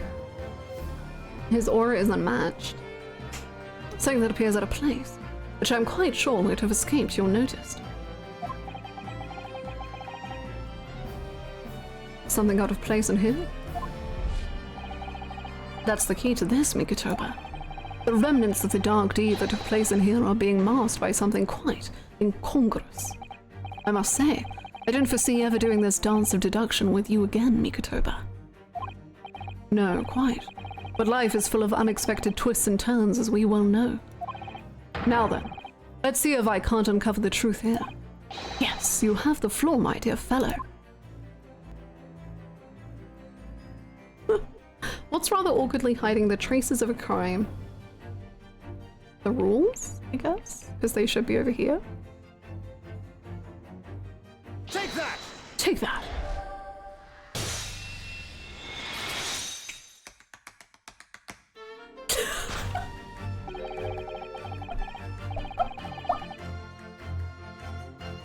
It's so funny.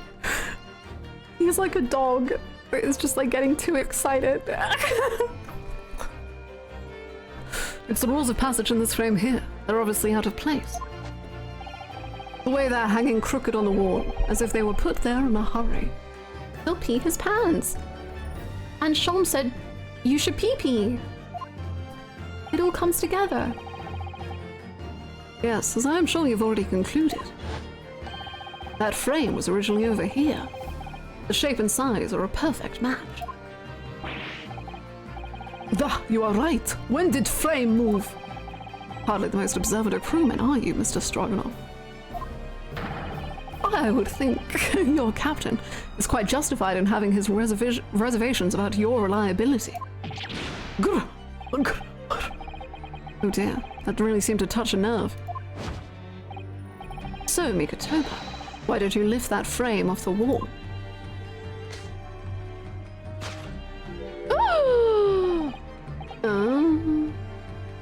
That looks like a bullet hole. What? Who has been shooting walls? I see, the projectile has been removed. Clearly, the careful occupant of this room has already disposed of it. Now then, Mr. Stroganoff. Ugh, I have the distinct impression that you're attempting to shield said occupant. I don't know what you are talking about. Why would I try to protect Eastern stranger? Ah, so we're talking about the same man, I see. Good. Oh! Frick! I'm sure we can get to the bottom of this in no time, aren't you? Because there's some very noteworthy evidence that explains the reason why you're lying for the man. Yes, you've been told to keep up this pretense as clearly shown by... I really don't know how to approach this one, Sholmes. Ah, my dear Mikatoba, simply keep first principles in mind. Study your subject from every angle, and I'm quite sure that you'll see it. In fact, I'd put a wager on it. So I'm to glare at the fellow from all sides? Well, I can certainly do that. Okay. Again, what did we mean by this?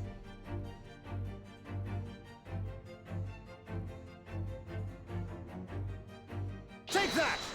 Not my dear fellow, my dear Mikatoba. Crazy! It's almost too obvious for words. Ass! Quite the universal language of the world. Ah! Money! Money! Money, that's what I said, first time. Damn. Right in the camera, eh? Then I'd wager that the eastern fellow in question is Seishiro Jikoku, yes? Gah. So I presume you'll realize what this means. There are clear signs that a crime has been committed in this cabin. In the way you're going, sir, you'll find yourself accused of being an accomplice. But I believe you know, Mr. Stroganoff. You know where Mr. Jikoku is hiding at the precise moment in time. As always, Mikatoba, in matters of deduction, the furtive glance is your unfaltering ally. Yes, I think you're onto something there, Sholmes. You found the chink in this burly fellow's armor. We need only follow the man's gaze to know where our prey is hiding. Prey? The slightest flicker of the pupils, a minutely delayed blink. Nothing escapes my attention, even that which is barely perceptible. You could hardly call this barely perceptible, Sholmes. The man's turned his entire head. It's not exactly what you describe as a furtive glance, is it? It's almost too obvious. We shall let your tapping toes decide, my dear fellow. Wow. Is it a large trunk though? Because didn't Mikatoba say it's surprisingly light?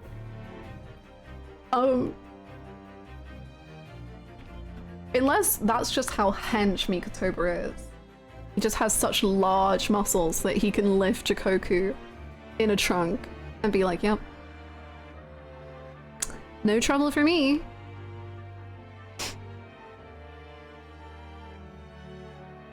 I guess large trunk?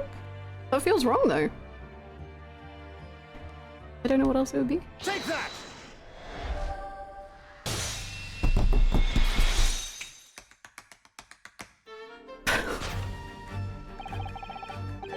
You turned immediately to look at this large trunk, didn't you? Yeah. The truth is, Seishiro Jikoku was unable to escape from the ship in time. And is, at this very moment, doing his best to stifle his breath inside this trunk. If he still has a breath to take, I fear he may be running dangerously low on air. I imagine he didn't count on us making a nuisance of ourselves for quite so long. I think it would be in everyone's best interest for us to open the trunk as quickly as possible. But how can we? Are you forgetting about the combination lock? We don't know the 7-digit code. The combination lock can't be opened from inside the trunk. Therefore, there must have been an arrangement for somebody to open it after our departure. Of course. In short, before Jikoku hid himself inside that trunk, he must have told somebody the 7-digit number for the lock. And I'm sure you can confirm, Mr. Stroganoff. Nope. No, I know nothing about combination code. Oh, is it upside down? Is that what the E is? Don't move a muscle, my good seaman. Huh?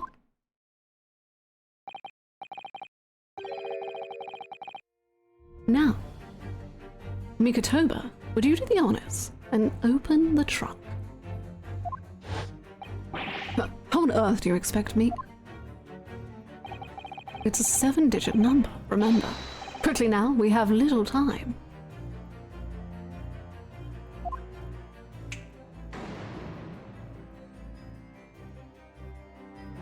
Oh god. Hold on. Review scene. Let me write it out. I'm too scared. 5. 1, 0.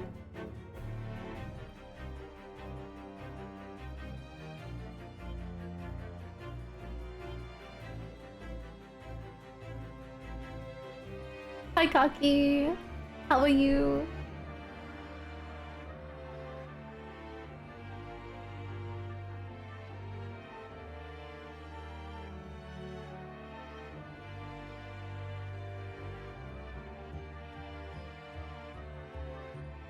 Why am I like checking numbers as if I'm like there's a number here that I could not know?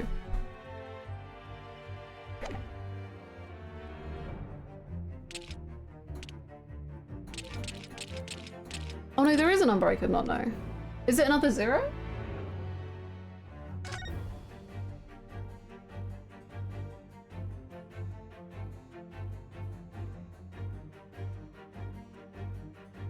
I mean, out of the numbers we have... Oh, is it like a really loopy 2? I'll go 2. That's a crazy 2 though.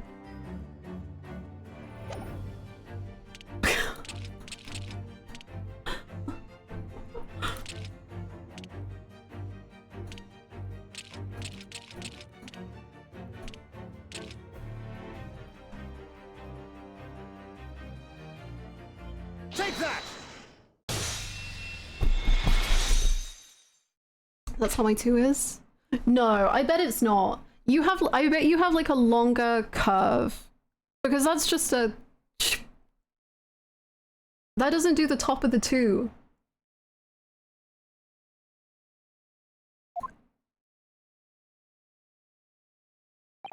I have loopy 2s. I'm not doing anything against loopy 2s. I'm just saying how loopy that 2 is. That it becomes indistinguishable from a 6. Apart from the direction. That did it. It's open.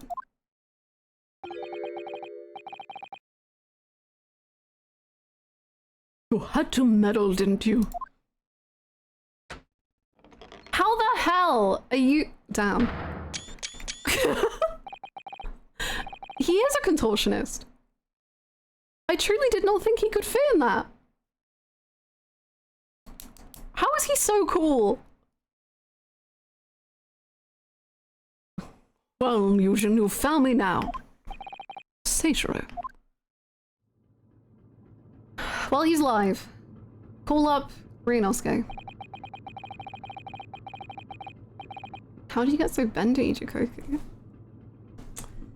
I was really hoping beyond hope not to find you here, you know. But you're not entirely unsurprised, I take it? No, quite. I just wish it was some other way. Well, are you ever going to introduce me? Jealousy? Ah, your reputation precedes you, Mr. Sholmes. I've read stories of many of your exploits. Excuse my manners, Sholmes. This is Mr. Jikoku, my old friend and traveling companion. The devil is in the details, Mikotoba. I believe you meant to say your old friend and traveling companion.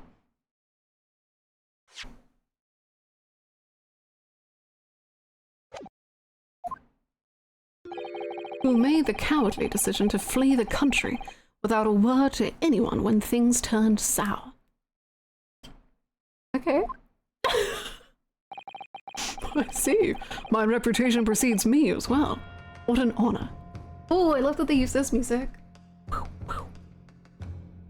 I love that this whole thing basically shows how incredibly smart and observant Harlock is and how he would directly point out things incorrectly for Ryu to learn and grow through every deduction they did. Me too! I really, really like it. It's really cool. But again, I'm left with like this sick pit in my tummy of just like, how far do their manipulations go? It's so... oh. Oh. Like, I'm not gonna lie, if someone did that to me, and like I found out that they've been purposefully getting it wrong for me to like feel, to like learn, I would be so... I don't think I would ever get over that.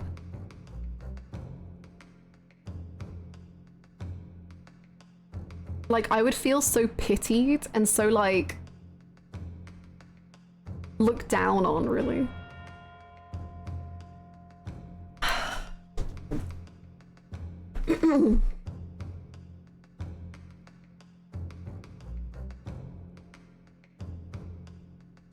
I unfortunately spent this entire dance just really sad that Ryunosuke almost never got payoff for being led along like that in this specific circumstance. I wanted Shams to have this sort of thing with Ryunosuke and allow Ryunosuke to have a sense of control of the situation in the end. Yeah, it's so interesting. I wouldn't care because of what I got in the end. That's fair. That's fair. I just couldn't do that. Sea Lord!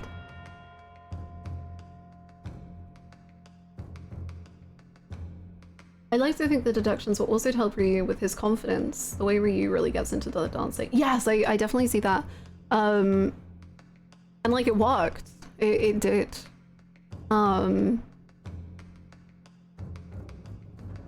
It's just so interesting to think about how different people would react to that.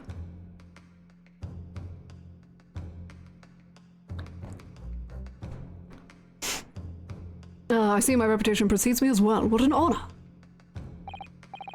Well, Seishiro, are you going to explain all this? You're lucky it worked. Yeah, it's that as well. Right? Like, what if it hadn't worked? Oh, he was willing to like look past it. I look at it as a form of game design. I mean, me too, but like, you can look at what it means for the characters too, right? Like, the gameplay, I think the gameplay in this game is so illustrative of the characters and their motivations and their feelings and where they're at and how they feel about each other. So it's kind of all intertwined to me.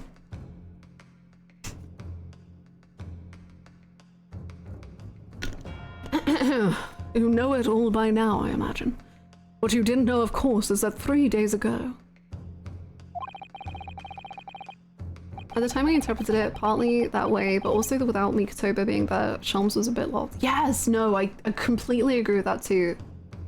Like, I'm definitely feeling very, heartbroken for Ryunosuke, but at the same time, it's so cool to think of Shelms being like, oh, maybe I can finally have that again.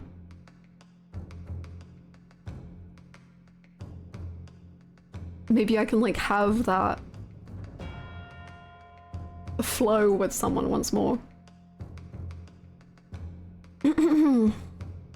There's so much depth to all of the characters and all of their relationships. It's kind of crazy.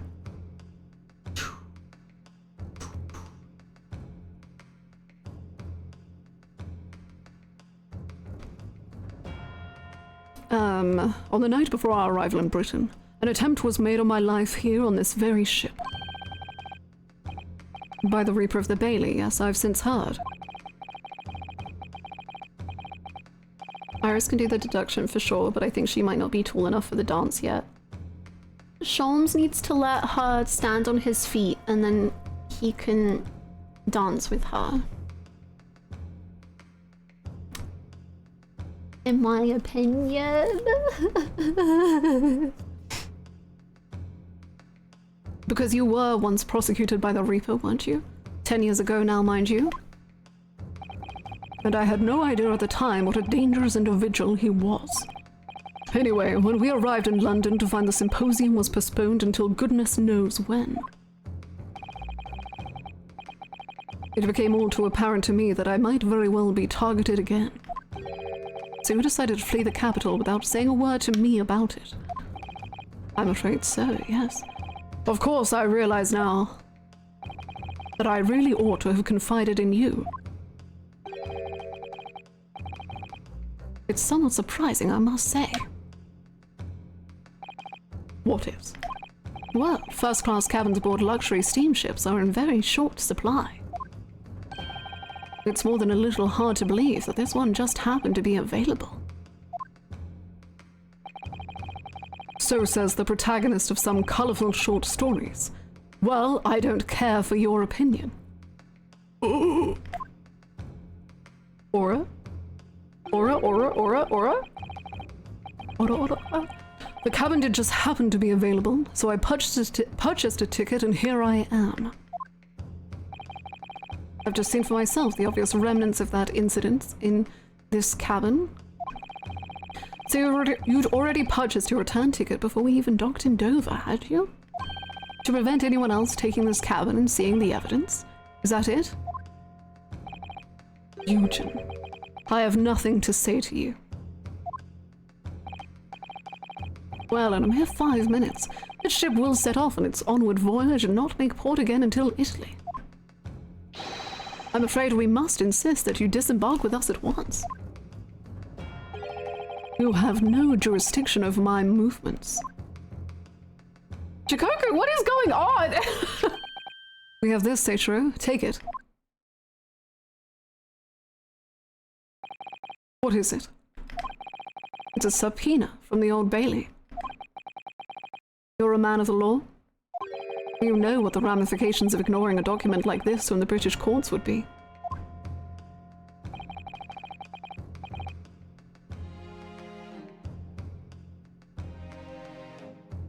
His face is scary. Oh.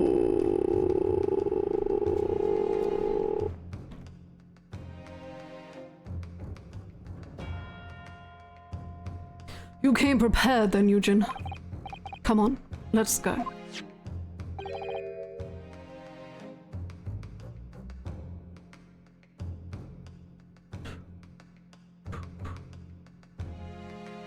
One moment.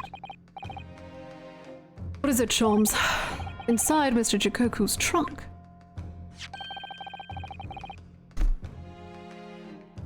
Oh, buddy.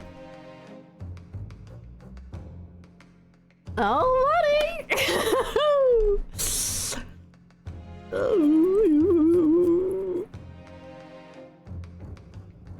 I found this rather fascinating trinket.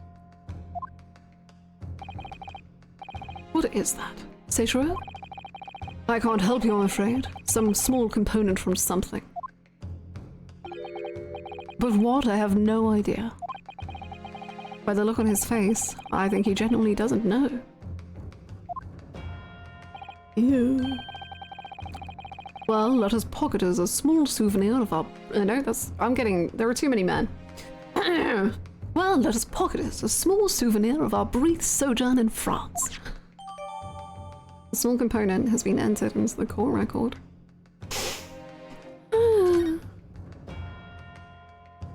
So are we gonna have to wait to continue the trial? I guess maybe we could do it this afternoon. Maybe we do need to bring Gregson's voice. We do. Well, young Naruhodo, I think we've done as much as we can, I'm afraid. The rest will be on the shoulders of you and your assistant. She has a name. It's fine. It means that he's seeing her as a powerful assistant. It's good.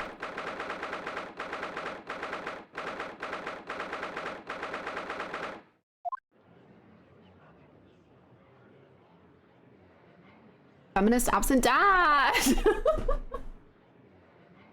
She's not my daughter. I don't own her.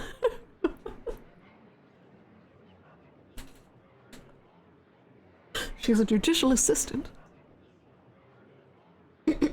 Wow, that was crazy. I need like a big gulp of water, my god.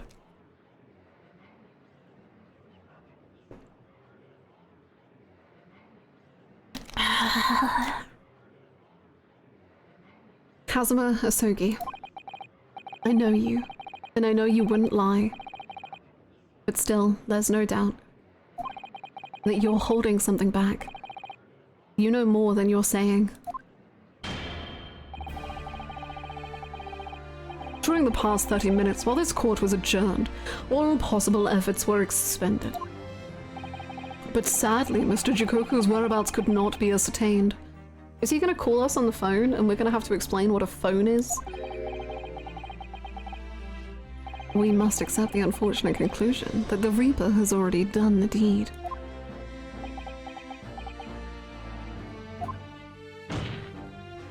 Oh.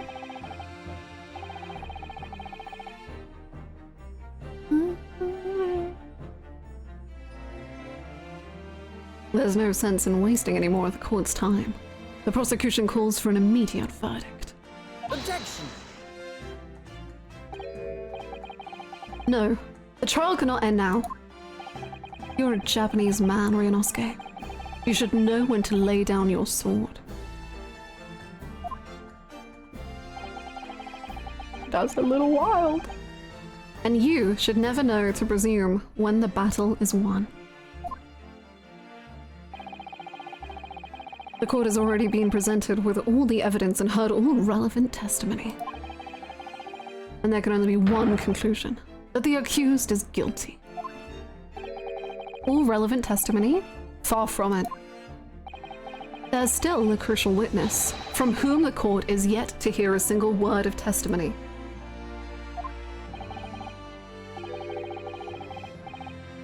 In that case, call your witness to the stand at once, counsel.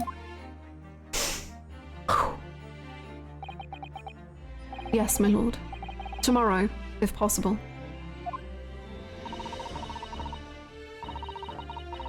The witness is already on his way and scheduled to arrive tomorrow. Who on earth is this crucial witness? Can we leave it as a surprise? It would be kind of fun. Ah, wow. Seishiro Jikoku. The very man allegedly murdered by the Reaper. 3-day trial, baby. Judge Jikoku, you found him. Why are you upset? Because it doesn't align with your truth, Kazuma! Oh boy. But the investigation of every policing resource in the capital suggests that Jikoku is already dead. How in the name of God did you find the man? He was located in France during the recess, at the port of Dunkirk. Thanks to one of Mr. Harlock Sholmes's famous deductions. Harlock Sholmes. Inspector Gregson almost certainly met with Mr. Jikoku on the night of his death, because along with Prosecutor Asogi, Gregson was on a mission to assassinate the man.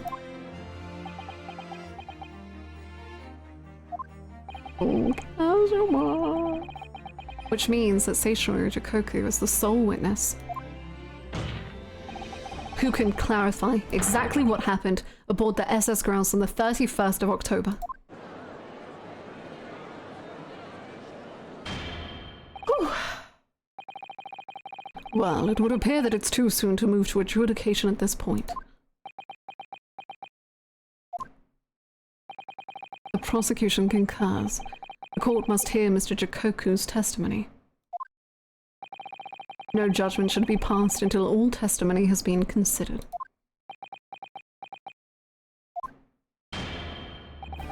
In that case, I hereby call the end of today's proceedings. We were in court for like 2 minutes. Court will reconvene at the same hour tomorrow.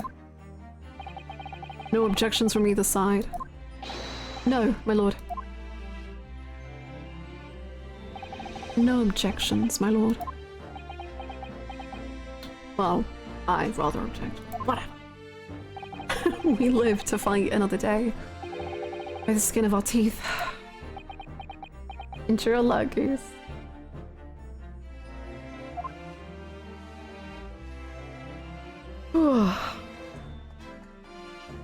I don't know what Jikoku was up to, man. it felt like things were coming together, but now I'm like, okay, they've fallen apart again. Is there like an international court crazy pants organization?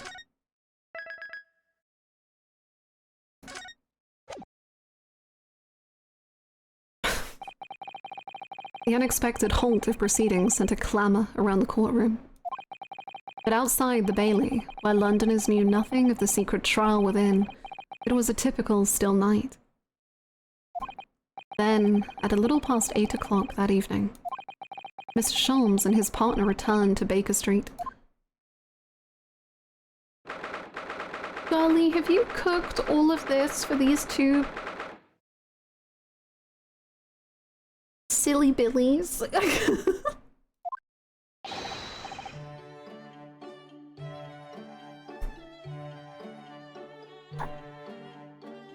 We have returned, my dear fellows. Welcome back to Britain, and thank you for your timely help. Think nothing of it. I believe you've had an even more wearing day than Mikotoba and I, no? Yeah, I think so. You could say that. We were on the brink of defeat in court earlier.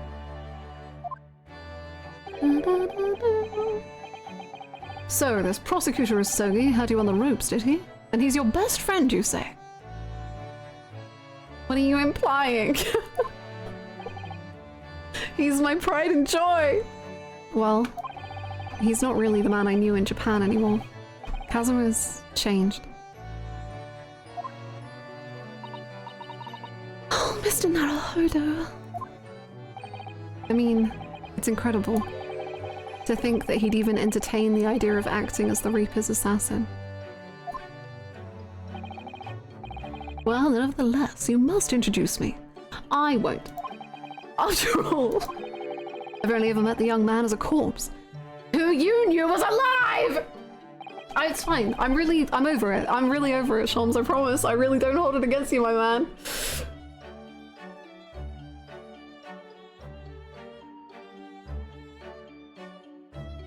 When all this started, almost a year ago now,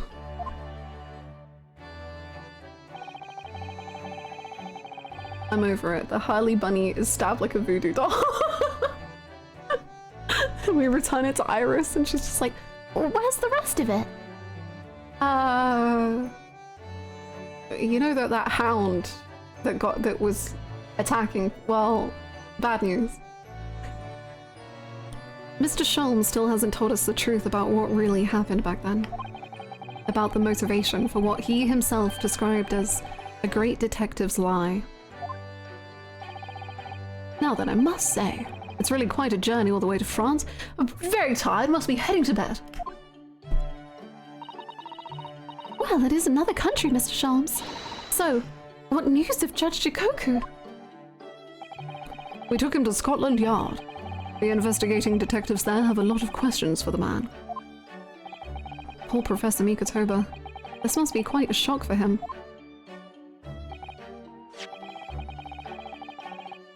Yes. I picked this up at the telegraph office on our way home. What is it? Is it from Japan? Surely you haven't forgotten already. I put upon you for the matter only yesterday. You put upon me, Sholmes. I had to fill out your telegram to Japan and foot the bill as well. You've had a reply already. What was so urgent, though, Mr. Sholmes? Such matters can wait until later. I'm far too hungry for an involved conversation at present. I think we should starve you for longer. Hello, Angel. Oh, you do too much. Well, that's good news, because supper is ready, everyone. And what a feast it is. If I were none the wiser, I think the trial were won already. Is it his turn to go to the basement? Yes. And I will be forgetting about him. Roast beef, kippers, stew, steak and kidney pie, Yorkshire pudding. Oh, Yorkshire pudding. Oh, I haven't had a Yorkshire pudding in 9 months. Tomorrow could be a very long day, so eat up. In that case, I think I'll seat myself just here. I had one on Wednesday. Was it good? I hope it was delightful. Maybe a bit of gravy? This place appears to be the only one set with a helping of pheasant as well. Honestly, no. Oh no, that's terrible! I don't think I've ever had that. It's a very British food as far as I know. They're delicious though. If you ever... I don't know what they're like around the world. But if you're ever in England, highly recommend going... Well, not England, just in general Britain. The UK. Whichever one. Go to a pub and then order a nice Sunday. It has to be a don't go to a pub and order a Sunday dinner. Go to like a fancy. Okay, yeah, anyway. Oh, sorry, Holly, not there. Hmm? Why ever not? Are we in set places this evening? Yes, and that place is for Susie's daddy. For me?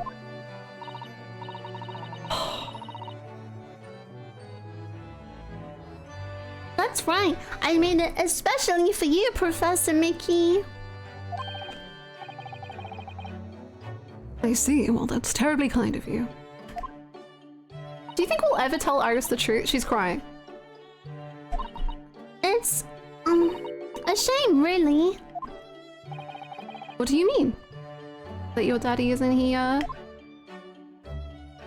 Wow. For a brief moment, I believed it.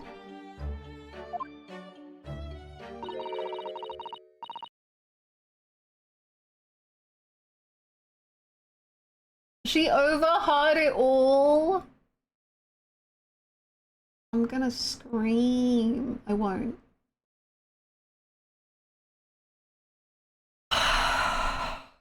Susie and I were half sisters, I mean.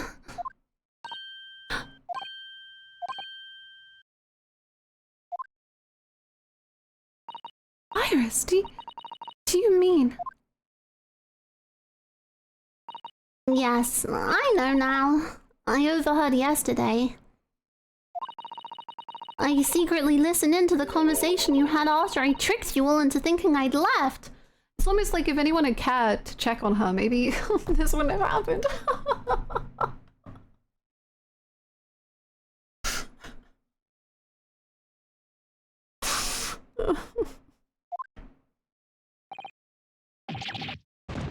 What?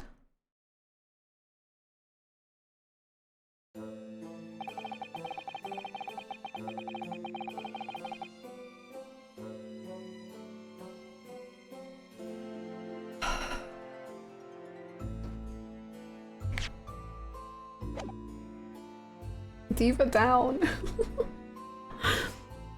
The misunderstanding arose because of that autopsy report from 10 years ago.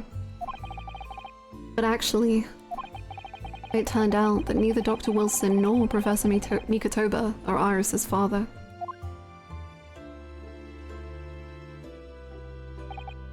Yes, about that, Iris. You know, I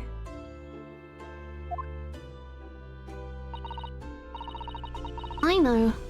You can't tell me at the moment. Oh, Iris.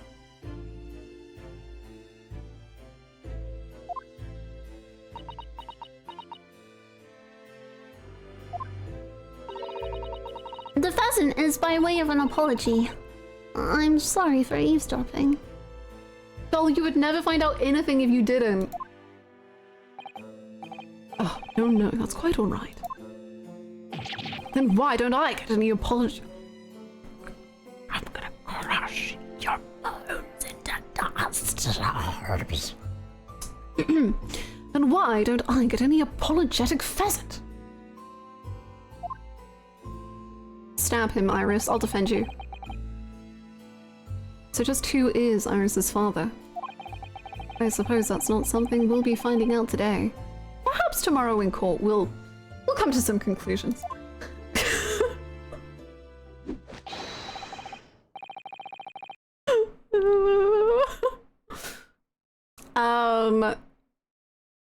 So So then, let us dine while our largely pheasantless plates are still piping hot.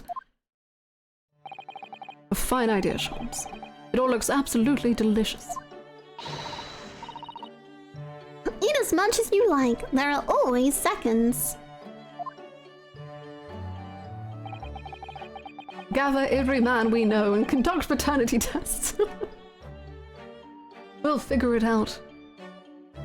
He'll never get over the pheasant. Good. I hope he's miserable about it until his grave.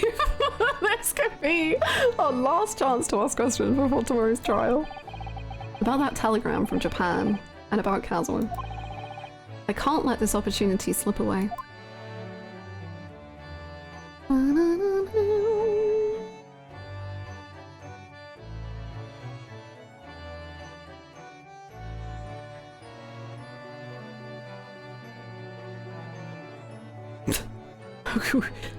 What?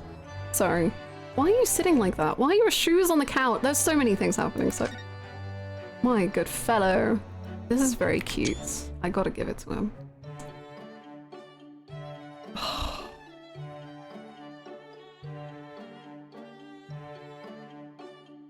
Why are we so concerned about her father and not her mother? I forget if they've mentioned her.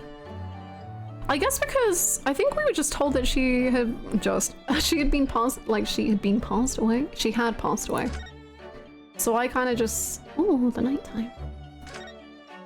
I'm not gonna lie, I just kind of took it as, oh, the curtains! Sorry, I'll get the thought out, I promise. I'm not gonna lie, I just took it as one of those things where it's like, all of the women die. Susto's mother, dead. Kazuo's mother, dead. God forbid a mother survive. So I haven't questioned it because I'm...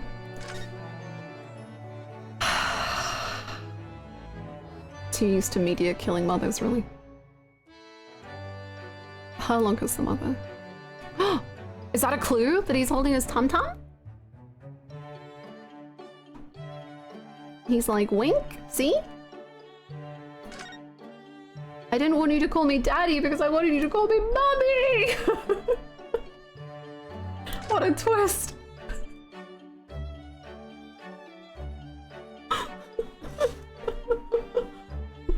Pregnant.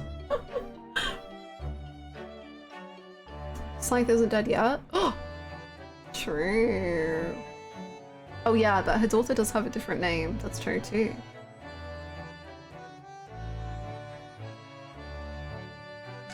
Come here, Sholmes. I also thought Shrek pregnant. Mr. Sholmes, what are you doing? So surely it's abundantly clear that I wasn't brooding over Mikotoba's refusal to share his pheasant with me. Nevertheless, I felt the need to withdraw from the social circle for a while and look on with hungry eyes. Sorry, Harley, but I cooked that pheasant especially for Susie's daddy. Even though I've played the role of father to you for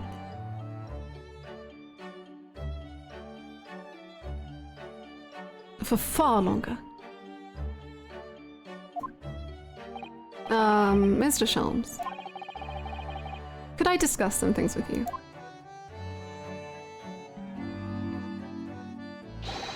Certainly, my dear fellow, I find myself quite in the mood for a spell of conversation.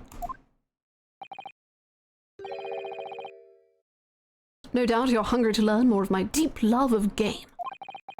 I can probably contain my curiosity on that one. You needn't look at me in that fashion. In what fashion? It seems that before we discuss the pheasant, we have some rather unpheasant matters to discuss.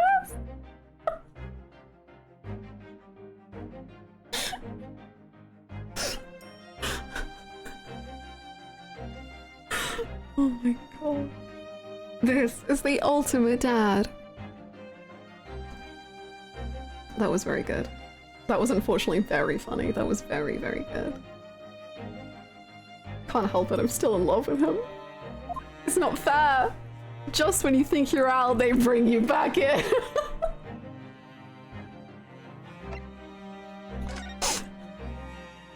Kazuma's death. What happened with that, you know? He doesn't seem dead to me.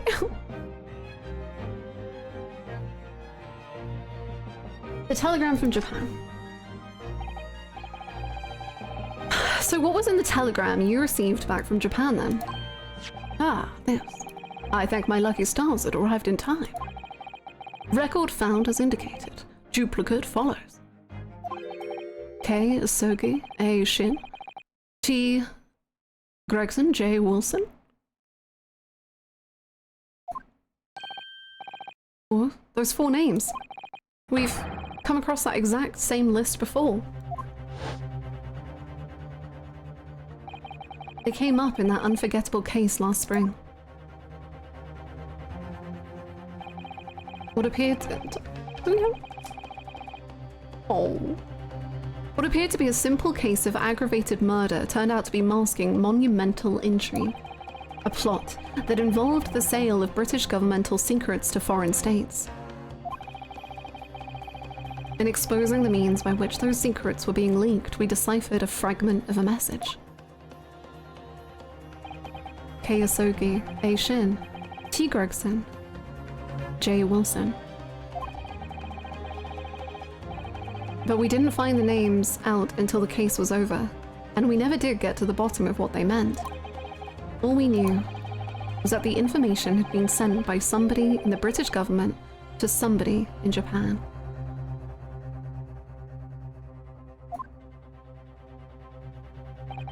So, why are the names coming up again now? Yes! Why did the sender of your telegram discover them, Mr. Sholmes? I have here the message I had wired yesterday. Allow me to read it to you. Enter Judge Chikoku's office. Undetected and investigate telegram records. Expect to find communication from Britain dated 1 year ago.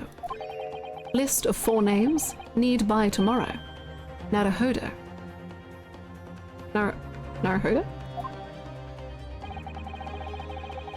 I sent it to a detective I know who specializes in clandestine missions of this nature.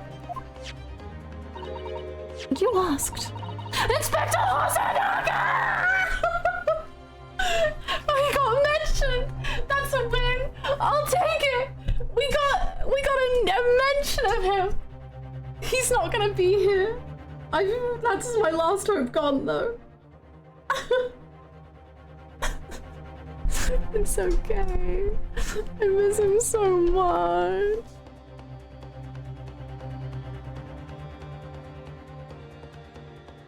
You asked Inspector Hosonaga to undertake such an onerous task for you. And in my name. I wonder what guise he opted for this time. Oh, give me an image. Flashback to it somehow. Please. My dear fellows, it was a matter of great urgency, you understand. Anyway. The list of names was found in Seishiro's office as Sholmes predicted. So you mean that mysterious collection of names that was sent from Britain to Japan was... It was sent to Judge Chikoku. He was the intended recipient. I don't believe it. But that doesn't answer the question of what the list of names actually signifies.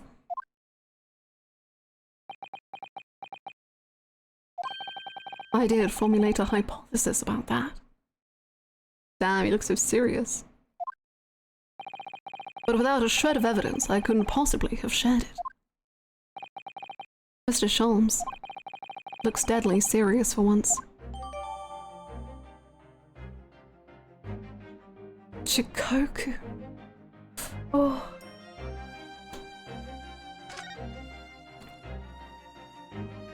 Chikoku.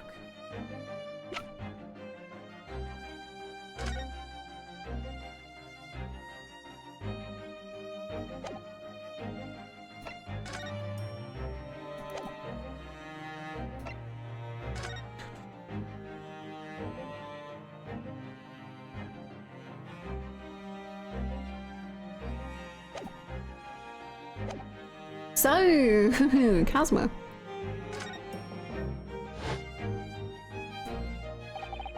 That tragedy we had to go through on the SS Buria. It was all for nothing. Kazuma wasn't dead at all.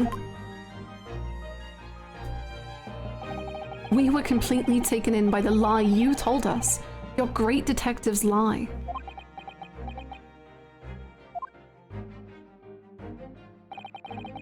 I took no pleasure in deceiving you. However, at the time, all that concerned me was preventing the young man's study tour from taking place. Whatever the cost. What? I capitalized on the events that transpired to see that he was sent back to Japan. His remains, you mean? Precisely, Miss Susato. And then I made sure that somebody else was sent to Britain in his stead. Oh my, you mean? The arrangements between our two countries was already in place. One university student lawyer and one judicial assistant to be accommodated on a study tour. In other words, by arranging for someone else to fill the place originally intended for Mr. Asogi, I would successfully prevent the man from arriving on our shores for several years at least. Wait, do you mean to say that? Did he do it because he recognized the name? It was all in aid of stopping Kazuma coming to Britain. That's why you... Think back, Mr. Naruhodo. Was there not somebody who quite casually urged you to continue on the voyage to England? Yes, you! You went to Hasanagar and you were like, I don't know, man, like, I'm gonna say there's a guy right here who could do that.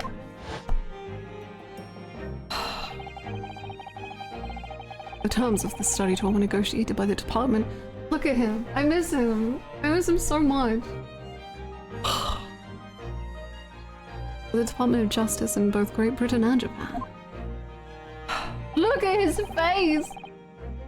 In the light of Mr. Asogi's unfortunate death, I'm afraid the study tour can no longer go ahead.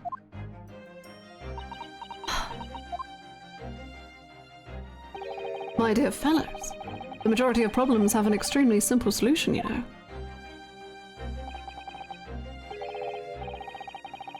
I did ask for a flashback, you're right. All you require is one lawyer, and the study tour can continue, surely. But there is no one else with the necessary qualifications, Mr. Sholmes. We know of no other lawyer. The voyage to London still promises a good month of time.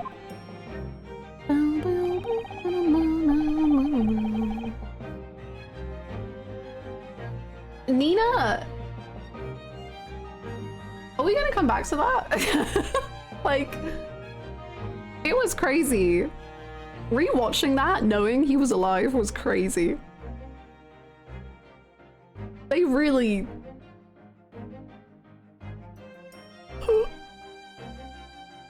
I would say to find yourselves another suitable lawyer. So, you manipulated me. Wait! Harlock's been manipulated? What? So you manipulated me. I've often remarked on the extraordinary lengths to which friendship will drive a man. I was quite sure that you would rise to the challenge for your late friend. I don't believe it. But if it was all contrived... I mean, what happened was treated by the authorities as murder. A woman was A woman was mistakenly arrested as the perpetrator. What do you suppose became of her? Naturally, I didn't allow the misapprehension to have any serious repercussions. Okay. Good. I'll take that, I guess. I subsequently explained everything and assisted the unfortunate soul in finding the foreign refuge she sought. I seem to remember Miss Susato and I had some rather strong words for her. Well, she was certainly not devoid of all guilt. She deserved every word, I'm sure— No! She did not! I wonder if she made it to America then.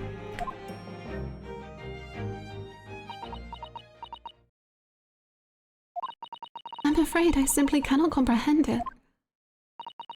Why would you go to such lengths, Mr. Sholmes? Why were you so determined to stop Kazuma-sama from reaching Britain?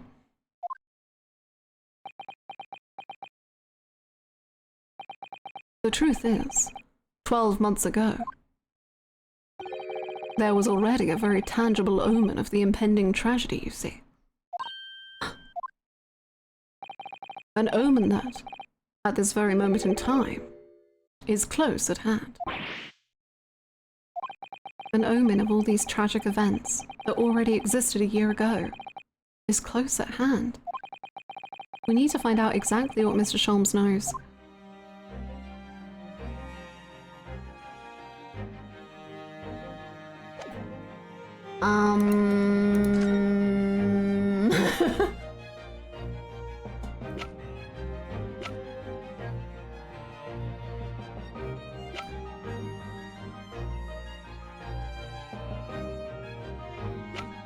Soaky paper?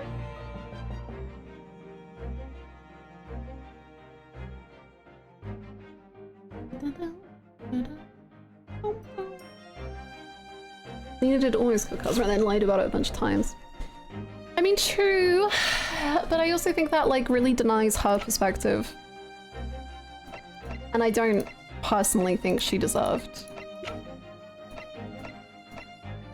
just quite so harsh of a words that apparently she did deserve, judging on her situation.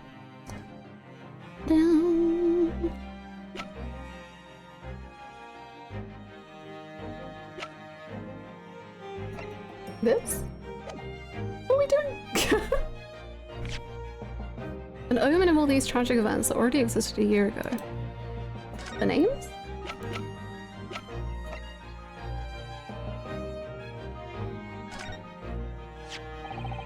There was no room for doubt with your instructions in this telegram, Mr. Sholmes. You were very clear that it was Judge Shikoku's office that should be searched, so you obviously knew that's where the list of names would be found. K. Asogi, Aishin, T. Greggs, and J. Wilson. But we only learnt of those 4 names just over 6 months ago now.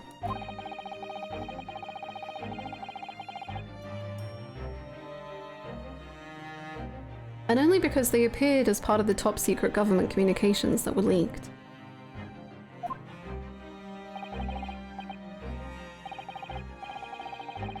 That's true, yes. But at the time you were unaware of the background.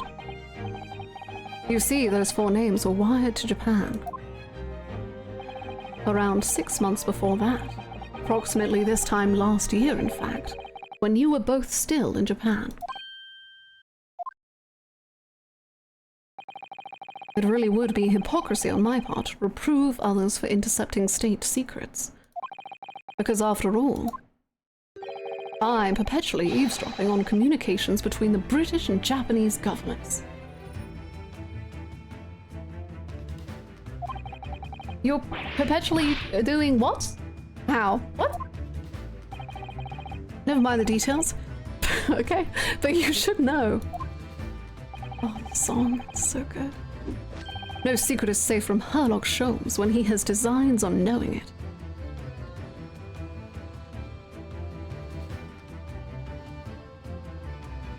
Ugh, so good. No secret is safe from Herlock Sholmes when he has designs on knowing it. Oh my, Mr. Sholmes! What a fabulous line! Now, 1 month after the list of 4 names was wired to the recipient Jikoku in Japan, Dr. John H. Wilson was murdered. Oh, so are they trying to kill everyone on that list? Well, they're doing a great job.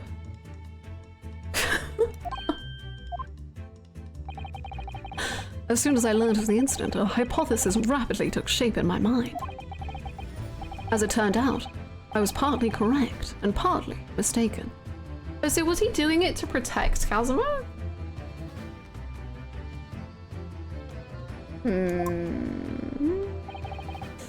Nevertheless, it was the beginning of all the tragic events that would have followed. Sholmes, please, tell us all you know. Tell us about these 4 names and the tragedy to which they're all somehow connected.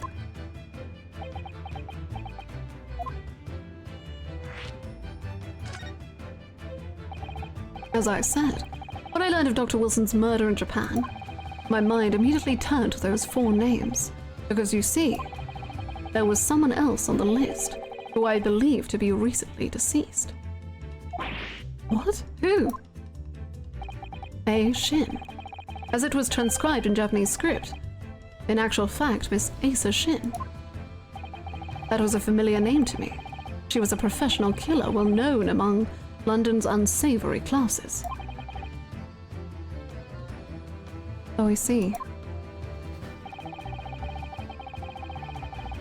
But she had completely vanished from existence several months before Wilson's murder. So I came to the logical conclusion that she had herself been killed. And accordingly, I became fearful for the lives of the remaining 2 persons on the list. Kei Hisogi and T. Gregson. Owing to our proximity, I decided to take measures to protect Gregson myself.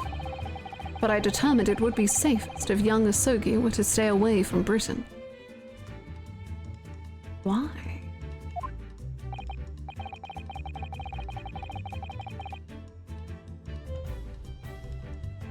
Well, I guess he didn't know. I'll let him just keep talking. So that's why you went to such great lengths to prevent his study tour from going ahead. Well, great job protecting Gregson, man. Exactly. So, you already knew who Kazuma-sama was, Mr. Sholmes. Oh yes. Sholmes and I have exchanged correspondence for years.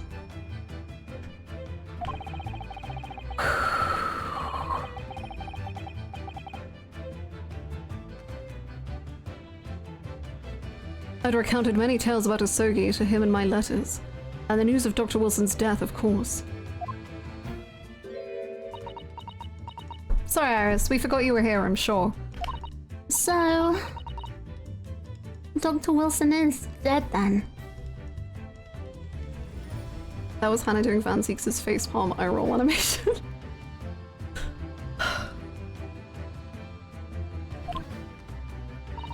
I didn't know. I know, honey. I'm sorry about that. Oh, Iris. I know it wasn't my daddy, but still. That's very sad. I'm so sorry, Iris. We knew the significance of the name, obviously, but we just couldn't bring ourselves to tell you. No.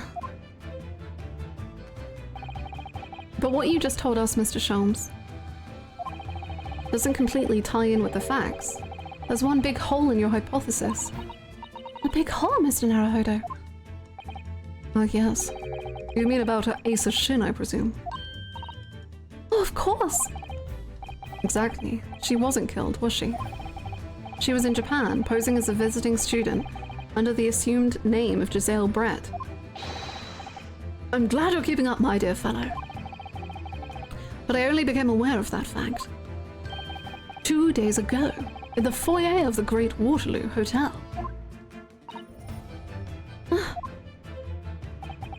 And upon hearing that startling revelation, the hypothesis that I'd formed surrounding those 4 names was completely turned topsy. What? Topsy?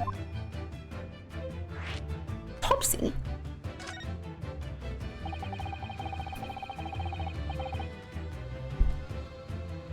What do you mean when you say your hypothesis was turned topsy, Mr. Sholmes? I had believed all 4 names on the list to be the names of victims. However, I was mistaken. Very much so. Asa Shin was a killer.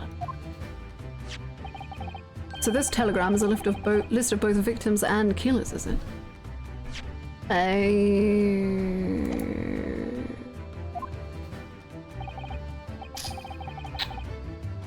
Indeed, and it would seem that Miss Shin was dispatched from Britain with the sole intention of dispatching Dr. Wilson. Her visiting student status being merely a front. Which would of course explain why no motive could be determined for her actions. So the real reason Dr. Wilson was killed by Ace Shin is because he was the target of an assassination. And forearmed with that knowledge, fresh consideration of this telegram puts the list in a very different perspective. What do you mean? Well, does it not strike you? There is another among the four who subsequently became a visiting student. Wait, you mean... But of course, a name you know only too well. You mean Kazuma?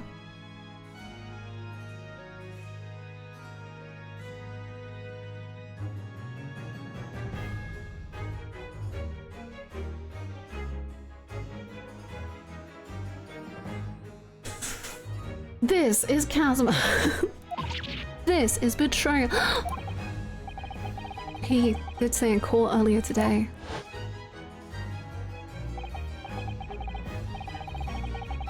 Yes, on 31st of October, I accompanied Inspector Gregson to Dunkirk in order to carry out a mission. And the mission was the assassination of the Mark. Young Mr. Asogi accepted that mission a year ago now. Surely not.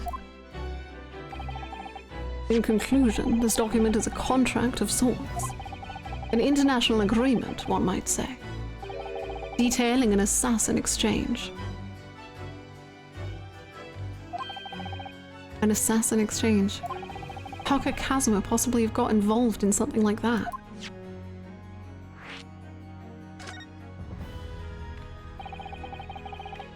Let's assume we have two parties, each wishing to dispose of a distinct individual. These two parties then make a contract to swap their respective assassination targets. That would then be an assassin exchange. What? No way. So to begin with, The British assassin is dispatched as a visiting student to Japan where she kills her target. And then the Japanese assassin is dispatched as a visiting student to Britain in order to eliminate his target.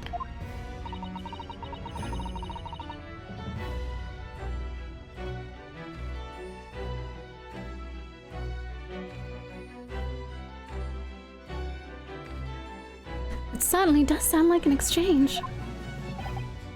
But what on earth is the point? Don't forget, Naruhodo, that the British assassin at least escaped conviction.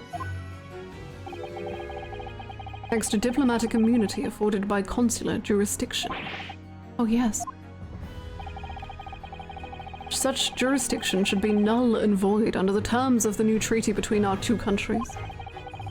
So the fact that it was brought into play suggests intervention at the very highest levels. The highest levels? These murders are two sides of the same coin, linked not by a common motive, but by contractual agreement. As such, they appeared utterly unrelated. Yet in truth, the assassins were complicit in one singular devilish scheme. That disassociation and the safeguard of diplomatic immunity were, I believe, the motivation behind this plot. But wait a minute, Sholmes. If this telegram really is describing the exchange of assassins as you're suggesting, it would mean that the Japanese killer's target was never Seishiro Jikoku at all. It would mean Asogi's target was actually Inspector Gregson. What? Kazuma was here for Gregson. So Judge Jikoku wasn't actually the Mark. Because isn't Jikoku the Reaper's Mark and then this is a different thing? Yes, that's exactly what it would mean.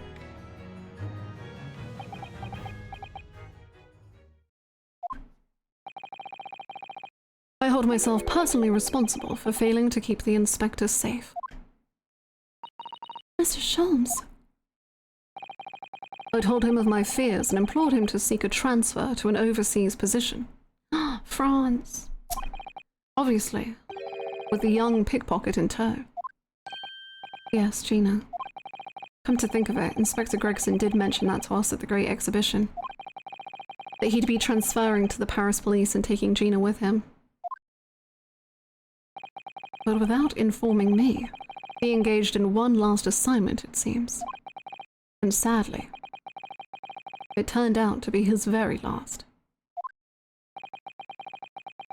This is too much to take in.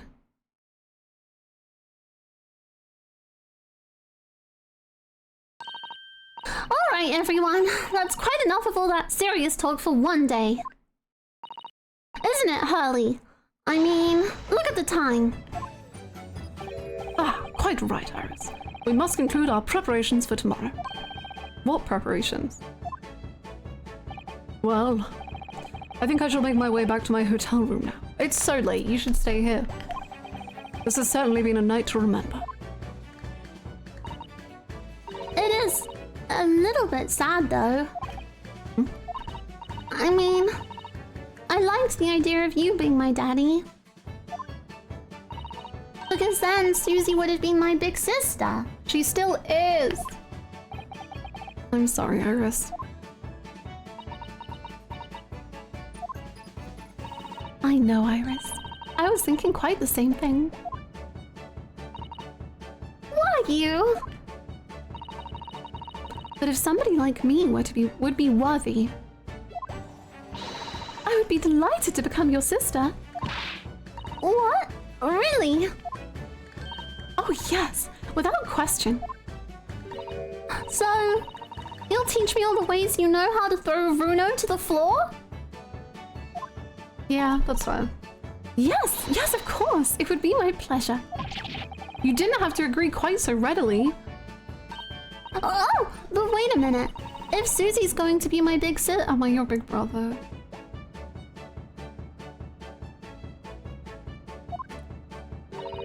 You could be my big brother if you want, Runo. This girl is so desperate for family. Huh? I mean, yes, of course. If you'll have me, I'd gladly be your brother. Well done, Iris. We must always be mindful of feelings. I've raised you so well.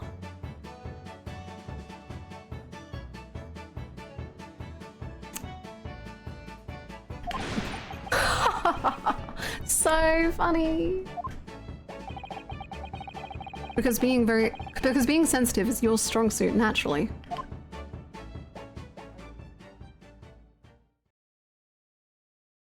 Hello, Angel. Alright, I'm gonna work extra hard for tomorrow now.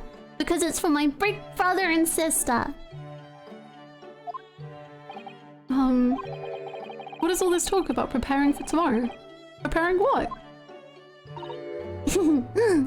You'll just have to wait and see. Oh. Good luck in court tomorrow. I'm expecting a sterling performance. I'll do my very best, of course. They better not go back to Japan after this.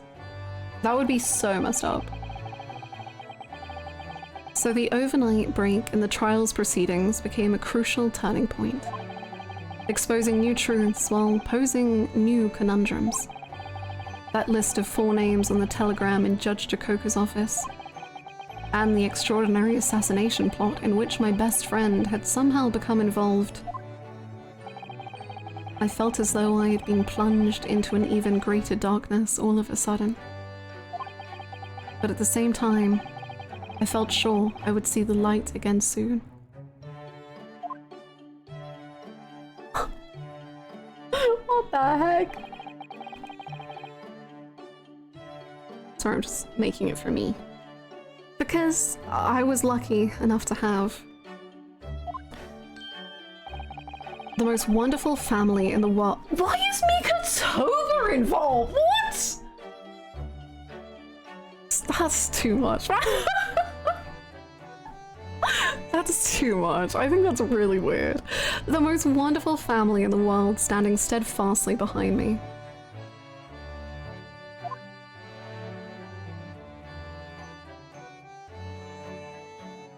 I'm the family. I will replace Mikotoba. Because it's me. I'm part of the family.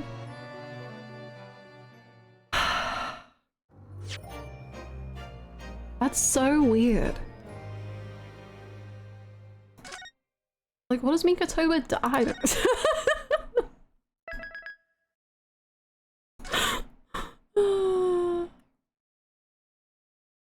Yeah, I guess he's like extended family.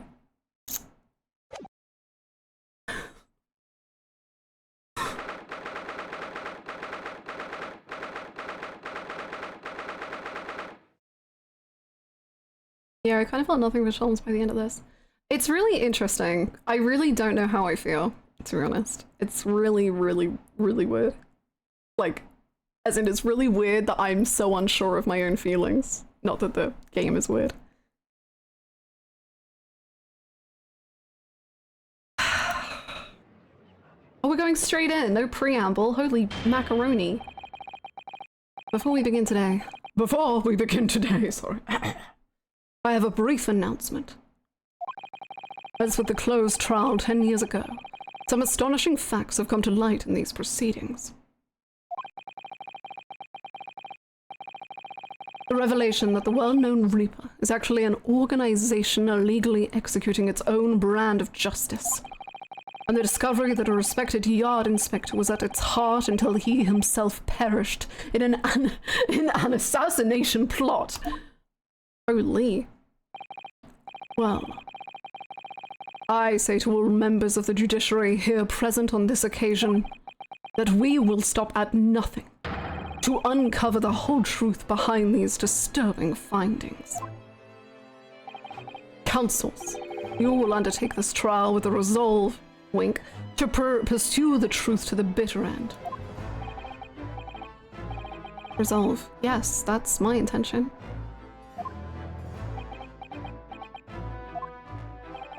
My lord, if I may inquire, the defendant may speak. On what grounds is Kazuma Osogi permitted to continue in his role as prosecutor? We don't really have anyone else who can replace him. He has admitted to colluding with the victim in a plot to assassinate an innocent man. He shouldn't be enjoying the privilege of freedom, let alone be leading the prosecution.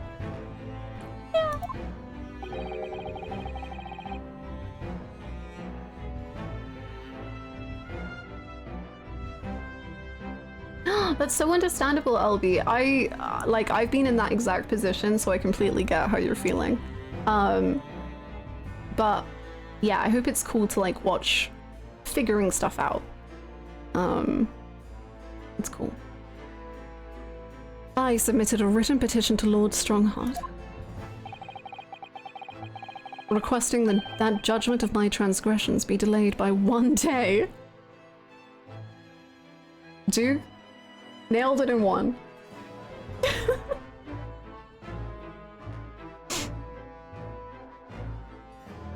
It's fun anyway, just a bit weird.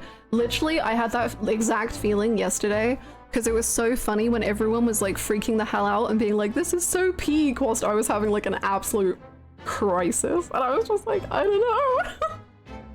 I don't know, man. So I really get you.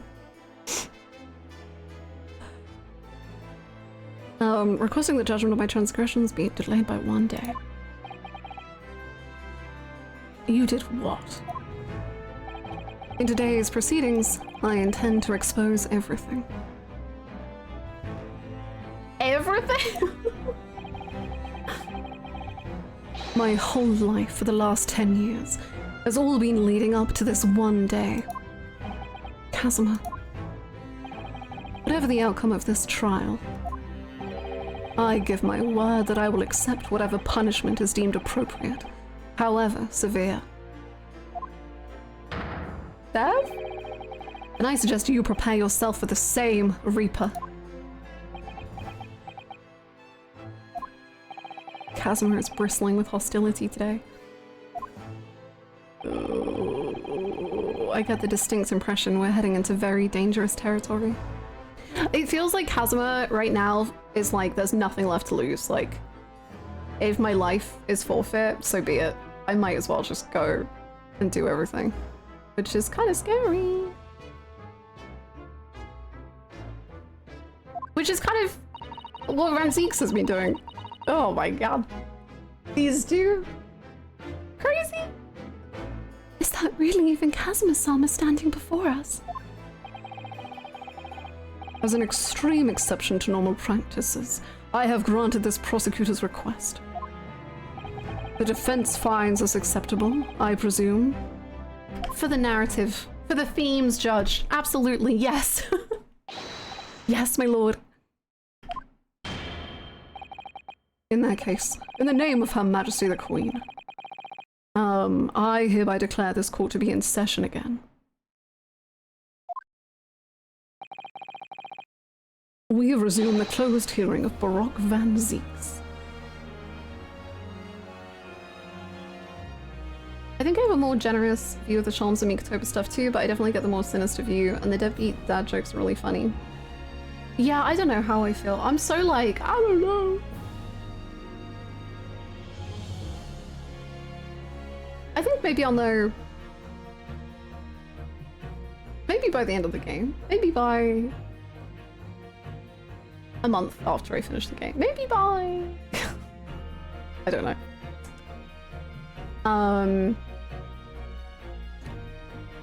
Rock Van Zeeks. The defense is ready, my lord.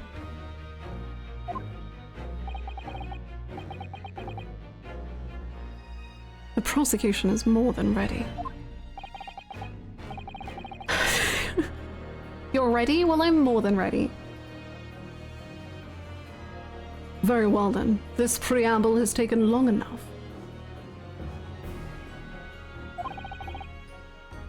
Prosecutor Asogi, begin. As you wish, my lord.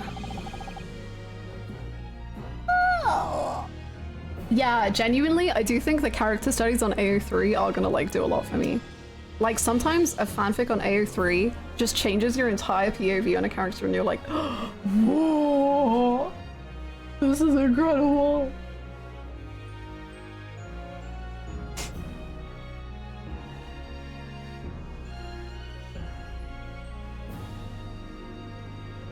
Kind of makes me think of Y3. I have the impression most people view Dad Curie more positively than you do in that game. I think the thing is I think my own daddy issues are on display. Ham. I don't know how that happened. Kind of joking, but also kind of not. I don't know.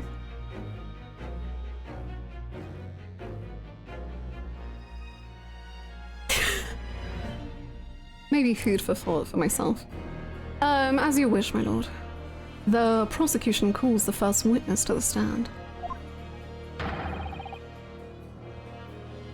Bring Seishiro Jikoku into the courtroom. Woo! At last then, we've reached the final battle.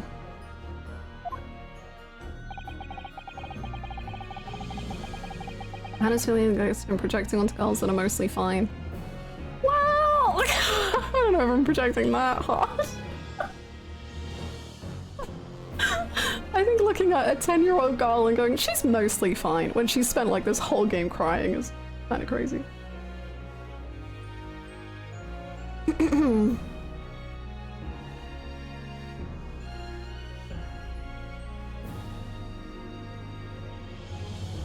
I think he did try when he came back. Yeah, maybe. I don't know. I find it really hard to judge Mikotoba, honestly. But I don't know. I don't know how I feel. He's putting literally everything on the line now in order to get to the truth.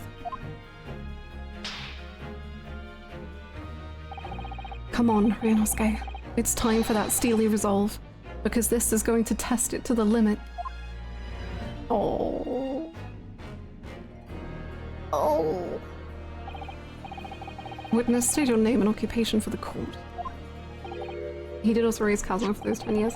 Yeah, I think it's like, whilst we know, kind of like factually, Mikotoba did do a bunch of stuff to help Susato. The way in which he talks about Susato versus Ryunosuke versus Kazuma just feels so very different to me. And like after her father returning and kind of revealing the truth about himself, Susato immediately goes back to like dismissing her own talents. And I do think that's intentional. And maybe I read into it too much. But I think it's maybe because I just care about Susato so much as a character. Like, I think she's incredible that my heart just kind of bleeds for her. And I'm like, oh, I wish you didn't have to feel that way. I think there was a layer of awkwardness between the two that didn't disappear. Absolutely, absolutely.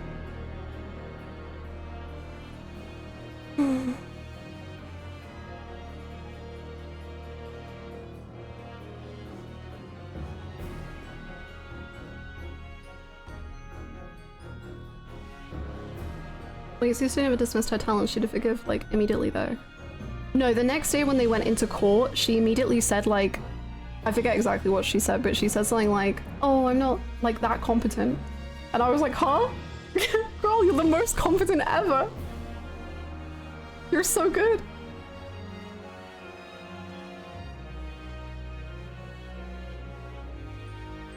She called herself incompetent. There you go. Thank you.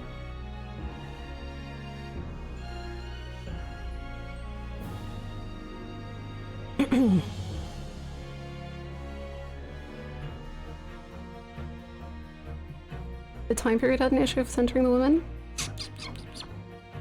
I get what you're saying, but I don't think that that's quite the same as what 6 is saying.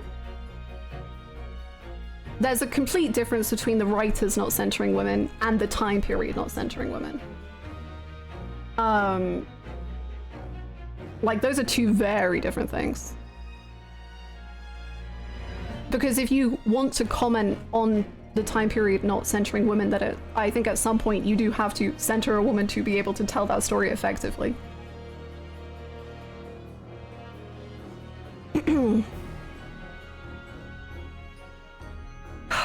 So it was you who issued this, was it? Your subpoena? I did what was necessary. Well, look what the young man has become. I didn't think I'd see the day where you would take that tone with me, I must say. The witness will ensure his responses are pertinent to the questions asked. Oh.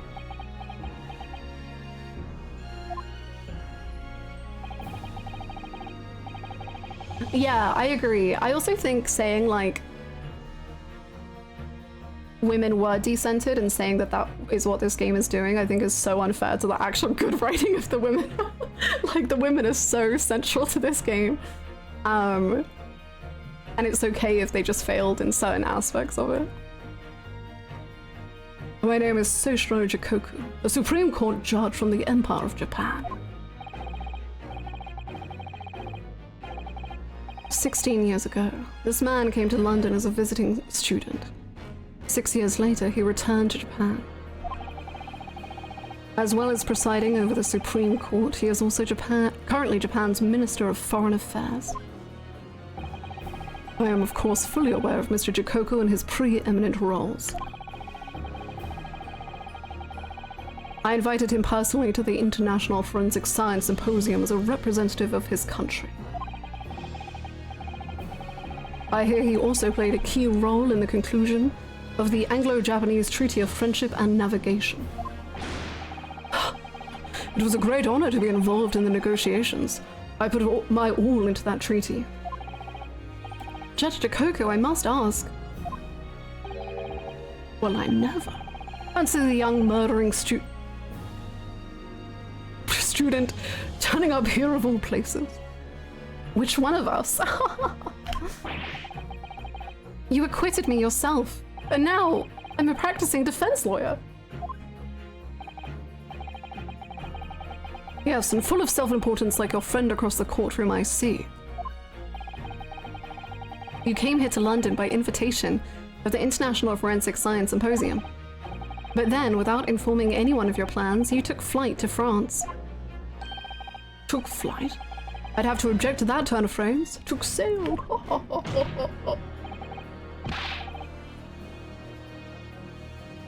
And explain yourself. Sorry, I read Susto in chat and then just went full Susto. Then explain yourself. What exactly were the circumstances? Well, I was somewhat expecting this, and I'm sorry to say I decline to comment. Epic. What? Leaving the country prematurely when I was an invited guest may be questionable etiquette, but my decision is unrelated to this case. I can't be bound to testify. Unrelated, you say? I appreciate that a respected police inspector has been killed, for which I offer my condolences.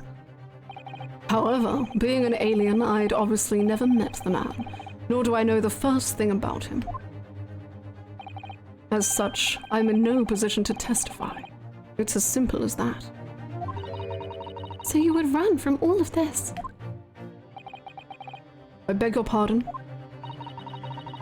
This case is more far-reaching than the murder of Inspector Gregson. It has ties to another murder, a case that was tried in Japan almost a year ago now. A year ago in Japan? The murder of Dr. John H. Wilson, you mean? That's right. And you, Judge Shikoku, are at the heart of both cases. The defense has evidence to prove it.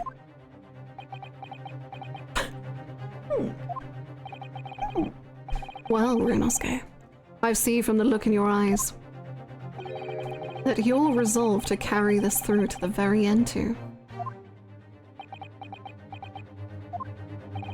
Let's see your evidence then. What proof do you have that Seishiro Jikoku is involved in this case?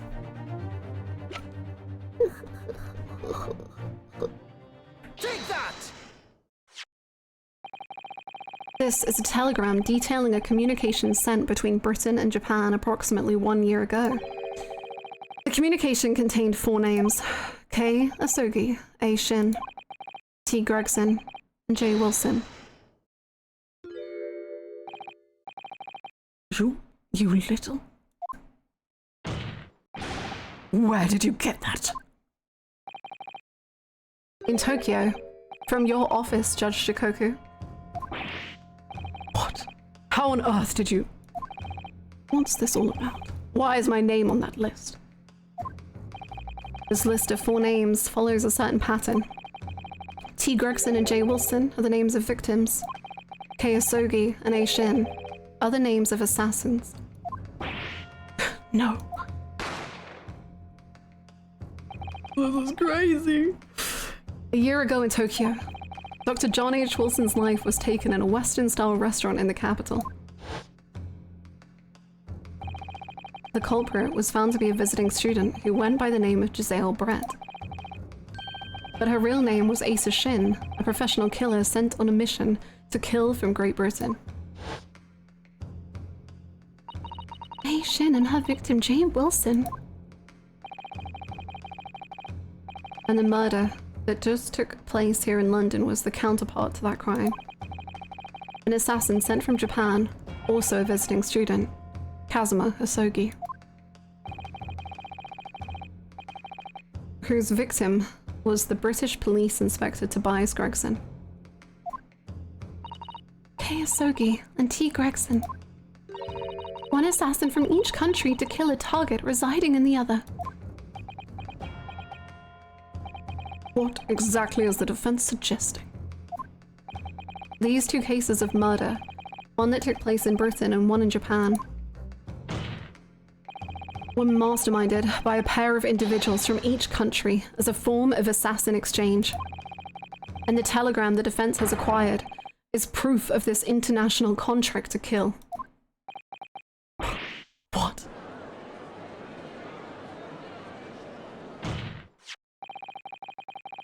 The telegram was found in your office, Judge Chikoku. In other words, the mastermind in Japan was you.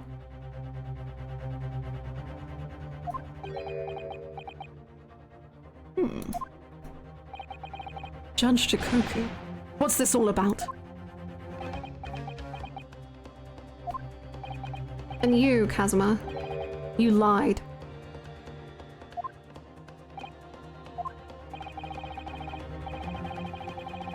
During yesterday's proceedings, you acknowledged that you'd accepted the assassination mission. But the mark wasn't Judge Chikoku at all. It was T. Gregson, Detective Inspector of Scotland Yard, as shown by the name on the killing contract. Very impressive, Ryunosuke. But actually, I didn't lie. The name of the target I was ordered to kill never passed my lips yesterday.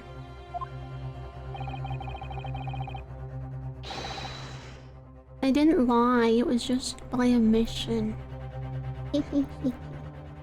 The idea that Seishiro Jikoku was the mark came entirely from you. You deliberately avoided saying a name?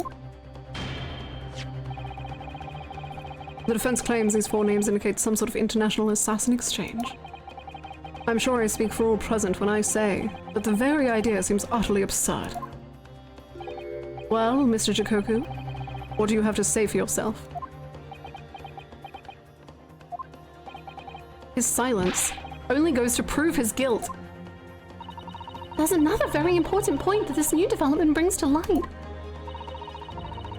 There's now a distinct possibility that the scene of Inspector Gregson's actual murder was in the witness's cabin aboard the SS Grouse. Judge Jikoku, you have to testify now. To refuse would put you in contempt of court.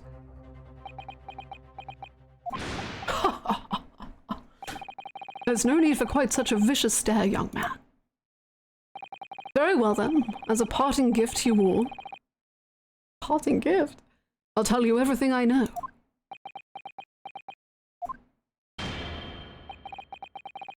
It seems this Japanese gentleman has information that the court must hear. About the alleged assassin exchange and the events of the night of 31st of October. Present your formal testimony now. As you wish, my lord.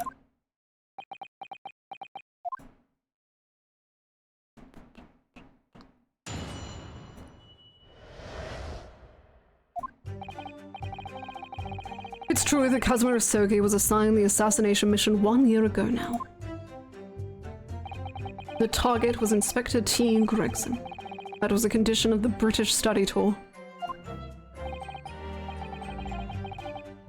Somewhere Ouchie is like screaming. However, in the end something happened that meant the young man was unable to carry out his mission. On the evening in question, a member of the crew was on duty outside my cabin at all times. If there'd been a shot fired, the crewman would have heard it. So clearly, I can't be involved.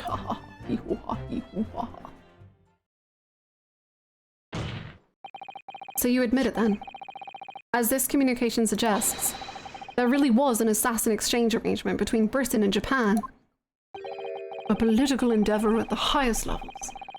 Not something I can discuss here. To use such a worthy practice as foreign study to coerce somebody to commit murder.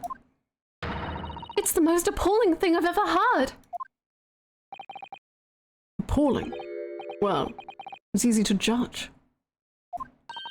Pardon? Sogi had a reason for taking his sword to that British inspector, you know. What?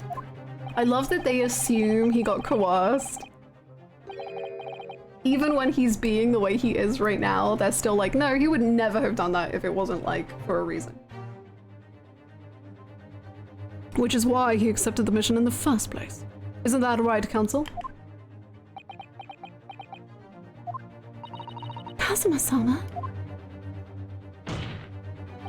Judge Jikoku, if you are the mastermind behind this operation in Japan, then tell the court the identity of your counterpart in Britain.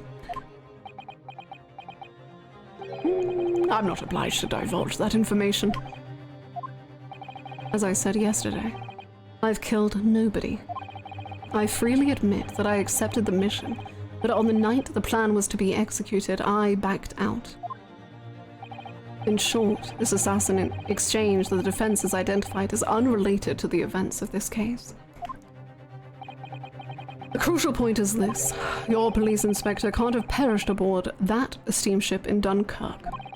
Because if he'd been shot in the cabin, it's inconceivable that a member of the crew wouldn't have heard it. That's right. Gregson was killed after returning to London, in the room on Fresno Street. And the perpetrator of the crime was the Reaper, Baruch Van Zieks. The prosecution's accusation remains unchanged. To think that a seemingly innocent foreign exchange program was a facade for such Machiavellian dealings. Clearly, it's a plot only a government minister and high-ranking judge such as the witness, and definitely not me, could hope to execute. Well, I seem to recall that it was someone on the British side who controlled everything.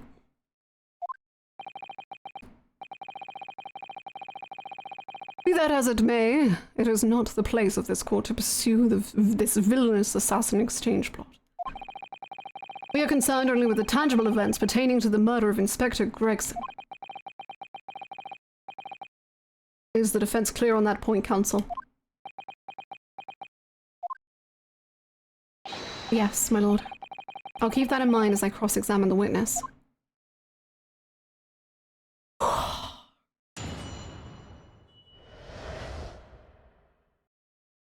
Well,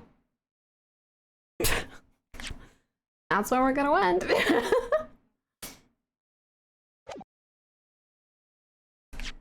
What a day.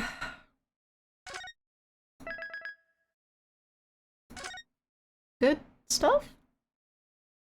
Stuff.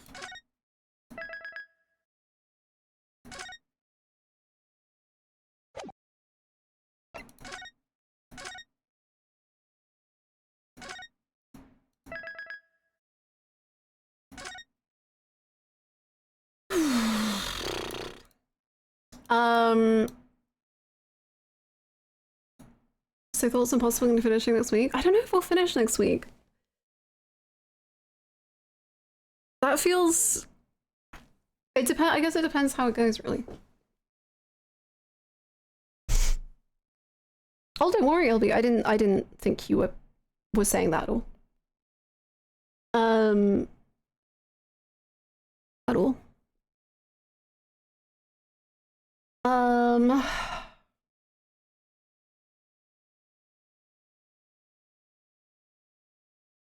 Ace Attorney channel looks crazy. Really? But we will be back for 4 days next week, but I think we'll still only do a 3-day. I don't know what we'll do. But it will be in the Discord. I post the schedule in the Discord, so feel free to join if you want to see it. Once again, sadly, no stream tomorrow because I'm going to be at a wedding. But I'll be back next week, and I'll be hanging around in the Discord anyway. Yeah. Have fun. Thank you. Thank you. I hope to. Good luck. Thank you. Socializing is scary. I'm so glad to hear it, Six. We like to approach games very analytically here sometimes, I guess. Sometimes.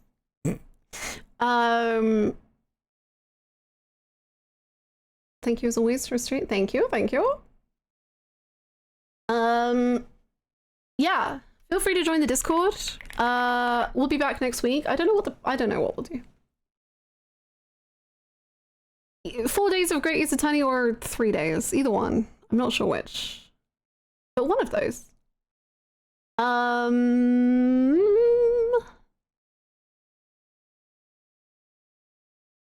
I need to rest my brain. Me. Literally, I was planning for us to end. I thought we were going to have a defendant's antechamber conversation, and I was going to end as soon as that was done. And then I was like, oh god. And then it was like, they just kept yapping, and I was like, no. Stop. Stop talking. The stream and streamer is kind of pog, not gonna lie. You think? Yay. Anyway, I'm gonna go lie down with my face in the mud. I think. And sleep. It'll be a good time. I hope you all have a lovely weekend, and I'll see you in the Discord, or I'll see you next week. Bye!